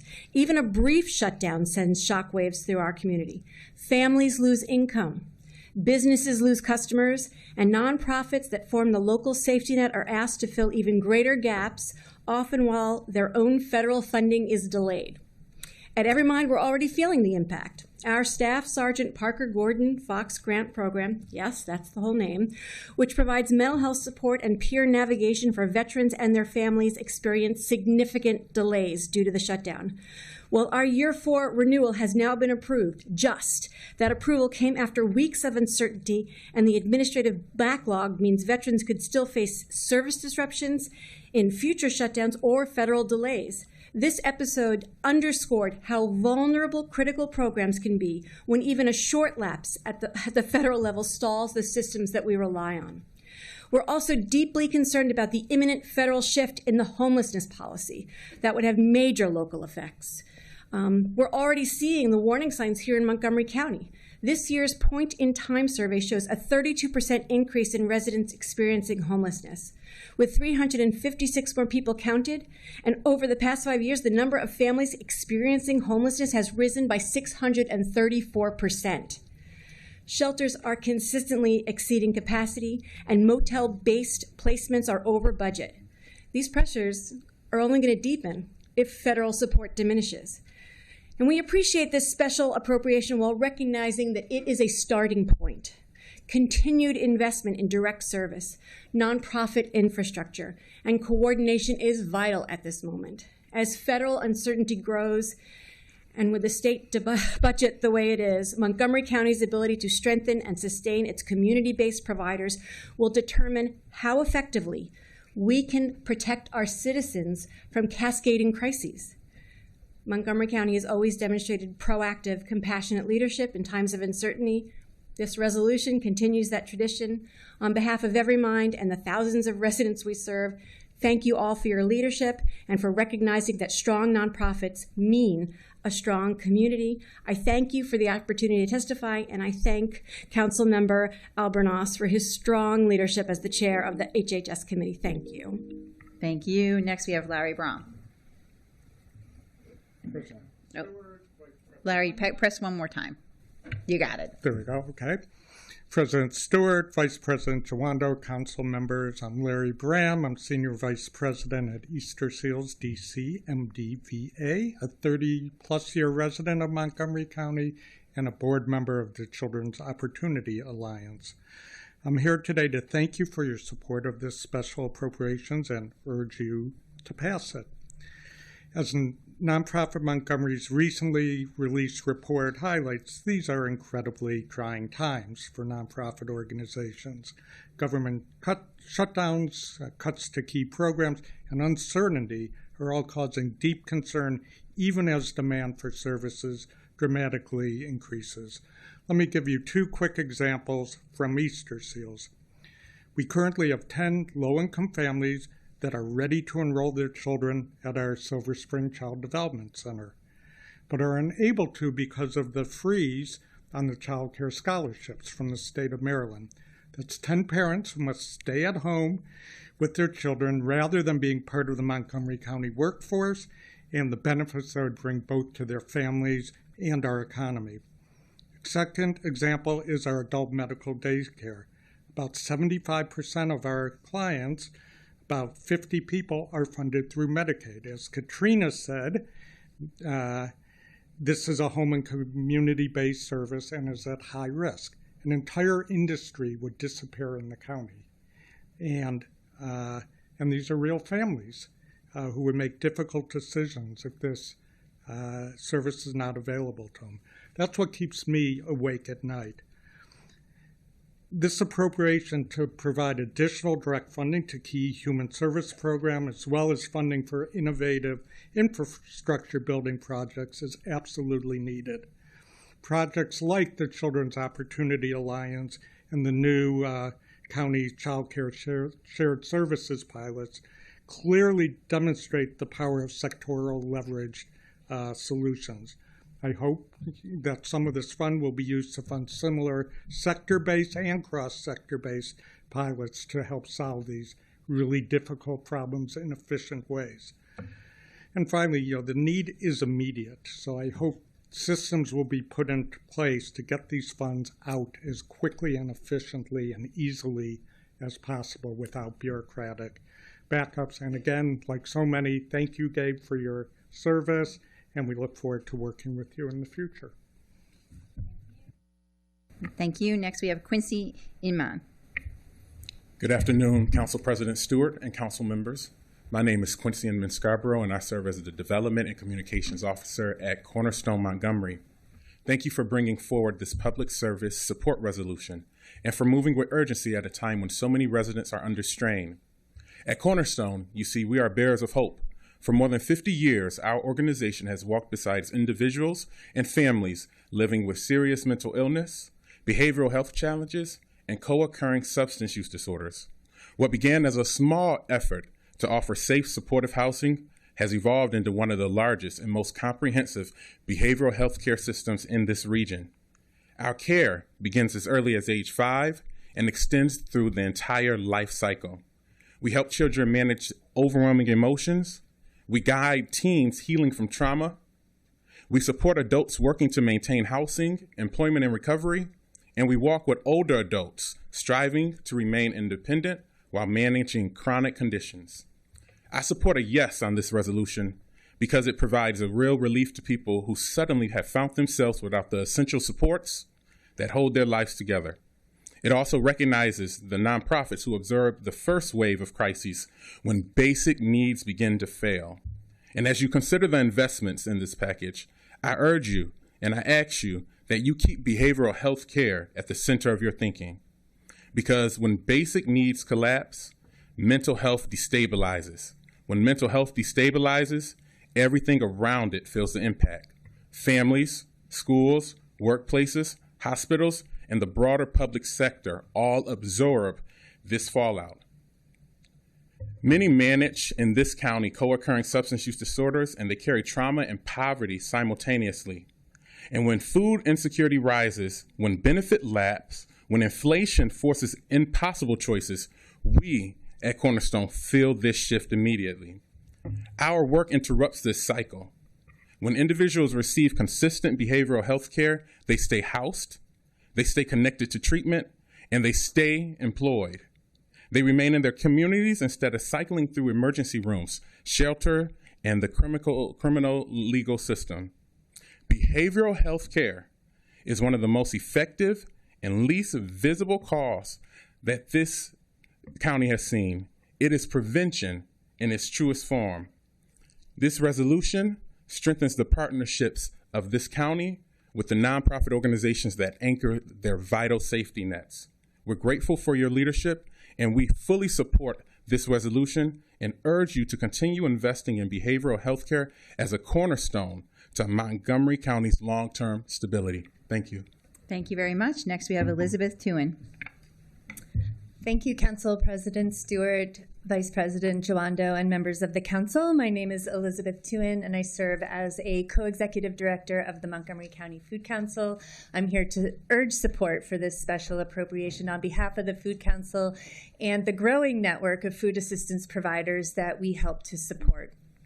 5 years ago, at the height of the COVID pandemic, the Food Council launched our first food security community call. When information was scarce and food needs were overwhelming, these calls became a space for community organizations and government partners to coordinate and respond to a rapidly shifting crisis.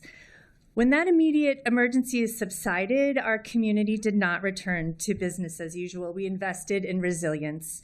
We saw that investment in the Office of Food Systems Resilience, in continued funding for food purchases, and in the county's strong support for SNAP outreach. We thank you for your leadership over the past 5 years and for recognizing that the COVID crisis was not an isolated event. These past few weeks have reminded us of those early pandemic days. The Food Council did what we've been doing for the past decade, bringing community together to share information and to make connections. In the last month, we saw attendance at these community calls nearly double.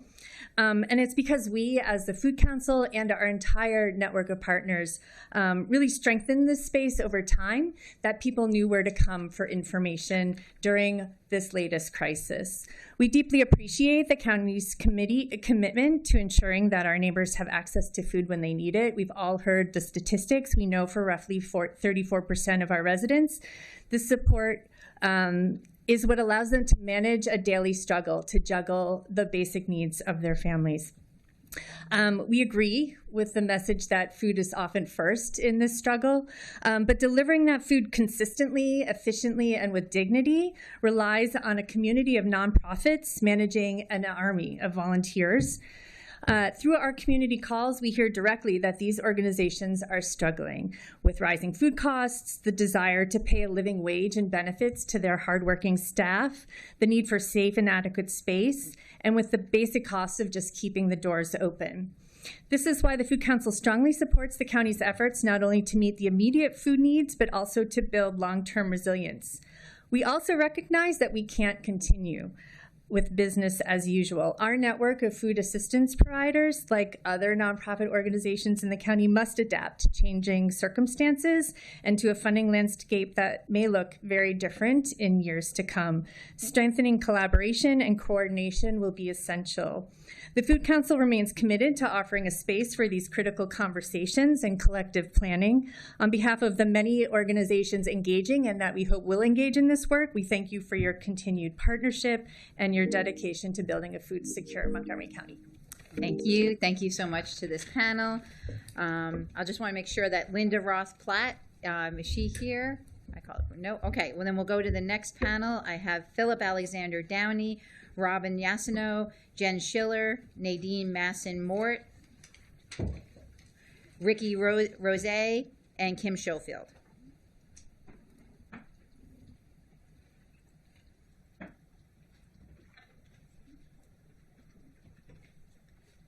All right, Philip Alexander Downey, you can go first when you're ready. Be more familiar with us. Good afternoon, Council President Stewart and council members. Thank you all for the opportunity to speak with you today and for your dynamic leadership. My name is Philip Alexander Downey, he, him, and I serve as the CEO of MoCo Pride Center, Inc., the home of the Montgomery County Pride family, a network of LGBTQIA+ service, arts, and culture and support organizations serving residents across every corner of Montgomery County. I'm here today in strong support of this special appropriation. This funding is essential for us to sustain the programs and services the county has entrusted us to deliver. Without it, the Pride family cannot meet the level of need we are facing, nor maintain the continuity, safety, and accessibility our community depends on.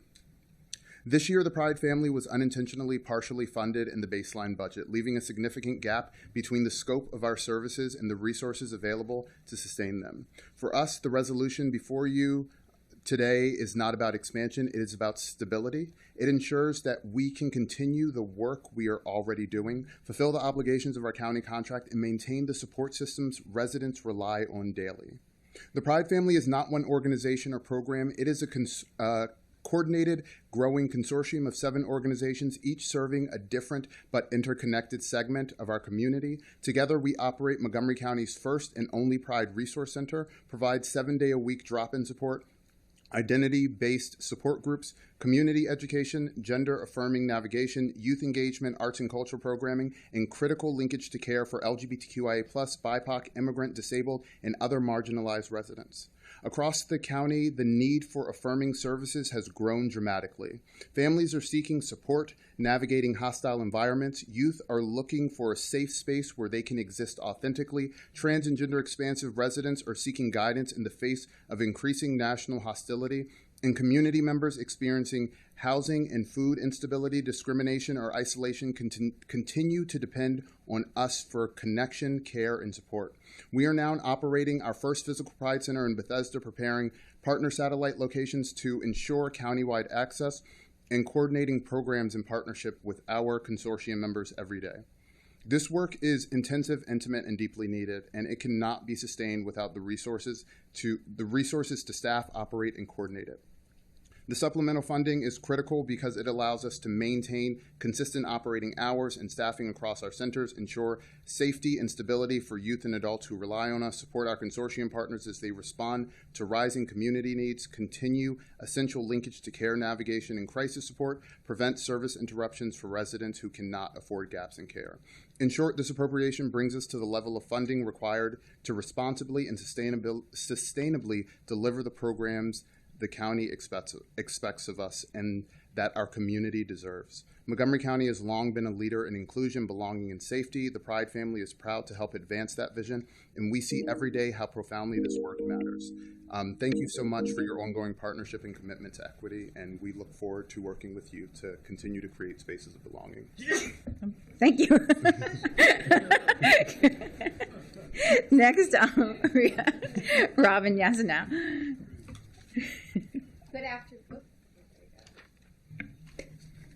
Good afternoon, Council President, Vice President, and Council members. My name is Robin Yasanow, and I'm a volunteer with NAMI, the National Alliance on Mental Illness in Montgomery County. On behalf of our Board of Directors, staff, volunteers, and the thousands of people that we serve in Montgomery County, I'm here to express NAMI's strong support and appreciation for the special appropriation. The effects of the government shutdown and the reductions in force have rippled through our community, creating uncertainty, financial strain, and heightened anxiety. The conversations in our NAMI support groups certainly reflect that. People are worried about paying their bills. They talk about what it's like to lose a job for the first time, and they're very worried about having food access. And especially, their fear is that it's going to get worse in the future. As the gentleman from Cornerstone mentioned, mental health has a bi-directional relationship with having a stable job, access to food, and a home. In short, when income, food, or shelter is absent or threatened, mental health tends to decline. That's generally true for anybody, no matter what your mental health history is. But for people who live with a mental illness, it can be dire. People with mental health conditions are extremely vulnerable and may have a very hard time recovering from a setback. Essentially, one crisis can trigger another. And that's why it's so important to have the well-resourced nonprofits in Montgomery County and well-resourced county agencies. They form a critical safety net so that losing a job or access to food doesn't become a much bigger, longer-term crisis. Thank you, council members, for recognizing that investing in nonprofits is investing in the resilience and the well-being of Montgomery County residents. Thank you. Next, we have Jen Schiller. Good afternoon, Council President Stewart, Vice President Joando, and esteemed council members. My name is Jen Schiller. I'm the CEO of Montgomery County Coalition for the Homeless, and I'm your neighbor here in Montgomery County. Thank you for the opportunity to express support for this funding, which is needed to help withstand the devastating impacts of the federal cuts and drastic policy changes before us now. I was relieved to see the $3.5 million designated for food resources. The SNAP cutoffs had profound effects on thousands, including 300 at MCCH. I was also grateful to see the $500,000 allocated to the LGBTQ MoCo Pride Center. As a member of this community, I know how critical this investment is, especially at a time when we've been directly targeted by federal actions. Just last week, MCCH, along with the entire nation, learned what our federal partners at HUD have planned for our housing programs. HUD will no longer invest significantly in permanent supportive housing, which has long provided housing stability using a housing first model. HUD will no longer support harm reduction initiatives that have saved countless lives through Narcan distribution and comprehensive wraparound care. And HUD will no longer prioritize racial equity in the response to homelessness. Will these radical policy changes help to end homelessness in the United States? No. For decades, Montgomery County has invested in real, effective solutions to end homelessness with permanent supportive housing at the core. 22 years ago, MCCH launched the first PSH program, and we have witnessed the impact every single day. And now that stability is under threat. Federal HUD cuts put housing for more than 800 people in our homeless continuum at risk, 133 of those at MCCH alone. These are children, families, and people with disabilities. Without funding, they will return to homelessness. And that could also happen to a woman who I met. She had been living in a tent behind the Shady Grove Metro for 4 years. MCCH helped her to move into a home, and she gave me this rock as a thank you. So I have this rock in my office, and it reminds me of all the people who may not be in this room with us, but whose lives quite literally depend on the choices made here. The special appropriation provides essential short-term support as nonprofits brace for additional federal losses and prolonged instability. It cannot replace federal responsibility, but it can serve as a crucial bridge that protects lives while we continue to fight these federal cuts with litigation and advocacy.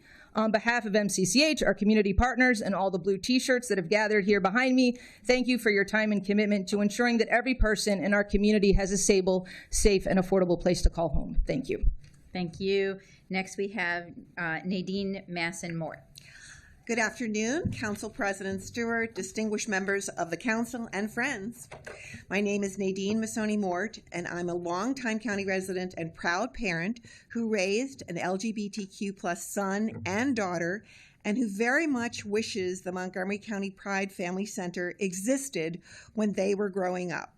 From this unique perspective, I can honestly testify to the urgent need for your support of this special appropriation. I know from personal experience that the Montgomery County Pride Family Center serves as a beacon of hope and support for the LGBTQ+ individuals and our families. It offers a safe and welcoming environment where people can access critical resources, participate in supportive programming, and build connections that fosters acceptance and understanding. It is often the first step to secure resources for counseling, educational workshops, youth support groups, family outreach, and community events that promote inclusivity and a sense of community. As the mother of LGBTQ+ citizens, I know this is not just an organization, it's a lifeline. The programs combat isolation, address mental health challenges, and empower individuals to thrive. It serves people from all walks of life, including youth struggling with identity, parents like me seeking guidance, and seniors looking for community. Without the proposed special appropriation, the loss of essential staff who directly facilitate life-saving programs could be catastrophic. The demand for these services continues to grow, especially as more families and individuals seek support during these challenging and in some cases life-threatening times. Every dollar invested in this program saves tax dollars. As an educator, I know their programs help reduce bullying, enhance mental health, and create a more inclusive environment in our schools and neighborhoods. Families are strengthened, youth are empowered, and the entire community benefits from increased understanding and acceptance. Recent studies shown that access to LGBTQ+ affirming support services leads to lower rates of depression, suicide, and substance abuse. By sustaining and expanding center programming, the Council will directly contribute to the health and well-being of county residents. Again, tax dollars well spent. In closing, I want to recognize that this body has demonstrated outstanding leadership and a sense of responsibility, setting the standard nationally in caring for all members of our community.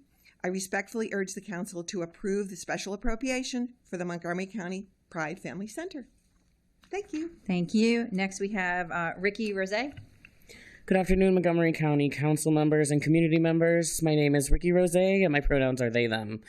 I'm a queer, non-binary community member, drag king, a longtime performer with Live in Your Truth, Drag Story Hour, and someone who has spent years working with the LGBTQIA+ youth and adults across this county on stages, in communities, in libraries, in crisis moments, and in celebration. I am here today because the Montgomery County Pride family is not an abstract idea to me, it is home. It is community. It is life-affirming and life-saving infrastructure that fills gaps no one else is filling, especially for queer and trans people of color like myself, low-income community members like myself, undocumented folks, and youth who don't always know where they belong. I see how deeply our community relies on the Pride family. I've performed for young people who walked into a program nervous and unsure and left believing, maybe for the first time, that their identities are not something to hide but something to celebrate. I've connected with families who brought their children to a multilingual drag story hour because they wanted to see themselves, kindness, creativity, and possibility. I've had adults approach me in tears saying, I didn't know something like this existed in Montgomery County. And that is exactly the point. Montgomery County is leading with love, but love doesn't sustain itself without resources. Right now, the Pride family is doing extraordinary work while being partially funded. This appropriation doesn't give us anything extra. It simply makes it possible for the Pride family to continue fulfilling the promises already made to our community. As someone who performs in your programs, teaches in your spaces, and speaks directly with residents and community members, I can tell you this: the demand is rising. The need is urgent. And the Pride family is meeting people exactly where they are with compassion and dignity. This appropriation ensures that our Pride Center stays open and stable, that programs continue without interruption, that staff and volunteers have the support necessary to serve safely and effectively, that youth and families maintain access to affirming spaces, and that trans and non-binary residents, mi comunidad, have somewhere to turn when the world feels heavy. En español, quiero decirlo claro. Nuestra comunidad merece vivir con seguridad, con apoyo y con orgullo, sin miedo. Y esa seguridad depende de este financiamiento. The Pride family is one of the strongest examples of community partnership in Montgomery County. It uplifts art, culture, education, wellness, and connection, and every single one of us is better for it. I urge you to pass this special appropriation so we can continue showing our community, our young people and families, that they are worthy, they are loved. Thank you for your time, your commitment, and your willingness to invest in the people who need it most. Thank you. Kim Schofield. Hi, everyone. Microphone. There you go. You'd think I would have known that. Hello, everyone. My name is Kim Schofield, and I'm the Executive Director of Spirit Club Foundation. I'm here today to express my strong support for the proposed special appropriations to the FY26 operating budget. The Spirit Club Foundation's mission is simple but essential. We ensure that people with disabilities have access to adaptive fitness and wellness programs by providing scholarships to help offset the costs of participation. Access to adaptive fitness is a human right. No one should be denied the opportunity to improve their health because of their income level, their disability, or their ability to physically access a space. For the past 10 years, we have worked to remove these barriers for our community members with disabilities. We have seen firsthand the transformative power of safe, inclusive, adaptive fitness. We have also seen how quickly access can disappear when financial support is not there. Right now, because of changes at the state level and shifts in waiver funding, many individuals with disabilities are losing or being denied the support they once relied on. As a result, more families are turning to us for help. We are experiencing a significant increase in requests from people who want nothing more than the opportunity to stay healthy, active, engaged, and connected. But the Spirit Club Foundation cannot absorb this rapidly growing need on our own. The changes in our region, combined with the increased demand for adaptive health and wellness services, have pushed us to the limits of our current capacity. And without additional funding, we will soon face heartbreaking reality to have to tell families that we cannot support their loved ones' pursuit for better health. Families often come to us as a last resort. They have tried other avenues. They have tried to navigate systems that are confusing or overburdened. And when they reach us, they're hoping, and sometimes desperately, for a solution. And if we are forced to tell them no, what happens next for them? What does the future look like for individuals who rely on physical activity, not for just their well-being, but often for their independence, their stability, and their sense of community? Approximately 98,682 people in Montgomery County, Maryland have disabilities, according to the 2023 estimates from the U.S. Census Bureau. Approving this special appropriation would allow us to meet the increased need, expand our reach within the Montgomery County, and ensure that people with disabilities are not left behind because of funding gaps outside of their control. And thank you very much, and I hope everyone has a wonderful holiday season. Thank you. Thank you to this panel, and thank you to everyone who testified in public today. We have one more person who is virtual, Keenet Rogers.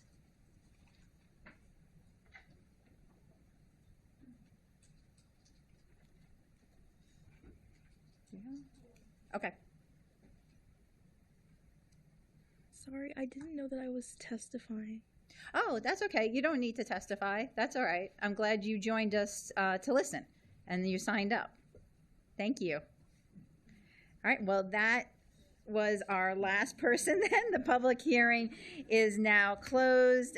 We will move on to the action portion of this item. And as staff get themselves situated, I just want to extend my great deal of thanks to everybody who came out today and supported this resolution. I want to give my thanks to Mr. Madalino, who is here from the County Exec's Office, to the County Exec's Office, and our department heads who worked closely with us, and everyone here on the council thinking about how to put together this package, which is really an emergency spending package, as many people talked about this afternoon.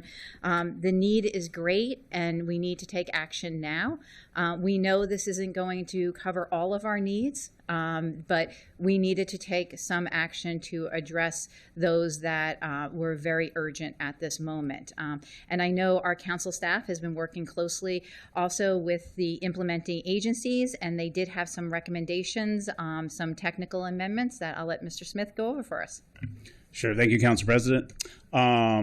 I won't belabor their point, so we'll just go ahead and jump in. It's on the first page of the council staff packet. I also want to thank Ms. Clemens Johnson, who worked with me on this and worked with the implementing agencies to make sure that this appropriation could be implemented immediately. And so there are 4 recommendations or technical amendments that the implementing agencies and the executive branch provided for us. So for the first one from the Office of Grants Management, they just wanted to make sure that the program is for 501c3s, just not any nonprofit, and also to ensure that those the funds can be used for supplementing core operating costs, and this would ensure that it would again be implemented immediately and go the greatest and furthest. The second one is not, it doesn't require an amendment, but I wanted to note it for the public record, also from the Office of Grants Management. We just want to make sure that the grant program that's talked about for the $750,000 could be for one or more nonprofits, a collaboration. It's not just for a nonprofit. The third one is for the $1 million for the short-term housing and resolution program. The Department of HHS requested that we delete the phrase related to specifically to the federal government shutdown, not because it wouldn't help those, but because it might slow down the money going out to those most impacted. And then finally, for the same thing for the $3.5 million for food assistance, the Office of Food Systems Resiliency also recommended clarifying that language again, so making sure the money would be able to be implemented immediately. I'll also note for the public record that item 2R on the consent calendar was the Section G amendments for the food programs. And so as soon as the council approves this, that money will be able to go immediately into action because of that Section G amendment the council approved earlier.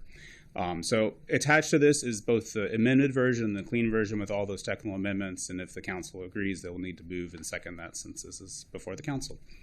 Great, terrific. Do I have a motion to move the technical amendments? So moved. Councilmember Friedson moved. Councilmember Balcom seconded. All those in favor of the technical amendments, please raise your hand. And that is unanimous of the folks who are here. Would someone like to actually move the resolution? I would like to move the resolution. All right, I have Councilmember Friedson moved. Councilmember Sales seconded. Any questions or comments? All right, not seeing any. I can raise my, I think this is raise your hand. All those, it's a resolution, sorry. I just had to double check. It's a resolution, so we raise our hands. All those in favor, please raise your hands. That is unanimous of everyone here. So the resolution passes. Again, thank you very much. And I do want to underscore what Mr. Smith said, that we did this with intentionality, but quickly. And we had the public hearing today and the action so that we could make sure that the money was sent out as soon as possible to members of our community, also knowing the holidays are coming up. So I just want to say thank you very much to my colleagues, to everyone, and I hope everyone has a very good holiday. And thank you for each and every one of you do for our community. Thank you very much. All right. We'll now move on to agenda item 4 is a public hearing on zoning text amendment 25-13, omnibus revisions, clarifications, and corrections. This ZTA would amend the highest restrictions for a regional shopping center in the RSC overlay zone, place a gross floor area cap on household living in the employment zones, clarify the gross floor area cap on non-residential uses for commercial to residential reconstruction, clarify the applicable conditional use standards for townhouse living, require accessory structure setbacks for limited outdoor storage of items such as vehicles and boats, correct outdated cross-references to expedited approval plans, and generally correct technical, typographical, grammatical, reference, and codification errors in and make stylistic, clarifying, and conforming amendments to various provisions of the zoning ordinance. A Planning, Housing, and Parks Committee work session is scheduled for December 1st, 2025. Those wishing to submit material for the Council's consideration should do so by the close of business on November 24th, 2025. As a reminder of our public hearing testimony guidelines, your comments must be limited to issues relevant to the public hearing topic for which you are testifying and are appropriate for a public meeting. You will hear a tone when your time is up, and we appreciate everybody abiding by this time. We have two speakers, Benjamin Burbert and Al Carr. Al Carr's virtual, excuse me. Mr. Burbert, you're here. And you're up. Great, thank you. My name is Benjamin Burbert. I'm here representing the Montgomery County Planning Board on ZTA 2513. As was just mentioned, it's an omnibus ZTA which covers a lot of different things. I won't repeat them all ad nauseum, other than to say that the board recognizes about half of these are truly clerical, clarifying statements, and there really is no policy change. And a lot of the other ones are relatively small, and the board supports, for different policy reasons. The one kind of exemption to that, however, is the recommended changes to the limited outdoor storage. As this was drafted, it would basically apply a accessory structure setback and require to be behind the front building line of any vehicle, boat, RV, camping trailer, or anything else basically on wheels that is legally licensed or unlicensed, registered or unregistered, to have to meet these new standards. Some of the concerns that are raised by the board are, one, this section broadly is really seen as a commercial section or not a residential applicable section. Now, there's nothing in the code that says this couldn't apply residentially, but if you looked at every other standard in there, they are really geared to commercial uses. And so if this is going to move forward, the board strongly recommends that that be clarified somewhere, that this can apply to both residential and non-residential properties. Probably the even bigger concern of all of this, though, is as it's written, this applies to registered and licensed vehicles. which could be a personal vehicle that a lot of us take to work or run errands on every day. And in a lot of the residential zones, driveways can be built up to the side lot line. They don't have to even meet a setback, and they don't necessarily extend into the rear yards. And so there could be a plain reading prohibition on having a private car in a driveway. And so the planning board, while its real recommendation is to find other ways to deal with whatever complaint or concern might have raised this issue, would additionally recommend that any exemption on licensed and registered vehicles be removed, and that this only apply to non-licensed and non-registered vehicles, boats, RVs, trailers, anything else that's kind of in that long definition. Being that this was a zoning text amendment, we also did a climate assessment. The planning board passed along in its packet, again noting that a lot of the changes are very technical and that there is no impact to climate. Most of the other changes are relatively minor, rather either because of the scope, such as the regional shopping center, there only being 2 of them, or an unknown measurable, such as what happens if you change the amount of non-residential or residential uses in our employment zones. But did note, similarly, as the concern that we already raised on the ZTA about the limited self-storage, for a homeowner to implement the new regulation, there might be a lot of additional impervious surfaces required that would have a negative climate impact, particularly for stormwater runoff and other issues, and that similarly recommends not pursuing that. That is my testimony. Thank you. Thank you for that testimony. Now we'll go virtual to Al Carr. Good afternoon, President Stewart and council members. Thank you for your service and your leadership. For the record, Al Carr, appearing as a volunteer with the Montgomery County Sierra Club. I'm a proud member, resident of the council president's district. We want to thank her again for joining us last night at an educational event on plastic pollution. We support ZTA 25-13 with an amendment. That amendment is to restore public utility structures to a conditional use in every zone.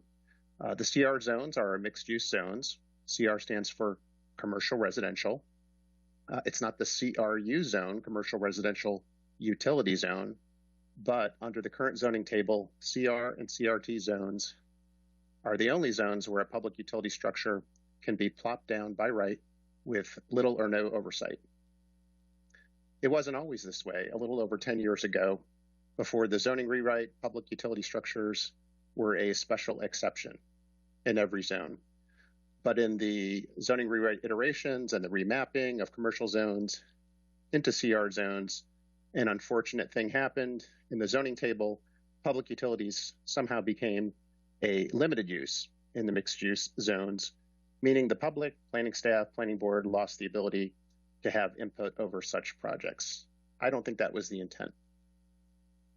Public utility structures aren't built very often, but when they're constructed, they can be very impactful to neighborhoods, communities, nearby properties, lighting, open spaces, and they need oversight. That's why they're a conditional use in every zone, including industrial zones.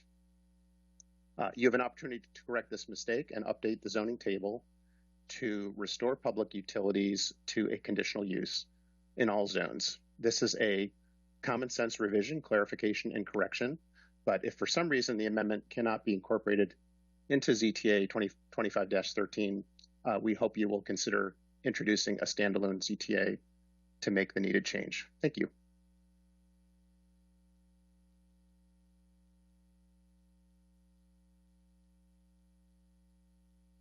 Thank you so much. Thank you. Those are all our speakers. This public hearing is now closed. The next public hearing is Bill 33-25, Police Community Policing Data Annual Report Deadline. This is Agenda Item 5. This bill would amend the statutory deadline for a certain data report related to the Montgomery County Police Department and generally amend the law governing policing. Council action is scheduled for later in the meeting. As a reminder of our public hearing testimony guidelines, your comments must be limited to issues relevant to the public hearing topic for which you are testifying and are appropriate for a public meeting. You'll hear a tone when your time is up, and we appreciate everyone abiding by their allotted time. There are no speakers for this public hearing, so this public hearing is now closed.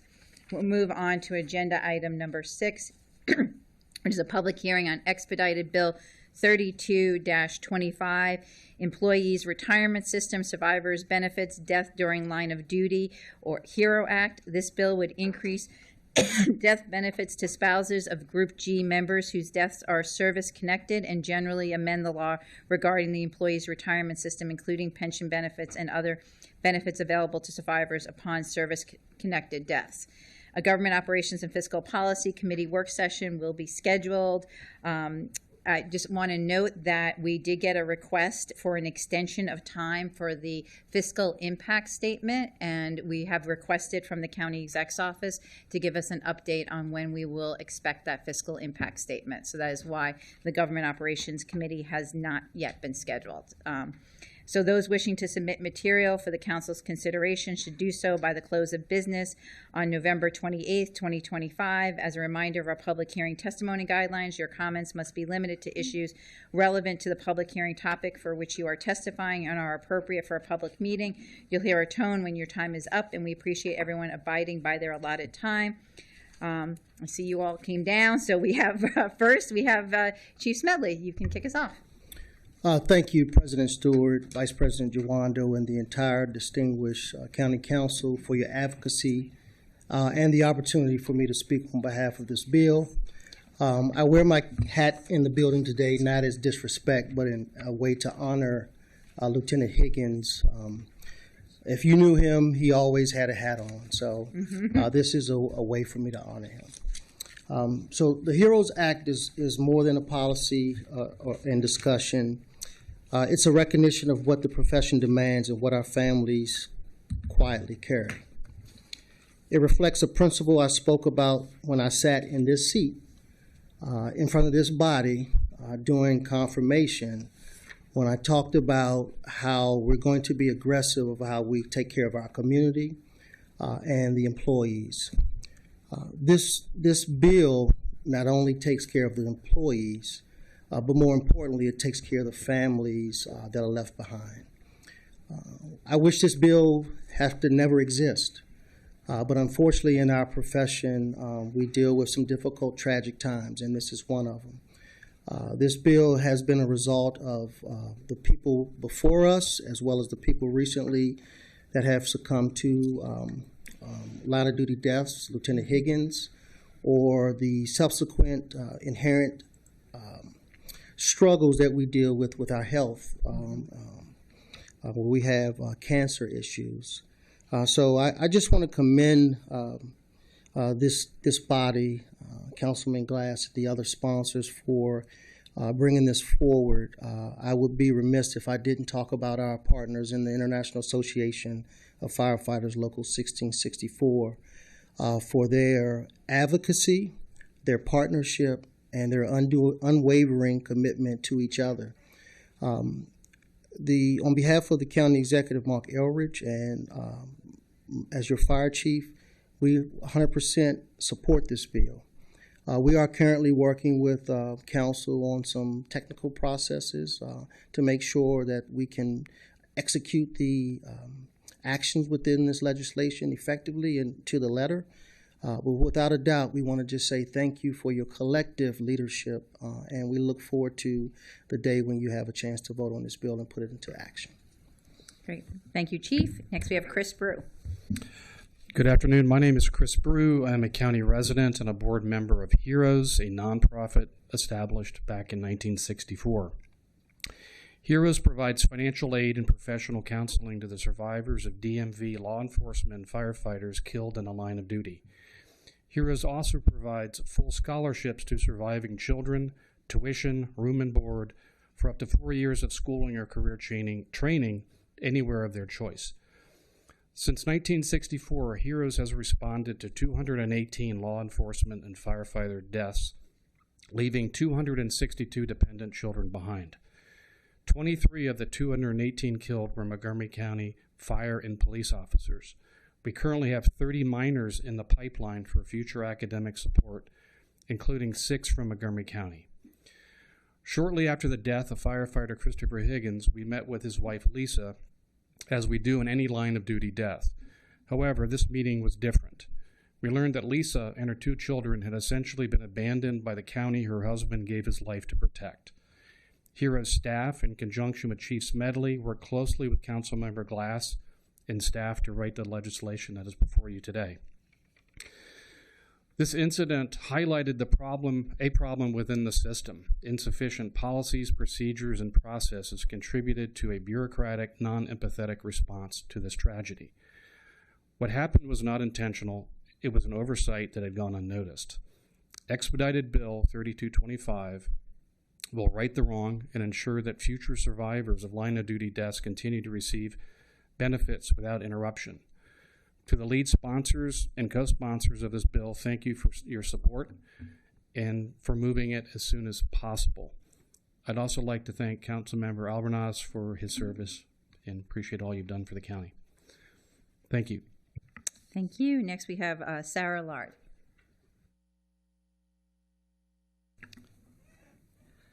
President Stewart and council members, I am here today in support of Bill 3225, the HERO Act. My name is Sarah Laird, and I am the widow of Frederick County Battalion Chief Josh Laird, who was killed in the line of duty on August 11th, 2021 in a house fire. I am here today on behalf of my friend Lisa Higgins and as a board member of Phoenix Advocates, a nonprofit that provides support to newly bereaved families of first responders.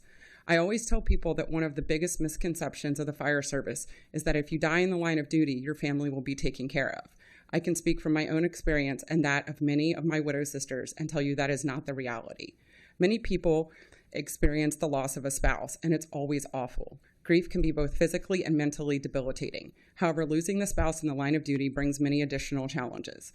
Often the community learns of your spouse's death at the same time or before you do.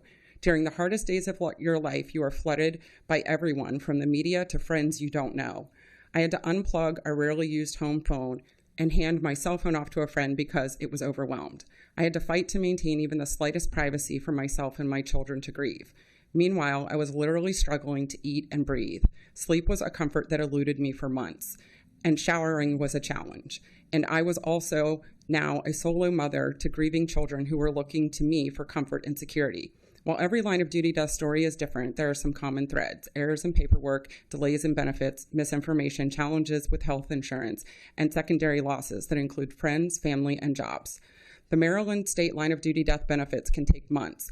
Federal PSOB can take years to be approved, if at all. Each of these programs has its own separate set of rules.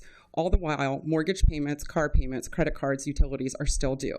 In fact, in the months after my husband's death, my expenses went up as I was paying for 3 weekly therapy sessions. I lost the multi-driver discount on car insurance, and I had to pay for additional childcare.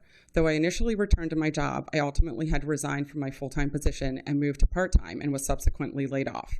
So while the HERO Act may seem minor or inconsequential, I'm here to tell you that it is not. Firefighters show up on everyone else's worst day. Their families sacrifice holidays, birthdays, and so much more. As the spouse of a firefighter, you know that natural disasters only happen when it's their shift, which means whether it's speed of snow or hours without power, we will be on our own. So I urge you to pass the HERO Act to be sure that when a firefighter makes the ultimate sacrifice for the citizens of Montgomery County, you are not adding to the burden that the family must endure, but will instead ensure they receive the pension funds due to them promptly, which will also help stabilize the home and not add a burden that they must carry.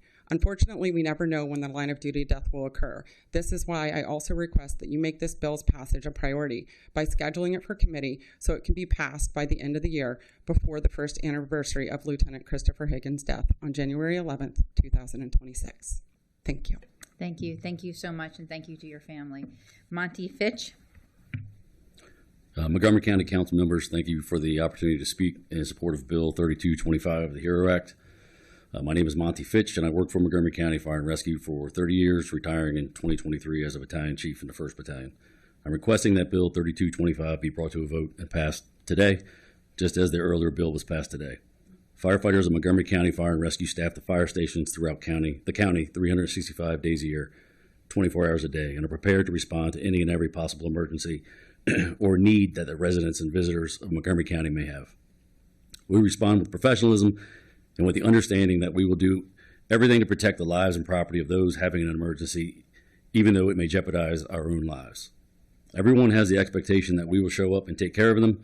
We have the same expectation that Montgomery County will show up for us and our families in our time of need. On January 11th, 2025, Chris Higgins went to work. His wife was home taking care of their children. Unfortunately, in the duties of his job as a firefighter employed by Montgomery County, Chris Higgins tragically lost his life. It is unacceptable that instead of being able to solely grieve and take care of the children, Chris's wife had to deal with the financial burdens and stress associated with not being able to pay the bills and purchase food for her children because of the current process that treats a line of duty death as a disability retirement instead of a sudden loss of life while performing the duties of a firefighter. The HERO Act, Bill 3225, would prevent this type of hardship from ever occurring again in the event of another line of duty death, as well as bring Montgomery County in line with our neighboring jurisdictions. The needless stress, worry, and frustration and anxiety of not being able to pay for your family's needs while also dealing with the loss of a loved one would be alleviated by knowing that Montgomery County will be there to take care of our families if we perish meeting the obligations of our job. I want to thank all the members of the County Council for co-sponsoring this bill and showing your support of the men and women of Montgomery County Fire and Rescue and for doing the right thing. I would also like to personally thank Captain Scott Kittner for all of his hard work and dedication to bring this bill to fruition and for also taking care of the Higgins family and all Montgomery County firefighters. I'd also like to thank Mrs. Laird for her time here, and I'm sorry for the loss of her husband. Thank you, and please approve this bill before another tragedy occurs. Please do the right thing and approve this bill today. Thank you. Thank you to the panel. Thank you for being here today. We'll now go to our virtual participants, and the first is Scott Kittner.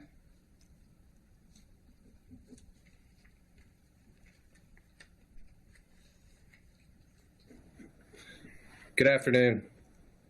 I am Captain Scott Kittner of the Montgomery County Fire and Rescue Service. I was Lieutenant Chris Higgins' captain at Fire Station 15. As a supervisor, your biggest fear is not bringing one of your people home from a call, and unfortunately, my biggest fear came true. Admittedly, in 1999, when I raised my right hand and took the oath of obligation to guard well and serve and protect all visitors and residents of Montgomery County with respect, courage, and compassion, I didn't really understand the magnitude of what I was pledging. As time went on and I promoted to a supervisory rank, I quickly realized I was responsible for numerous lives, not just those of our great county residents and visitors, but the men and women that serve under my command. On January 11th, 2025, I thought the hardest thing of my career would be telling Lisa Higgins at the front door of the emergency room that her husband and my friend Chris died in the line of duty, but I was wrong. It was the days, weeks, and months after that that were so much harder. Navigating the months of paperwork from OHR, repeated requests for documentation, and bureaucracy that compounded Lisa's grief were overwhelming.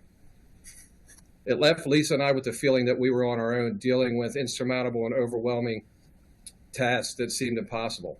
Lisa cried, I still cry. Her kids cried as we all struggled to figure out how she was going to move forward with some form of normalcy. The loss of losing a husband, wife, child, or domestic partner is unimaginable, but it didn't stop there. Over the next several months, Lisa received no compensation, 6 months to be exact. She went without money, a county paycheck from Chris's retirement that he had paid into, and quite frankly, it's shameful. We all struggled to figure out how Lisa was going to pay her bills, put gas in her car, and even buy groceries to eat dinner. If it were not for the donations from charitable organizations, Lisa Higgins and her children would not have been able to survive for 6 months. I urge you to ask yourself if your household could survive for 6 months without income. I also encourage you to look around at your coworkers and ask yourself if they'd be willing to chip in and pay your bills when you have no income coming in, because that's what we had to do as firefighters, to take care of our own when it wasn't being done. Firefighters are different than most public safety employees. We spend a third of our lives together. We spend holidays, birthday, weddings, and other numerous gatherings throughout the year together as a family, because that's what we are. None of us took this job to get rich, because quite frankly, we're not. But we love our jobs, we love helping others, and we love helping the great citizens of Montgomery County. Recently, this county council funded millions in rainy day funds to help the county residents who were federal workers that were not being paid so they could eat, pay bills, and live their normal lives. Why should Lisa Higgins or any other family member of one of our fallen heroes not deserve the same or more? I am directly asking this council to pass this bill by the end of this council session year 2025 to ensure our county career firefighters who serve religiously 24 hours a day can sleep a little easier at night with a peace of mind that their families will be taken care of. Thank you. Thank you. Thank you very much. Next, we have James Schultz. Good afternoon, esteemed members of the council. I thank you for allowing me the time to speak today. My name is James Schultz, and I'm a captain with Montgomery County Fire and Rescue. I'm here today to speak in support of expedited Bill 3225, also known as the HERO Act. As a close friend and coworker of our deceased brother, Lieutenant Chris Higgins, I can attest to the nightmare that Chris's widow, Lisa, has gone through since January of this year. As if losing her husband and Jack and Kate losing their dad was not painful enough, the grueling process of trying to maintain any sense of normalcy has been stricken by the bureaucratic hurdles required to obtain the financial support to which they are endowed. Chris Higgins serves his county for 2 decades with pride, courage, and commitment to the citizens he was sworn to protect. Chris never thought twice about laying down his life for his brothers in the fire department and for the citizens of Montgomery County, but I can assure you, if Chris knew the pain his wife and children would be subjected to in the months following his death, it would bring him more pain than he's probably already undergone. As faithful servants of this county, we understand the potential risks that this job can pose, which is why it's fair for us to expect that this job, should it take our lives, that there be no impediment to the benefits which we rightfully deserve. Seeing what Lisa has gone through over the last year not only makes me angry, but sick to my stomach, knowing that her and the family deserve better. In his absence, we must fight for Chris's family, and God forbid for the families of those that might unfortunately make the ultimate sacrifice after him. I want to thank Council Members Glass and Katz for their support of this process, and Captain Scott Kittner for working so diligently in seeing this bill come to fruition. The thought that this bill may get hung up in politics and bureaucracy for an extended period of time and benefits not be received by those who deserve them is not only upsetting but downright disappointing. It's time to make a positive change and to be on the right side of history. I'm asking today for unanimous support from the entire council and assurance that the HERO Act will be voted on, signed into law, and funded by the end of this year. Thank you for your time. Thank you. Next is Scott Cook.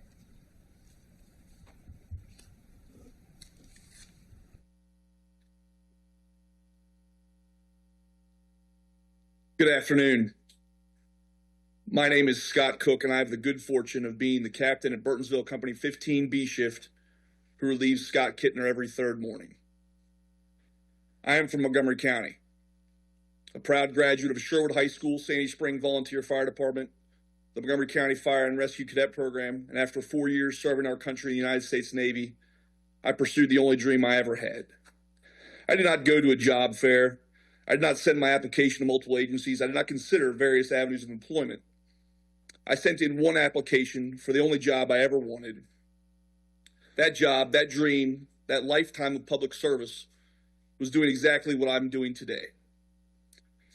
When Deb Shaw called me to tell me I was hired, Lou Gehrig had nothing on me. I was the luckiest man on the face of the earth. I was a Montgomery County firefighter.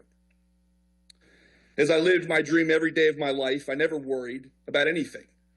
I knew that I worked for an organization and a government that, while imperfect at times, always did the right thing in the end and took care of their people. Whether I was carrying a lady on a stretcher out of the Ring House in Rockville or crawling down a 600-degree hallway in a Silver Spring apartment building, I slept the sleep of the just each night, knowing that my bosses always had my back. I knew that no matter what happened to me while I worked, that my family would always be cared for. Till my friend Chris Higgins died. Then I learned that his death was no different than any other disability claim. That even though he died in an active house fire, his wife was going to be asked to provide doctor's notes from the last 6 months to some bean counter and a bow tie. That his family was going to be treated like second-class citizens who were forced to rely on charity to survive. That it would take 6 months for Lisa Higgins to receive dime one from this vaunted county government that ranks in the top 20 wealthiest in the country. Is this how we treat our heroes? Are we going to allow some bureaucrat to tie up this bill with red tape and tell us it's a Christmas present? Tell me this isn't happening. Tell me that this county council is going to do the right thing and prevent this nightmare from happening to the next family. Thank you, Captain Scott Kittner and Councilman Glass, for doing this angelic work for the people who go through literal hell for the citizens of Montgomery County, Maryland. Please vote to support Expedited Bill 3225. Thank you for your time. Thank you. Next, we have Mike Moore.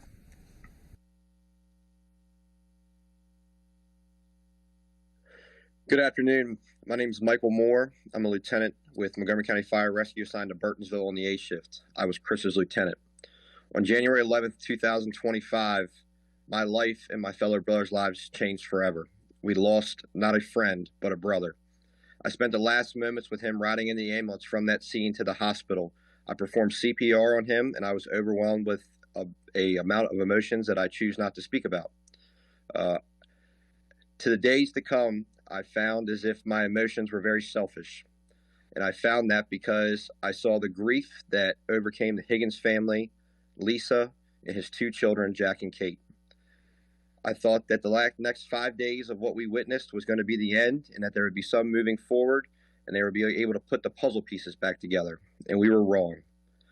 We received phone calls day after day of not having money, needing money, and not receiving any sort of support from the county in anything in which they were entitled to. I personally took this job at 19 years old, and I feel as if I was raised in this organization. I was brought up by very good people such as Captain Scott Kittner, Chief Monty Fitch, and Captain Cook. I worked around people, and I made friendships, and always felt as if that anything ever happened to me, my family or my future family would be taken care of. As a father of 2 children, knowing now that I could go tomorrow when I arrive at work and that my wife would not receive any sort of compensation within 6 months is just very disheartening. Let's do the right thing. Let's move forward from this point. Let's not take this as a negative. Let's not take this as blast. Let's do the right thing. Let's see this to go forward. Let's approve it today. Thank you. Thank you. Thank you very much. Thank you to everyone who's here.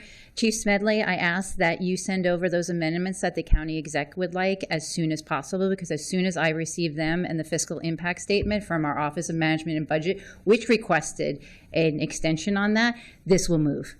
Yes, so I need both of those things to move this, because we don't want to pass something that it would do more damage. So Yes, ma'am. as soon as you have those technical changes and OMB gets us that fiscal impact statement, we will move on this.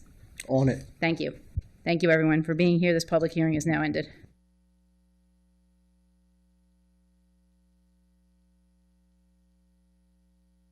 Item 7 is a public hearing and action on a resolution to approve supplemental appropriation 26-33 to the FY26 operating budget, Montgomery County Public Schools Blueprint Community Schools Program in the amount of $1,825,921. Source of funds is the MCPS restricted fund balance. Council action is scheduled immediately following this hearing.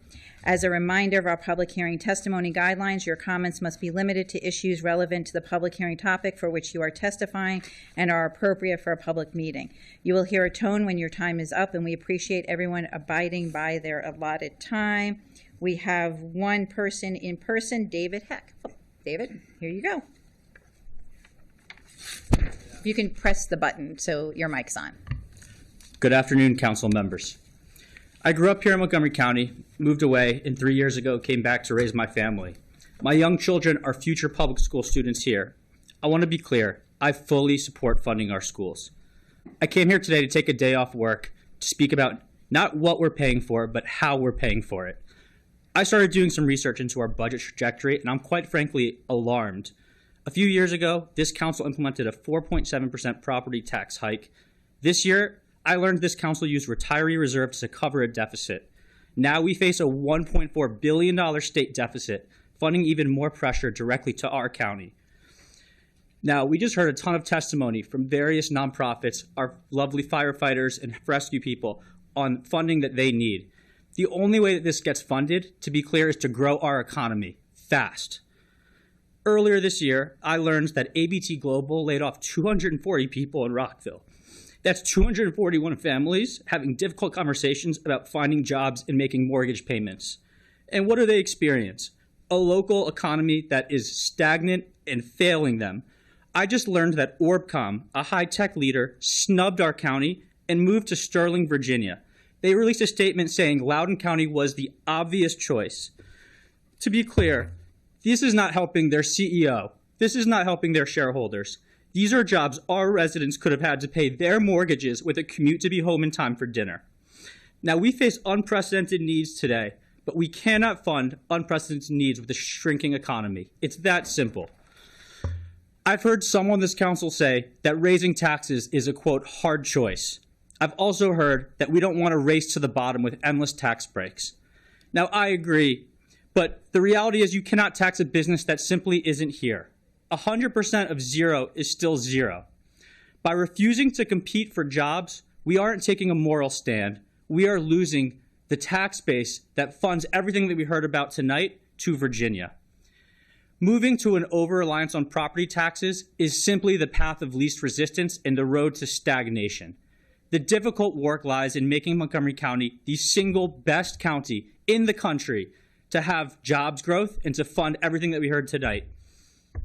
I have one last question for this council before I leave you with. When will we stop taking the path of least resistance and start building the economic growth that actually pays for our kids' future and everyone's future that we heard tonight? Thank you very much. Thank you. Thank you very much. This public hearing is now closed. We'll move on to action portion of this item. Is there a motion to approve supplemental appropriation 26-33? Council Vice President Jawando moved. Councilmember Sales seconded. All those in favor? Oh, I'm sorry. No, you can do it. Rewind. All right. Well, we will now move to the action portion of this item. Is there a motion to approve supplemental appropriation 26-33? Councilmember Albanaz moved. Council Vice President Jawando seconded. All those in favor, please raise your hand. And that is unanimous among those here. Great. Item 8 is the introduction action of 4 resolutions to the taxi cab operations. I'm going to turn it over to Councilmember Glass as Chair of Transportation and Environment. Thank you very much, Madam President. There are a number of regulations that the T&E committee allowed go to full council, and so we will go through those in order. Item 8A is a resolution to approve Executive Regulation 525 Taxi Cab Motor Vehicle Model Year. This regulation would update the taxi cab vehicle age eligibility to align with changes enacted in Expedited Bill 1924E. The regulation makes permanent the increased in-service limits, 10 years for gas-powered vehicles and 12 years for electric, hybrid, and wheelchair-accessible taxi cabs.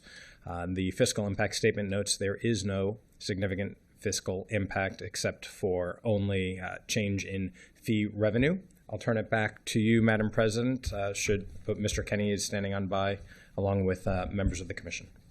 Great. Terrific. Mr. Kenny, anything else we need? Nothing to add. That was a good overview. Members of the commission, Director Conklin? No, we're good. All right, so we have these resolutions. The first is a resolution to approve Executive Regulation 5-25, Taxi Cab Motor Vehicle Model Year. I'll entertain a motion to approve this regulation. So moved. Councilmember Glass moved. Councilmember Sales seconded. All those in favor, please raise your hand. That's unanimous of those here. The next is resolution to approve Executive Regulation 6-25, Taxi Cab Issuance. Do I have a motion to approve regulation? Councilmember Sales moved. Second. Councilmember Glass seconded. All those in favor, please raise your hand. And that is unanimous among those present. Next is the resolution to approve Executive Regulation 8-25, Taxi Cab Geographic Area of Service. Do I have a motion to move this regulation? So moved. Councilmember Glass moved. Councilmember Sales seconded. All those in favor, please raise your hand. That is unanimous among those here. Finally is a resolution to approve Executive Regulation 23-25, Taxi Cab Rates. Do I have a motion for this regulation? So moved. Councilmember Glass moved. Councilmember Sales seconded. All those in favor, please raise your hand. That is unanimous among those present. And that is it. Thank you very much for being here. All right, we're going to move on to our legislative day. This is Legislative Day 28, and there are 2 bills for final reading today. The first is Expedited Bill 30-25, Noise Control, Leaf Removal Equipment Enforcement Procedures. The Transportation Environment Committee recommends enactment. I'll turn it back to Chair Glass. Thank you, Madam President. On November 3rd, the Transportation and Environment Committee unanimously approved Expedited Bill 30-25, Noise Control, Leaf Removal Equipment Enforcement Procedures. The reason we're updating this law is because of the terror that Donald Trump and ICE have created in our community. We do not want neighbors taking photos of those who are doing yard work in our community. This builds upon the law that took effect on July 1st regarding the prohibition of gas-powered leaf blowers. And so now that all leaf blowers in Montgomery County are supposed to be electric, we want to make sure that that is enforced, but done so in a safe and sensible manner. There is a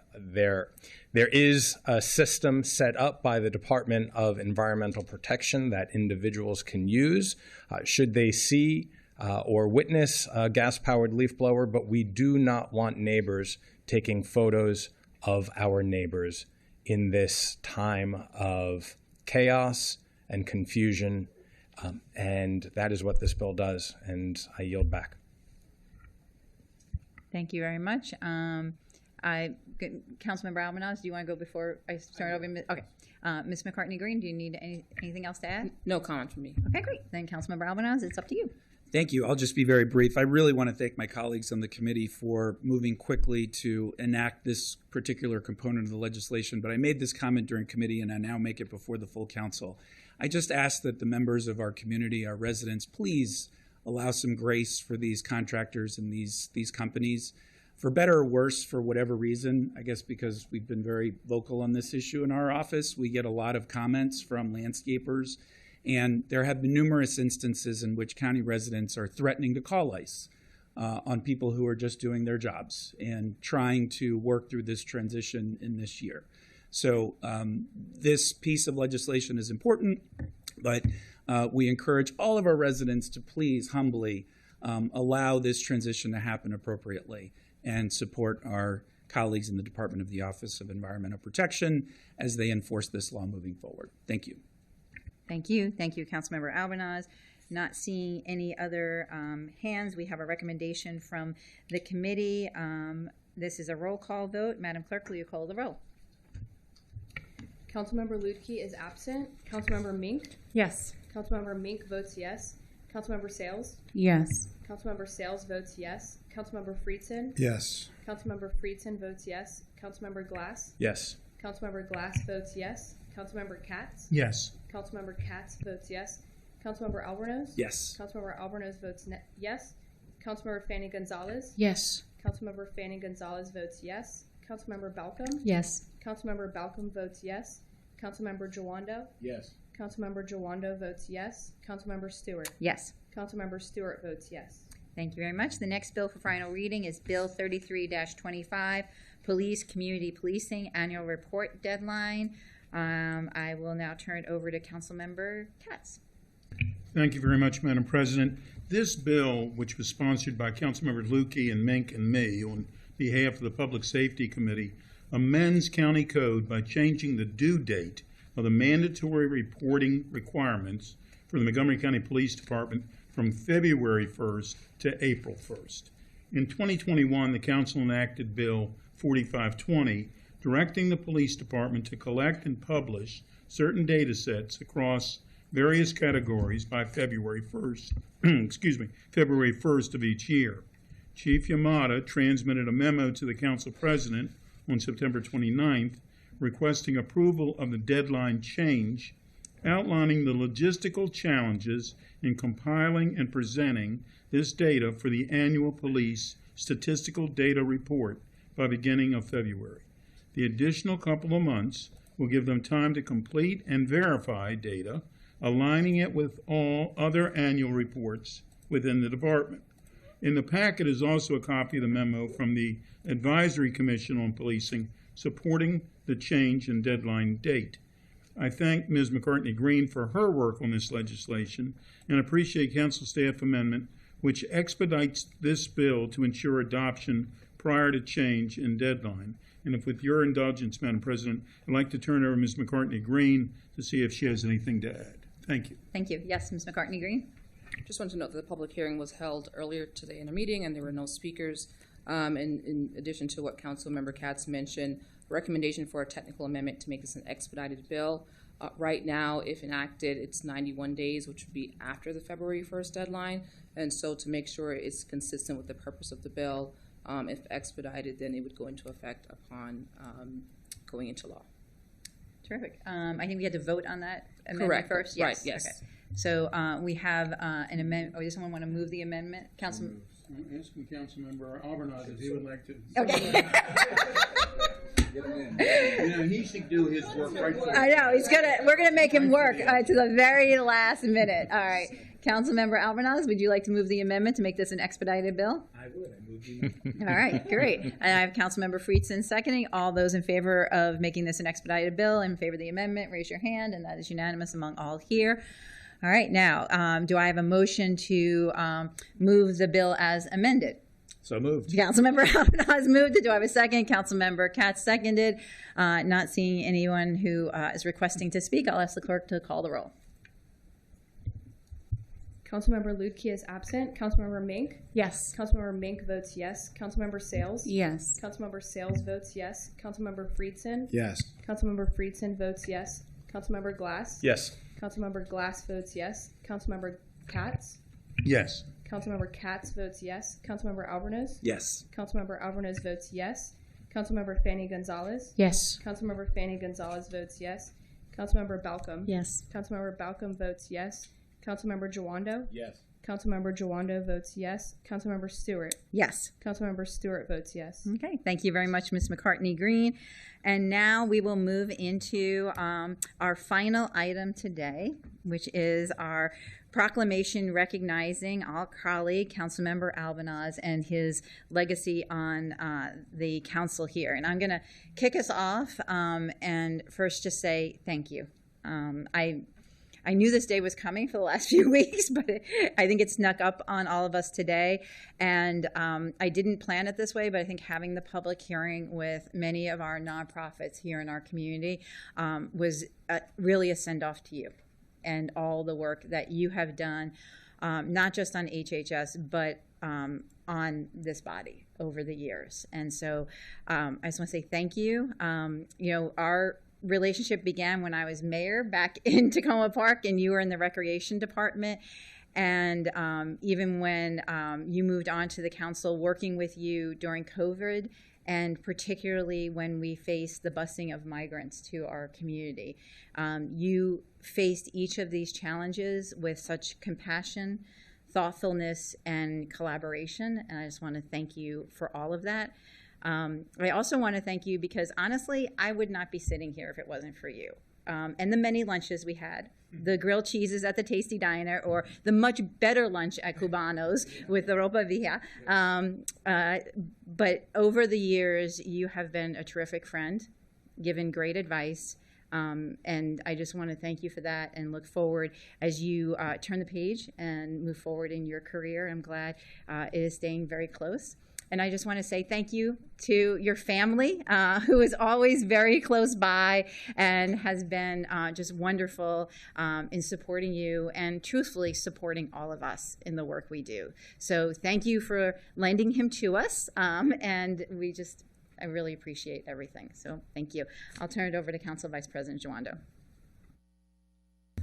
Okay.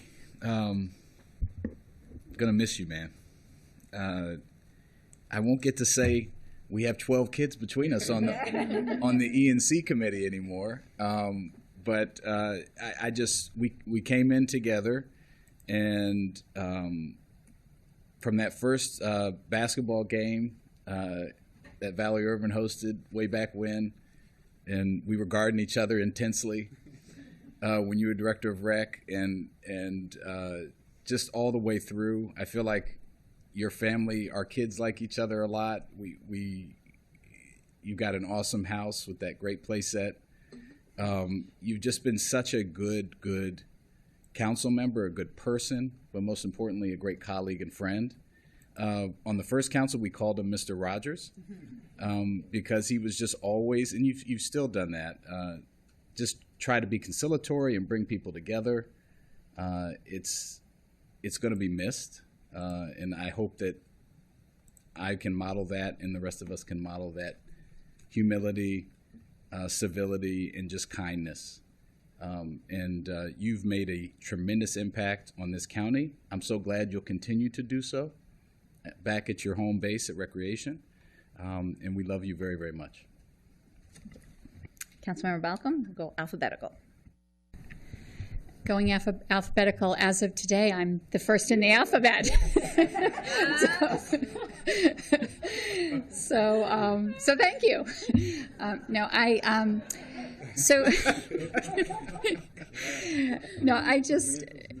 I just want to say, so when I was thinking about what I would say, first off, I wondered if any of us were going to be able to get through it.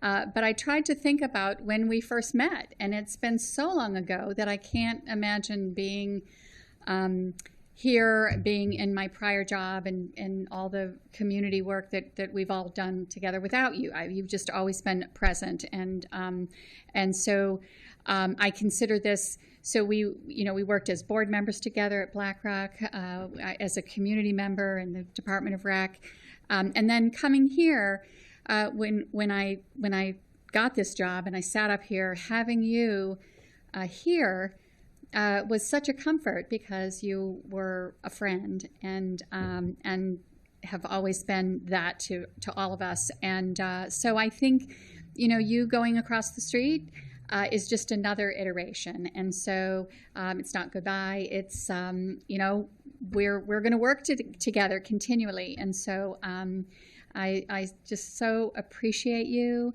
as an individual and as my friend, and thank you.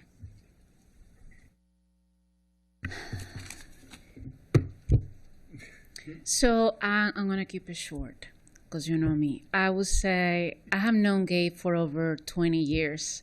I was working at CASA and he was working in the Latin American Youth Center. Mm-hmm. And who would have thought that we'll be, together on the county council, the very same place that we were lobbying. So it's pretty magical and funny how life is.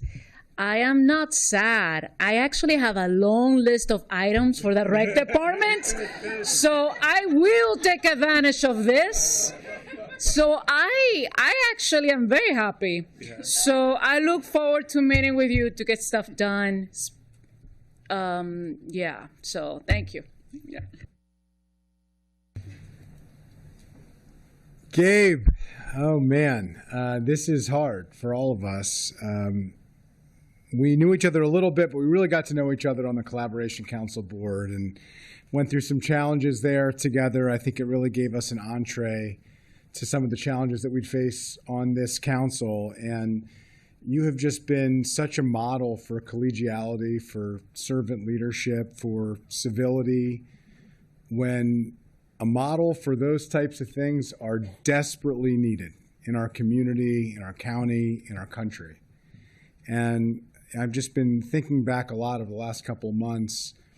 In my most challenging moments in this job, you have been the person repeatedly that I have turned to, not necessarily on vexing policy issues, but on personal challenges and how the personal toll in navigating some of the policy and some of the politics can really take on them. And throughout it all, you have centered me in what you have centered yourself in faith and in purpose and in humanity. And it has really helped. You can't not have a conversation and walk away not feeling a little bit better about our community, our county, and the world that we're living in. And it really is a credit to you. And as my life circumstances have changed as a member of this body, you really have been a model for me as a husband and as a father. I just really appreciate it. I appreciate you as a colleague. I appreciate you as a friend. I appreciate you as someone who I got to represent in the last council and who has always represented me so ably and so capably. And it's just been a treat to get to know your wife, Catherine, and your wonderful parents and your extraordinary kids. And I will continue to love to hear the pride that you share in the coaching and in the updates in educational pursuits and in athletic pursuits and in extracurricular pursuits of your kids, the spark that you have when you talk about them. I hope you all know, because we know the sacrifice that you've made, of just how proud your dad is of you and how much he shares with us so often. So congratulations. We look forward to having you close by, and just am deeply, deeply grateful for your partnership, for your friendship, and for your service.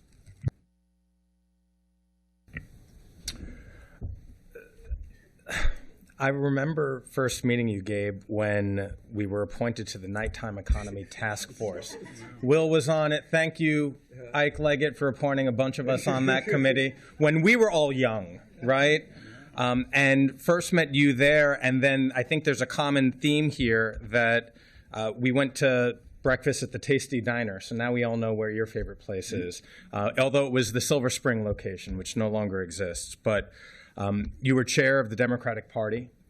You can tell us whether this was more difficult than that job, depends on the day. But what was almost as difficult was when you were council president and I was vice president, and this body had gone through some unprecedented times. And so we relied on each other, we figured it out, and we came out stronger. And I think that is the resilience that you always exhibit, the happy warrior that you are, that your family knows you to be. And I'll admit also, I'm going to miss seeing you all on the parade routes. Yes. Strongest supporters, always there, cheering on your son, your dad, and your husband.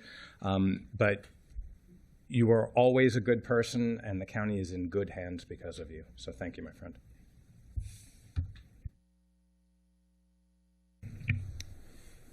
Congratulations, my friend. You know, I think it should be said that once a council member, always a council member.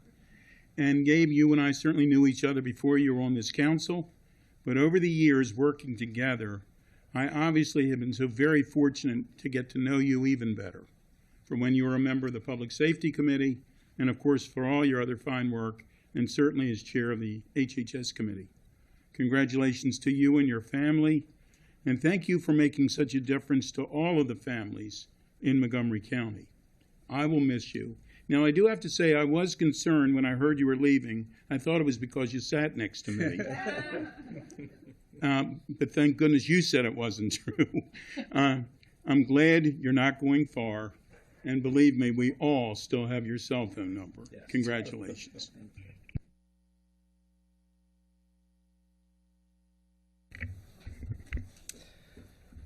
Councilmember Katz got me a little.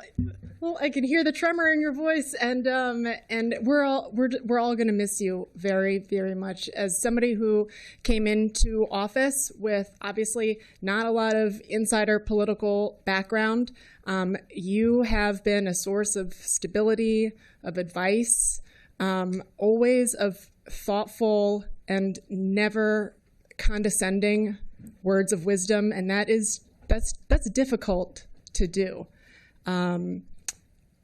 But that is who you have been from day one, having met you. And I have so appreciated being able to come and stop into your office anytime. And you're always there to give a little boost, to give a little pep talk, to pull on your many years of varied experiences, to give insights that are genuinely useful, and to leave me feeling better prepared and empowered whether or not we're on the same side of an issue. And that is really remarkable.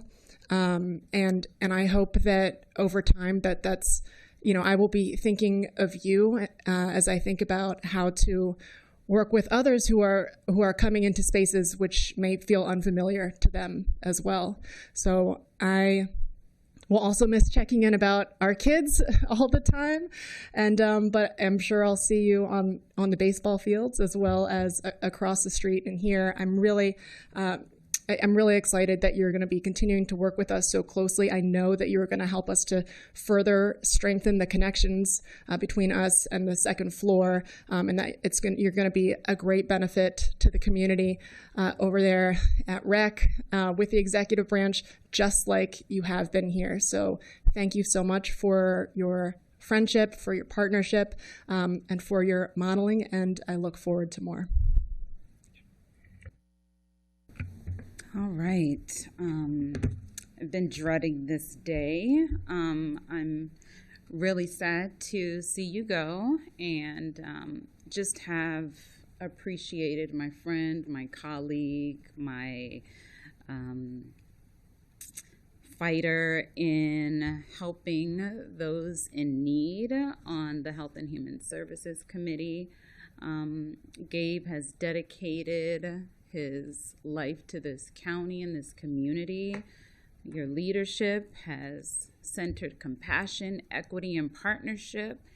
and your steady hand has strengthened programs that will benefit our residents for years to come. From partnering during my first term as a newly elected official in the city of Gaithersburg, our collaborations around Cafecito with the council member, navigating unprecedented times during the pandemic, the unveiling of Dominique Dawes' statue, and spending time with your lovely parents at the polls, and now working side by side to support our most vulnerable. You have been an incredible source of support and wisdom. And while I'm sorry to see you go, I know that you will always only be a phone call away.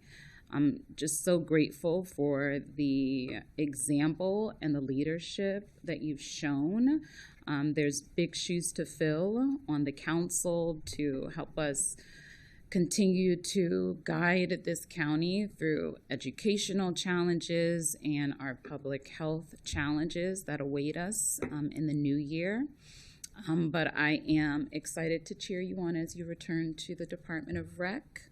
I want to thank you for your integrity, your heart, and unwavering commitment to public service, and leave a lasting legacy, and just so grateful to have worked with you and just to continue to work alongside you. Thank you. All right. Well, you compose yourself. We're going to read the proclamation. I'm going to kick us off. The proclamation for Gabe Albanaz, presented this day, Tuesday, November 18th. Whereas Gabe Albanaz is a lifelong Montgomery County resident and proud son of immigrants. He stands as a testament to the values of service, inclusion, and commitment that form the foundation of the diverse communities defining Montgomery County. And whereas for more than 25 years, he has dedicated his professional career to exemplary public service and nonprofit management, tirelessly serving and advocating for children, youth, and families. And whereas in January 2007, Gabe made history by becoming the youngest political appointee in Montgomery County's history to lead the Department of Recreation under the Isaiah Ike Leggett administration. And whereas in November 2018, Gabe made history again by becoming the first Latino elected to the Montgomery County Council as an at-large member, representing the interests of more than 1 million residents. And whereas, as a council member, he has ably led the Health and Human Services Committee, providing oversight of programs and policies essential to the well-being of children, adults, seniors, and individuals with disabilities, and consistently championing inclusion and accessibility across the county. And whereas during his first term, Gabe served with distinction on the Public Safety Committee and during his second term on the Education and Culture Committee, where he worked to strengthen policies, promote transparency, and enhance accountability while advocating for investments in public safety, education, arts, childcare, and more. And whereas among his many legislative accomplishments, Gabe championed first-of-its-kind legislation in Maryland to protect communities from dangerous and untraceable firearms through the passage of Bill 421, otherwise known as the Ghost Guns Bill. And whereas Gabe has led innovative initiatives that supported those most deeply affected by the COVID-19 pandemic and its lasting effects, while also strengthening the well-being of residents countywide by ensuring equitable access to vaccines, food security for families, literacy opportunities for children, mental health and wellness supports, stable housing, and assistance for small businesses. And whereas Gabe's leadership has been defined by his ability to bring people together as a consensus builder and thoughtful diplomat, guided by empathy, integrity, and collaboration. And whereas throughout his illustrious career, including serving as council president in 2021, Gabe has demonstrated an unwavering commitment to advancing social justice, promoting equity and effective governance, and improving the quality of life in every community across Montgomery County. Now therefore be it resolved that the County Council of Montgomery County, Maryland hereby expresses its heartfelt gratitude and admiration for Councilmember Gabe Albanaz and wishes him continued success, fulfillment, and happiness as he embarks on the next chapter of his distinguished career in public service, presented on this day, the 18th day of November in the year 2025 by the Montgomery County Council. All right. So, yeah. Give me a second.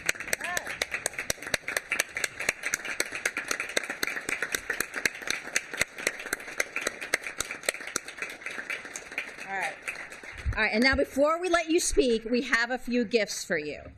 And Catherine, I apologize for this one because, yeah, you get one of the plates. So there are very few of these left, actually.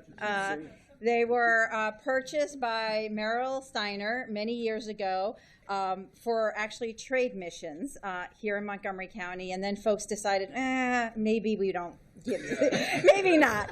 And so what has happened over the years, because there aren't that many left, is that when we have somebody who is leaving our family here on the council, who is very special to us, they get a plate. And so, Gabe, we are very happy to bestow one of the Steiner collection plates to you. And again, Catherine, sorry. But this goes to your house now. And then the next gift we have for you is we asked around about where your happy place is in Montgomery County. And we wanted to give you a picture of Glen Echo, so in the carousel there, so that you can hang it in your new office next to your proclamation. And now it's your turn. Oh man, I'm like super embarrassed right now. Thank you all so much. So my heart is completely and totally full. Thank you, President Stewart, and thank you to all of you. And good afternoon, good people. And I'm going to get to the origin story of that comment that I like to make when I give speeches in a few moments, because it's relevant to today in this conversation. But I want to start with a story. So in the early months of 2017, I was considering running for office. I had served as chair of the Democratic Party. I caught the political bug. Some really amazing mentors were encouraging me to do it. But as we all know, it takes a lot on your family. And so what gave me pause was how I was going to reconcile running my first ever countywide campaign, and then, if I were fortunate enough to be elected, fulfill the duties of public office, which I know are extremely stressful and especially time-consuming. And around that same time, I was accepted to a program called the Presidential Leadership Scholars. PLS is a bipartisan program, which is a partnership between Presidents George H.W. Bush, George W. Bush, Bill Clinton, and the foundation of LBJ. It is a bipartisan program, and I was in the third class. There are 60 extraordinary leaders from the public, private, nonprofit, and military sectors, and they're very intentional about ensuring it's about 30 Democrats and about 30 Republicans and independents as well. And I came of age politically during the George W. Bush administration and spent time, a lot of it, protesting against his administration and really being angered by a lot of what was happening during that time. And I got very active politically and volunteered for the elections of those times. Well, in true PLS form, at the end of our graduation, at the graduation dinner, they sat me at George W. Bush's table and literally right next to the 41st President of the United States. This dinner was an hour and a half long. And I can tell you that President Bush and I really hit it off. We talked about family. We talked about sports. We talked about the politics of the day. He was really an interesting person to sit next to. And I shared with him that I was thinking about running for office, but that what was giving me pause was how to do this and still fulfill my responsibilities as a father and husband. And President Bush, of all people, gave me extraordinary advice. And he told me that his greatest accomplishment in life was not becoming the 41st President of the United States, but raising two remarkable daughters and marrying Laura. And here's somebody who reached literally the highest levels of politics, but never lost what was important to him and his foundation. He also gave me some practical advice on how to balance both, which anybody who's in current or considering elected office, I'd be happy to share with you because it was actually very helpful to me. But I want us to get to the dessert reception soon. But as the conversation was wrapping up, and it's interesting, President Bush's sister lives in Montgomery County, so he actually is somewhat familiar with Montgomery County politics. And as the dinner was wrapping up, he slapped me on the shoulder and he said, "Gabrielito, I like you. I hope you run for office. We need good people. But I'd even endorse you, but I don't think that'd help you a whole lot in Montgomery County." True story. So I share that story for a couple of different reasons. One, here was somebody who, at various points during his administration, I can think it's pretty safe to say I hated at times. And the origin of Hello Good People comes from my parents, who from the earliest of ages have taught me to try and find the good in every person and every circumstance. And in politics, I can tell you that's really hard, really hard. But we've got to keep trying. We've got to keep trying, and we've got to keep trying to meet people who may disagree with us, passionately disagree with us. And that, I think, is what is going to start to get us out of the mess that we are in right now. We have to look at ourselves in the mirror and figure out how we can change before we can change other people. So it's appropriate that this is on the backdrop of Thanksgiving, which is next week, because, my goodness, I have so much to be thankful for. And so I am going to give a pretty comprehensive list here of acknowledgments, and I know that there are people that I am going to miss, people who have impacted me and who have influenced me and who have supported me, and there are just too many to count, and I want to thank all of you, and you know who you are. But there are some people that I want to publicly thank this afternoon. And I want to start with our council president. I threw you a curveball when I met with you in your office a couple of months ago and let you know of my interest in looking forward to new professional opportunities. And it has been pleasure serving with you this year, Council President Stewart. Every council president has their fair share of challenges and curveballs. You have had your fair share. But I appreciate the grace that you have brought to this job and all the support that you've provided me and my family. To all of my council colleagues, each and every single one of you, both from the 20th Council and the 19th Council, I have learned so much from each of you. You have all brought your personal, political, and professional lived stories to this job, and each of you have done it with extraordinary leadership. I can say with complete confidence that each of you have run for the right reasons. And while we have never disagreed on the pursuit of the common good, we've just disagreed on timing and tactics. That's it. But we all want the same thing, the best for our families and for our constituents and our residents. And I can fully appreciate the sacrifices that each of you make. And as a soon-to-be constituent, I want to tell you thank you for all of your service. I want to thank our staff on the county council. Nobody in this county will ever know or understand the commitment and the work that you all do to keep the trains running, to keep us safe, and to make this county the exemplary place that it is. But we know, and I will never forget. So thank you all very, very much. I also want to thank our county executive, who it has been a pleasure to work with. He has done a lot to invest in our public safety infrastructure here in our county and has made great strides. I also want to thank our Chief Administrative Officer, Rich Madalino, all of our sister county agencies for your hard work and dedication, especially our Board of Education, who we work so tirelessly and closely with, and I've had the opportunity to work with both as a member of the Education and Culture Committee, but also as a member of the HHS Committee. And in particular, I want to thank Grace Rivera-Oven, Carla Silvestre, and Brenda Wolf, who collectively combined, I was thinking about it this morning, I've known for over 58 years when you put all the years together. And so I just want to thank all three of them in particular.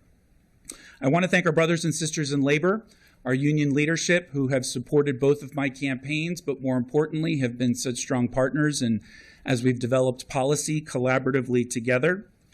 And I want to thank my colleagues in Annapolis for your support in so many different ways. And I do want to thank our journalists who are so critical to making sure that we have checks and balances here among us in our community. And that right now, and seeking truth, has never been more important. So I do want to express that appreciation. And now to my incredible teams. First from the 19th Council, my former Chief of Staff, Joy Nurmi, who I know is drinking a great Cabernet right now as we speak at a pool in Florida. Joy, it has been a privilege and honor to work alongside you, to learn from you. I will never be able to thank you enough for all of your support. I'd also like to thank Maida Bayonet and Lillian Cruz for your tremendous leadership and dedication. And from my incredible 20th Council team, Kristen Tribble, Pam Luckett, and Jackie Rivera Oven, each of you have been such outstanding partners, and it has been such an honor and privilege to work with all of you. Your dedication in public service is extraordinary. And by extension, I do want to thank Kathleen Connor from the office of Jamie Raskin, who is a tremendous leader and somebody who's advised me on a number of different issues. And that leads me to, of course, my Chief of Staff, Beth Schuman. Beth, you are more than my Chief of Staff. You are more than my friend. You are now a member of my family and our family, and always will be. I cannot imagine having gone through this journey without you. Truly, truly. I would not be here without you, and your leadership and dedication is something I will never fully be able to repay. And I'm still going to call you. As a clinical licensed social worker, I will need to call you. And then, of course, to my campaign staff and volunteers in 2018 and 2022, knocking doors, going to parades, rain, sleet, or snow, 80-degree weathers and more. It's 90-degree weather. You all were tremendous. And, of course, my mentors, and in particular, Lori Kaplan, Karen Brito, Nancy Navarro, Tom Perez, Jamie Raskin, Chris Van Hollen, and Bruce Adams. You have all been outstanding leaders, and I can't thank you enough for all that you've done. And one of my most important mentors is here among us today, and that is Chuck Short. Chuck, I can't thank you enough, my friend. You and I met 22 years ago in the Langley Park community as we were advocating collectively for that community for the development of a new community center. I have learned more from you than I have anybody else on this planet except my parents. And it has been such a joy and privilege in your professional career and political career, and public service is one that I have modeled mine after, and I will continue to do so. And then finally, the Leggetts, Catherine and Ike. My goodness, I don't even know where to start, but I will start from this place. As we all know, last year, the Math and Science Building on the campus of Montgomery College was named on behalf of both of you. And I believe that couldn't be more appropriate because it would take somebody with a math degree, an advanced math degree, to be able to calculate all the contributions that you have made to this county, this community, and to me personally. And it would take a chemist to be able to diagnose the love you have for each other, for all of us, and that you have for Catherine and I and our family. I will never be able to thank you all enough for your leadership. I'm a proud disciple of the Leggett family. And now to my family. I want to begin by thanking my in-laws, Bob and Ann Easby Smith, my sisters and brothers-in-law, and all my nephews and nieces for your incredible support and love. I could not be more proud to be part of your family. To my uncles and aunts and primos and primas, thank you for your leadership and for your role models, being such role models. This one's going to be tough. To my mom and dad. And to my friend Todd Benke. Before I get to my mom and dad, Todd has been my friend since I was 11 years old, people. and served our country with distinction in the Navy, went to the Naval Academy, and keeps me straight, believe me. Thank you, Todd, for all of your support and your love and friendship, my friend. But to my mom and dad, I could not possibly be more proud to be your son. Man, you have done so much and sacrificed so much and supported me so much. And I know I'm going to be turning 50 soon, and if I played in a soccer league, you'd still come to all those games too. So I just want to thank all of you and both of you, just to show you an illustration of just how much my parents are willing to do for me. So my dad is an introvert. He's an amazing human being. I love him to death. But during the campaign process, which he was very new to, my dad would randomly go knock on people's doors who had like prime sign real estate and introduce himself and get him to put signs from our campaign on people's front lawns. And I know how much that took for you, puppy. And I just can't thank you enough. I love you both so much. And of course, to my incredible children, I am so proud of all four of you. You are the reason that I breathe. And having an opportunity to be your dad is the joy of my lifetime. And so thank you all for the sacrifices that you've made. And one day I hope you'll understand why we made these sacrifices together as a family. And as you all get older and come of age, I know that each of you is going to do everything that you can to make this a better place to live than the way you found it too. I love you all with all my heart. And then, of course, the most important endorsement I got was on January 8th, sorry. January 8th. You knew January 8th, 2005, when the woman of my dreams, my best friend, married me. Catherine, we have done this together in every way imaginable. I love you with all of my heart. We are just at halftime. There's a lot more that we're going to give to our community, and I'm so proud to be your husband, and thank you for all of your support and guidance. So I want to close with a couple of thoughts and one final thanks. So the weight and responsibility that we carry as elected officials, let's be honest, feels heavier some days than others. And it never felt heavier than during the pandemic when we were making policy decisions that were literally life or death. And there were some pretty dark times, that long 16, 18, 20-hour days, talking to nonprofit organizations, hospitals, doctors, nurses, just trying to hold everything together. And during those dark times and during other challenging times as an elected official, I read a quote that I want to share with all of you, and this is from Pope Francis when he addressed Congress on September 24th, 2015. As I have gotten older, I have gotten deeper into my faith and really have grown to believe a lot in providence.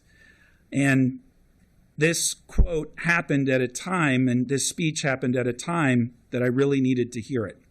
And he said this: each son or daughter of a given country has a mission, a personal and social responsibility. Your own responsibility as elected officials is to enable this country by your legislative activity to grow as a nation. You are the face of its people, their representatives. You are called to defend and preserve the dignity of your fellow citizens in the tireless and demanding pursuit of the common good. For this is the chief aim of all politics. A political society endures when it seeks as a vocation to satisfy common needs by stimulating the growth of all of its members, especially those in situations of greater vulnerability or risk. Legislative activity is always based on care for the people. To this you have been invited, called, and convened by those who elected you. And so my final thanks today goes to the residents and constituents of Montgomery County, all of them, whether they have papers or not. This is a very special place, one that I have called home my entire life. And I think we're a little too hard on ourselves sometimes, but The reality is that the pros significantly outweigh the cons. The good significantly outweighs the bad. And I think all of us can agree there's no other place that I would rather live than here in Montgomery County. And I truly, honestly believe from the bottom of my heart that there is nothing wrong with Montgomery County that can't be fixed by what is right with Montgomery County. I want to thank the residents of this county for bestowing this incredible and humbling honor upon me. I can assure you I've given this everything I've had, and that my moral compass has always been to serve the common good. And I'm proud of our accomplishments and what we've been able to do together. I think we've got a stronger social safety net than when we first started. I'm especially proud of the development of the Office of Food System Resilience, the support we've provided to nonprofit organizations, and the advancements we've made in helping to ensure that we have true equity here in Montgomery County. We've got a long way to go, but I'm proud of where we've been. And so to my amigos and familia, goodbye for now, good people, but we will see each other again soon. Thank you.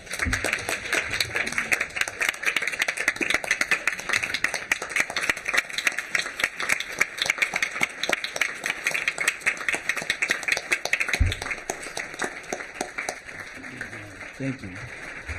You got through it. Yes. All right. Thank you for that. This concludes our public meeting, but I want to make sure that everyone moves on to the dessert reception on the second floor. And the council will not meet next week, but will return on Tuesday, December 2nd. So this meeting's adjourned.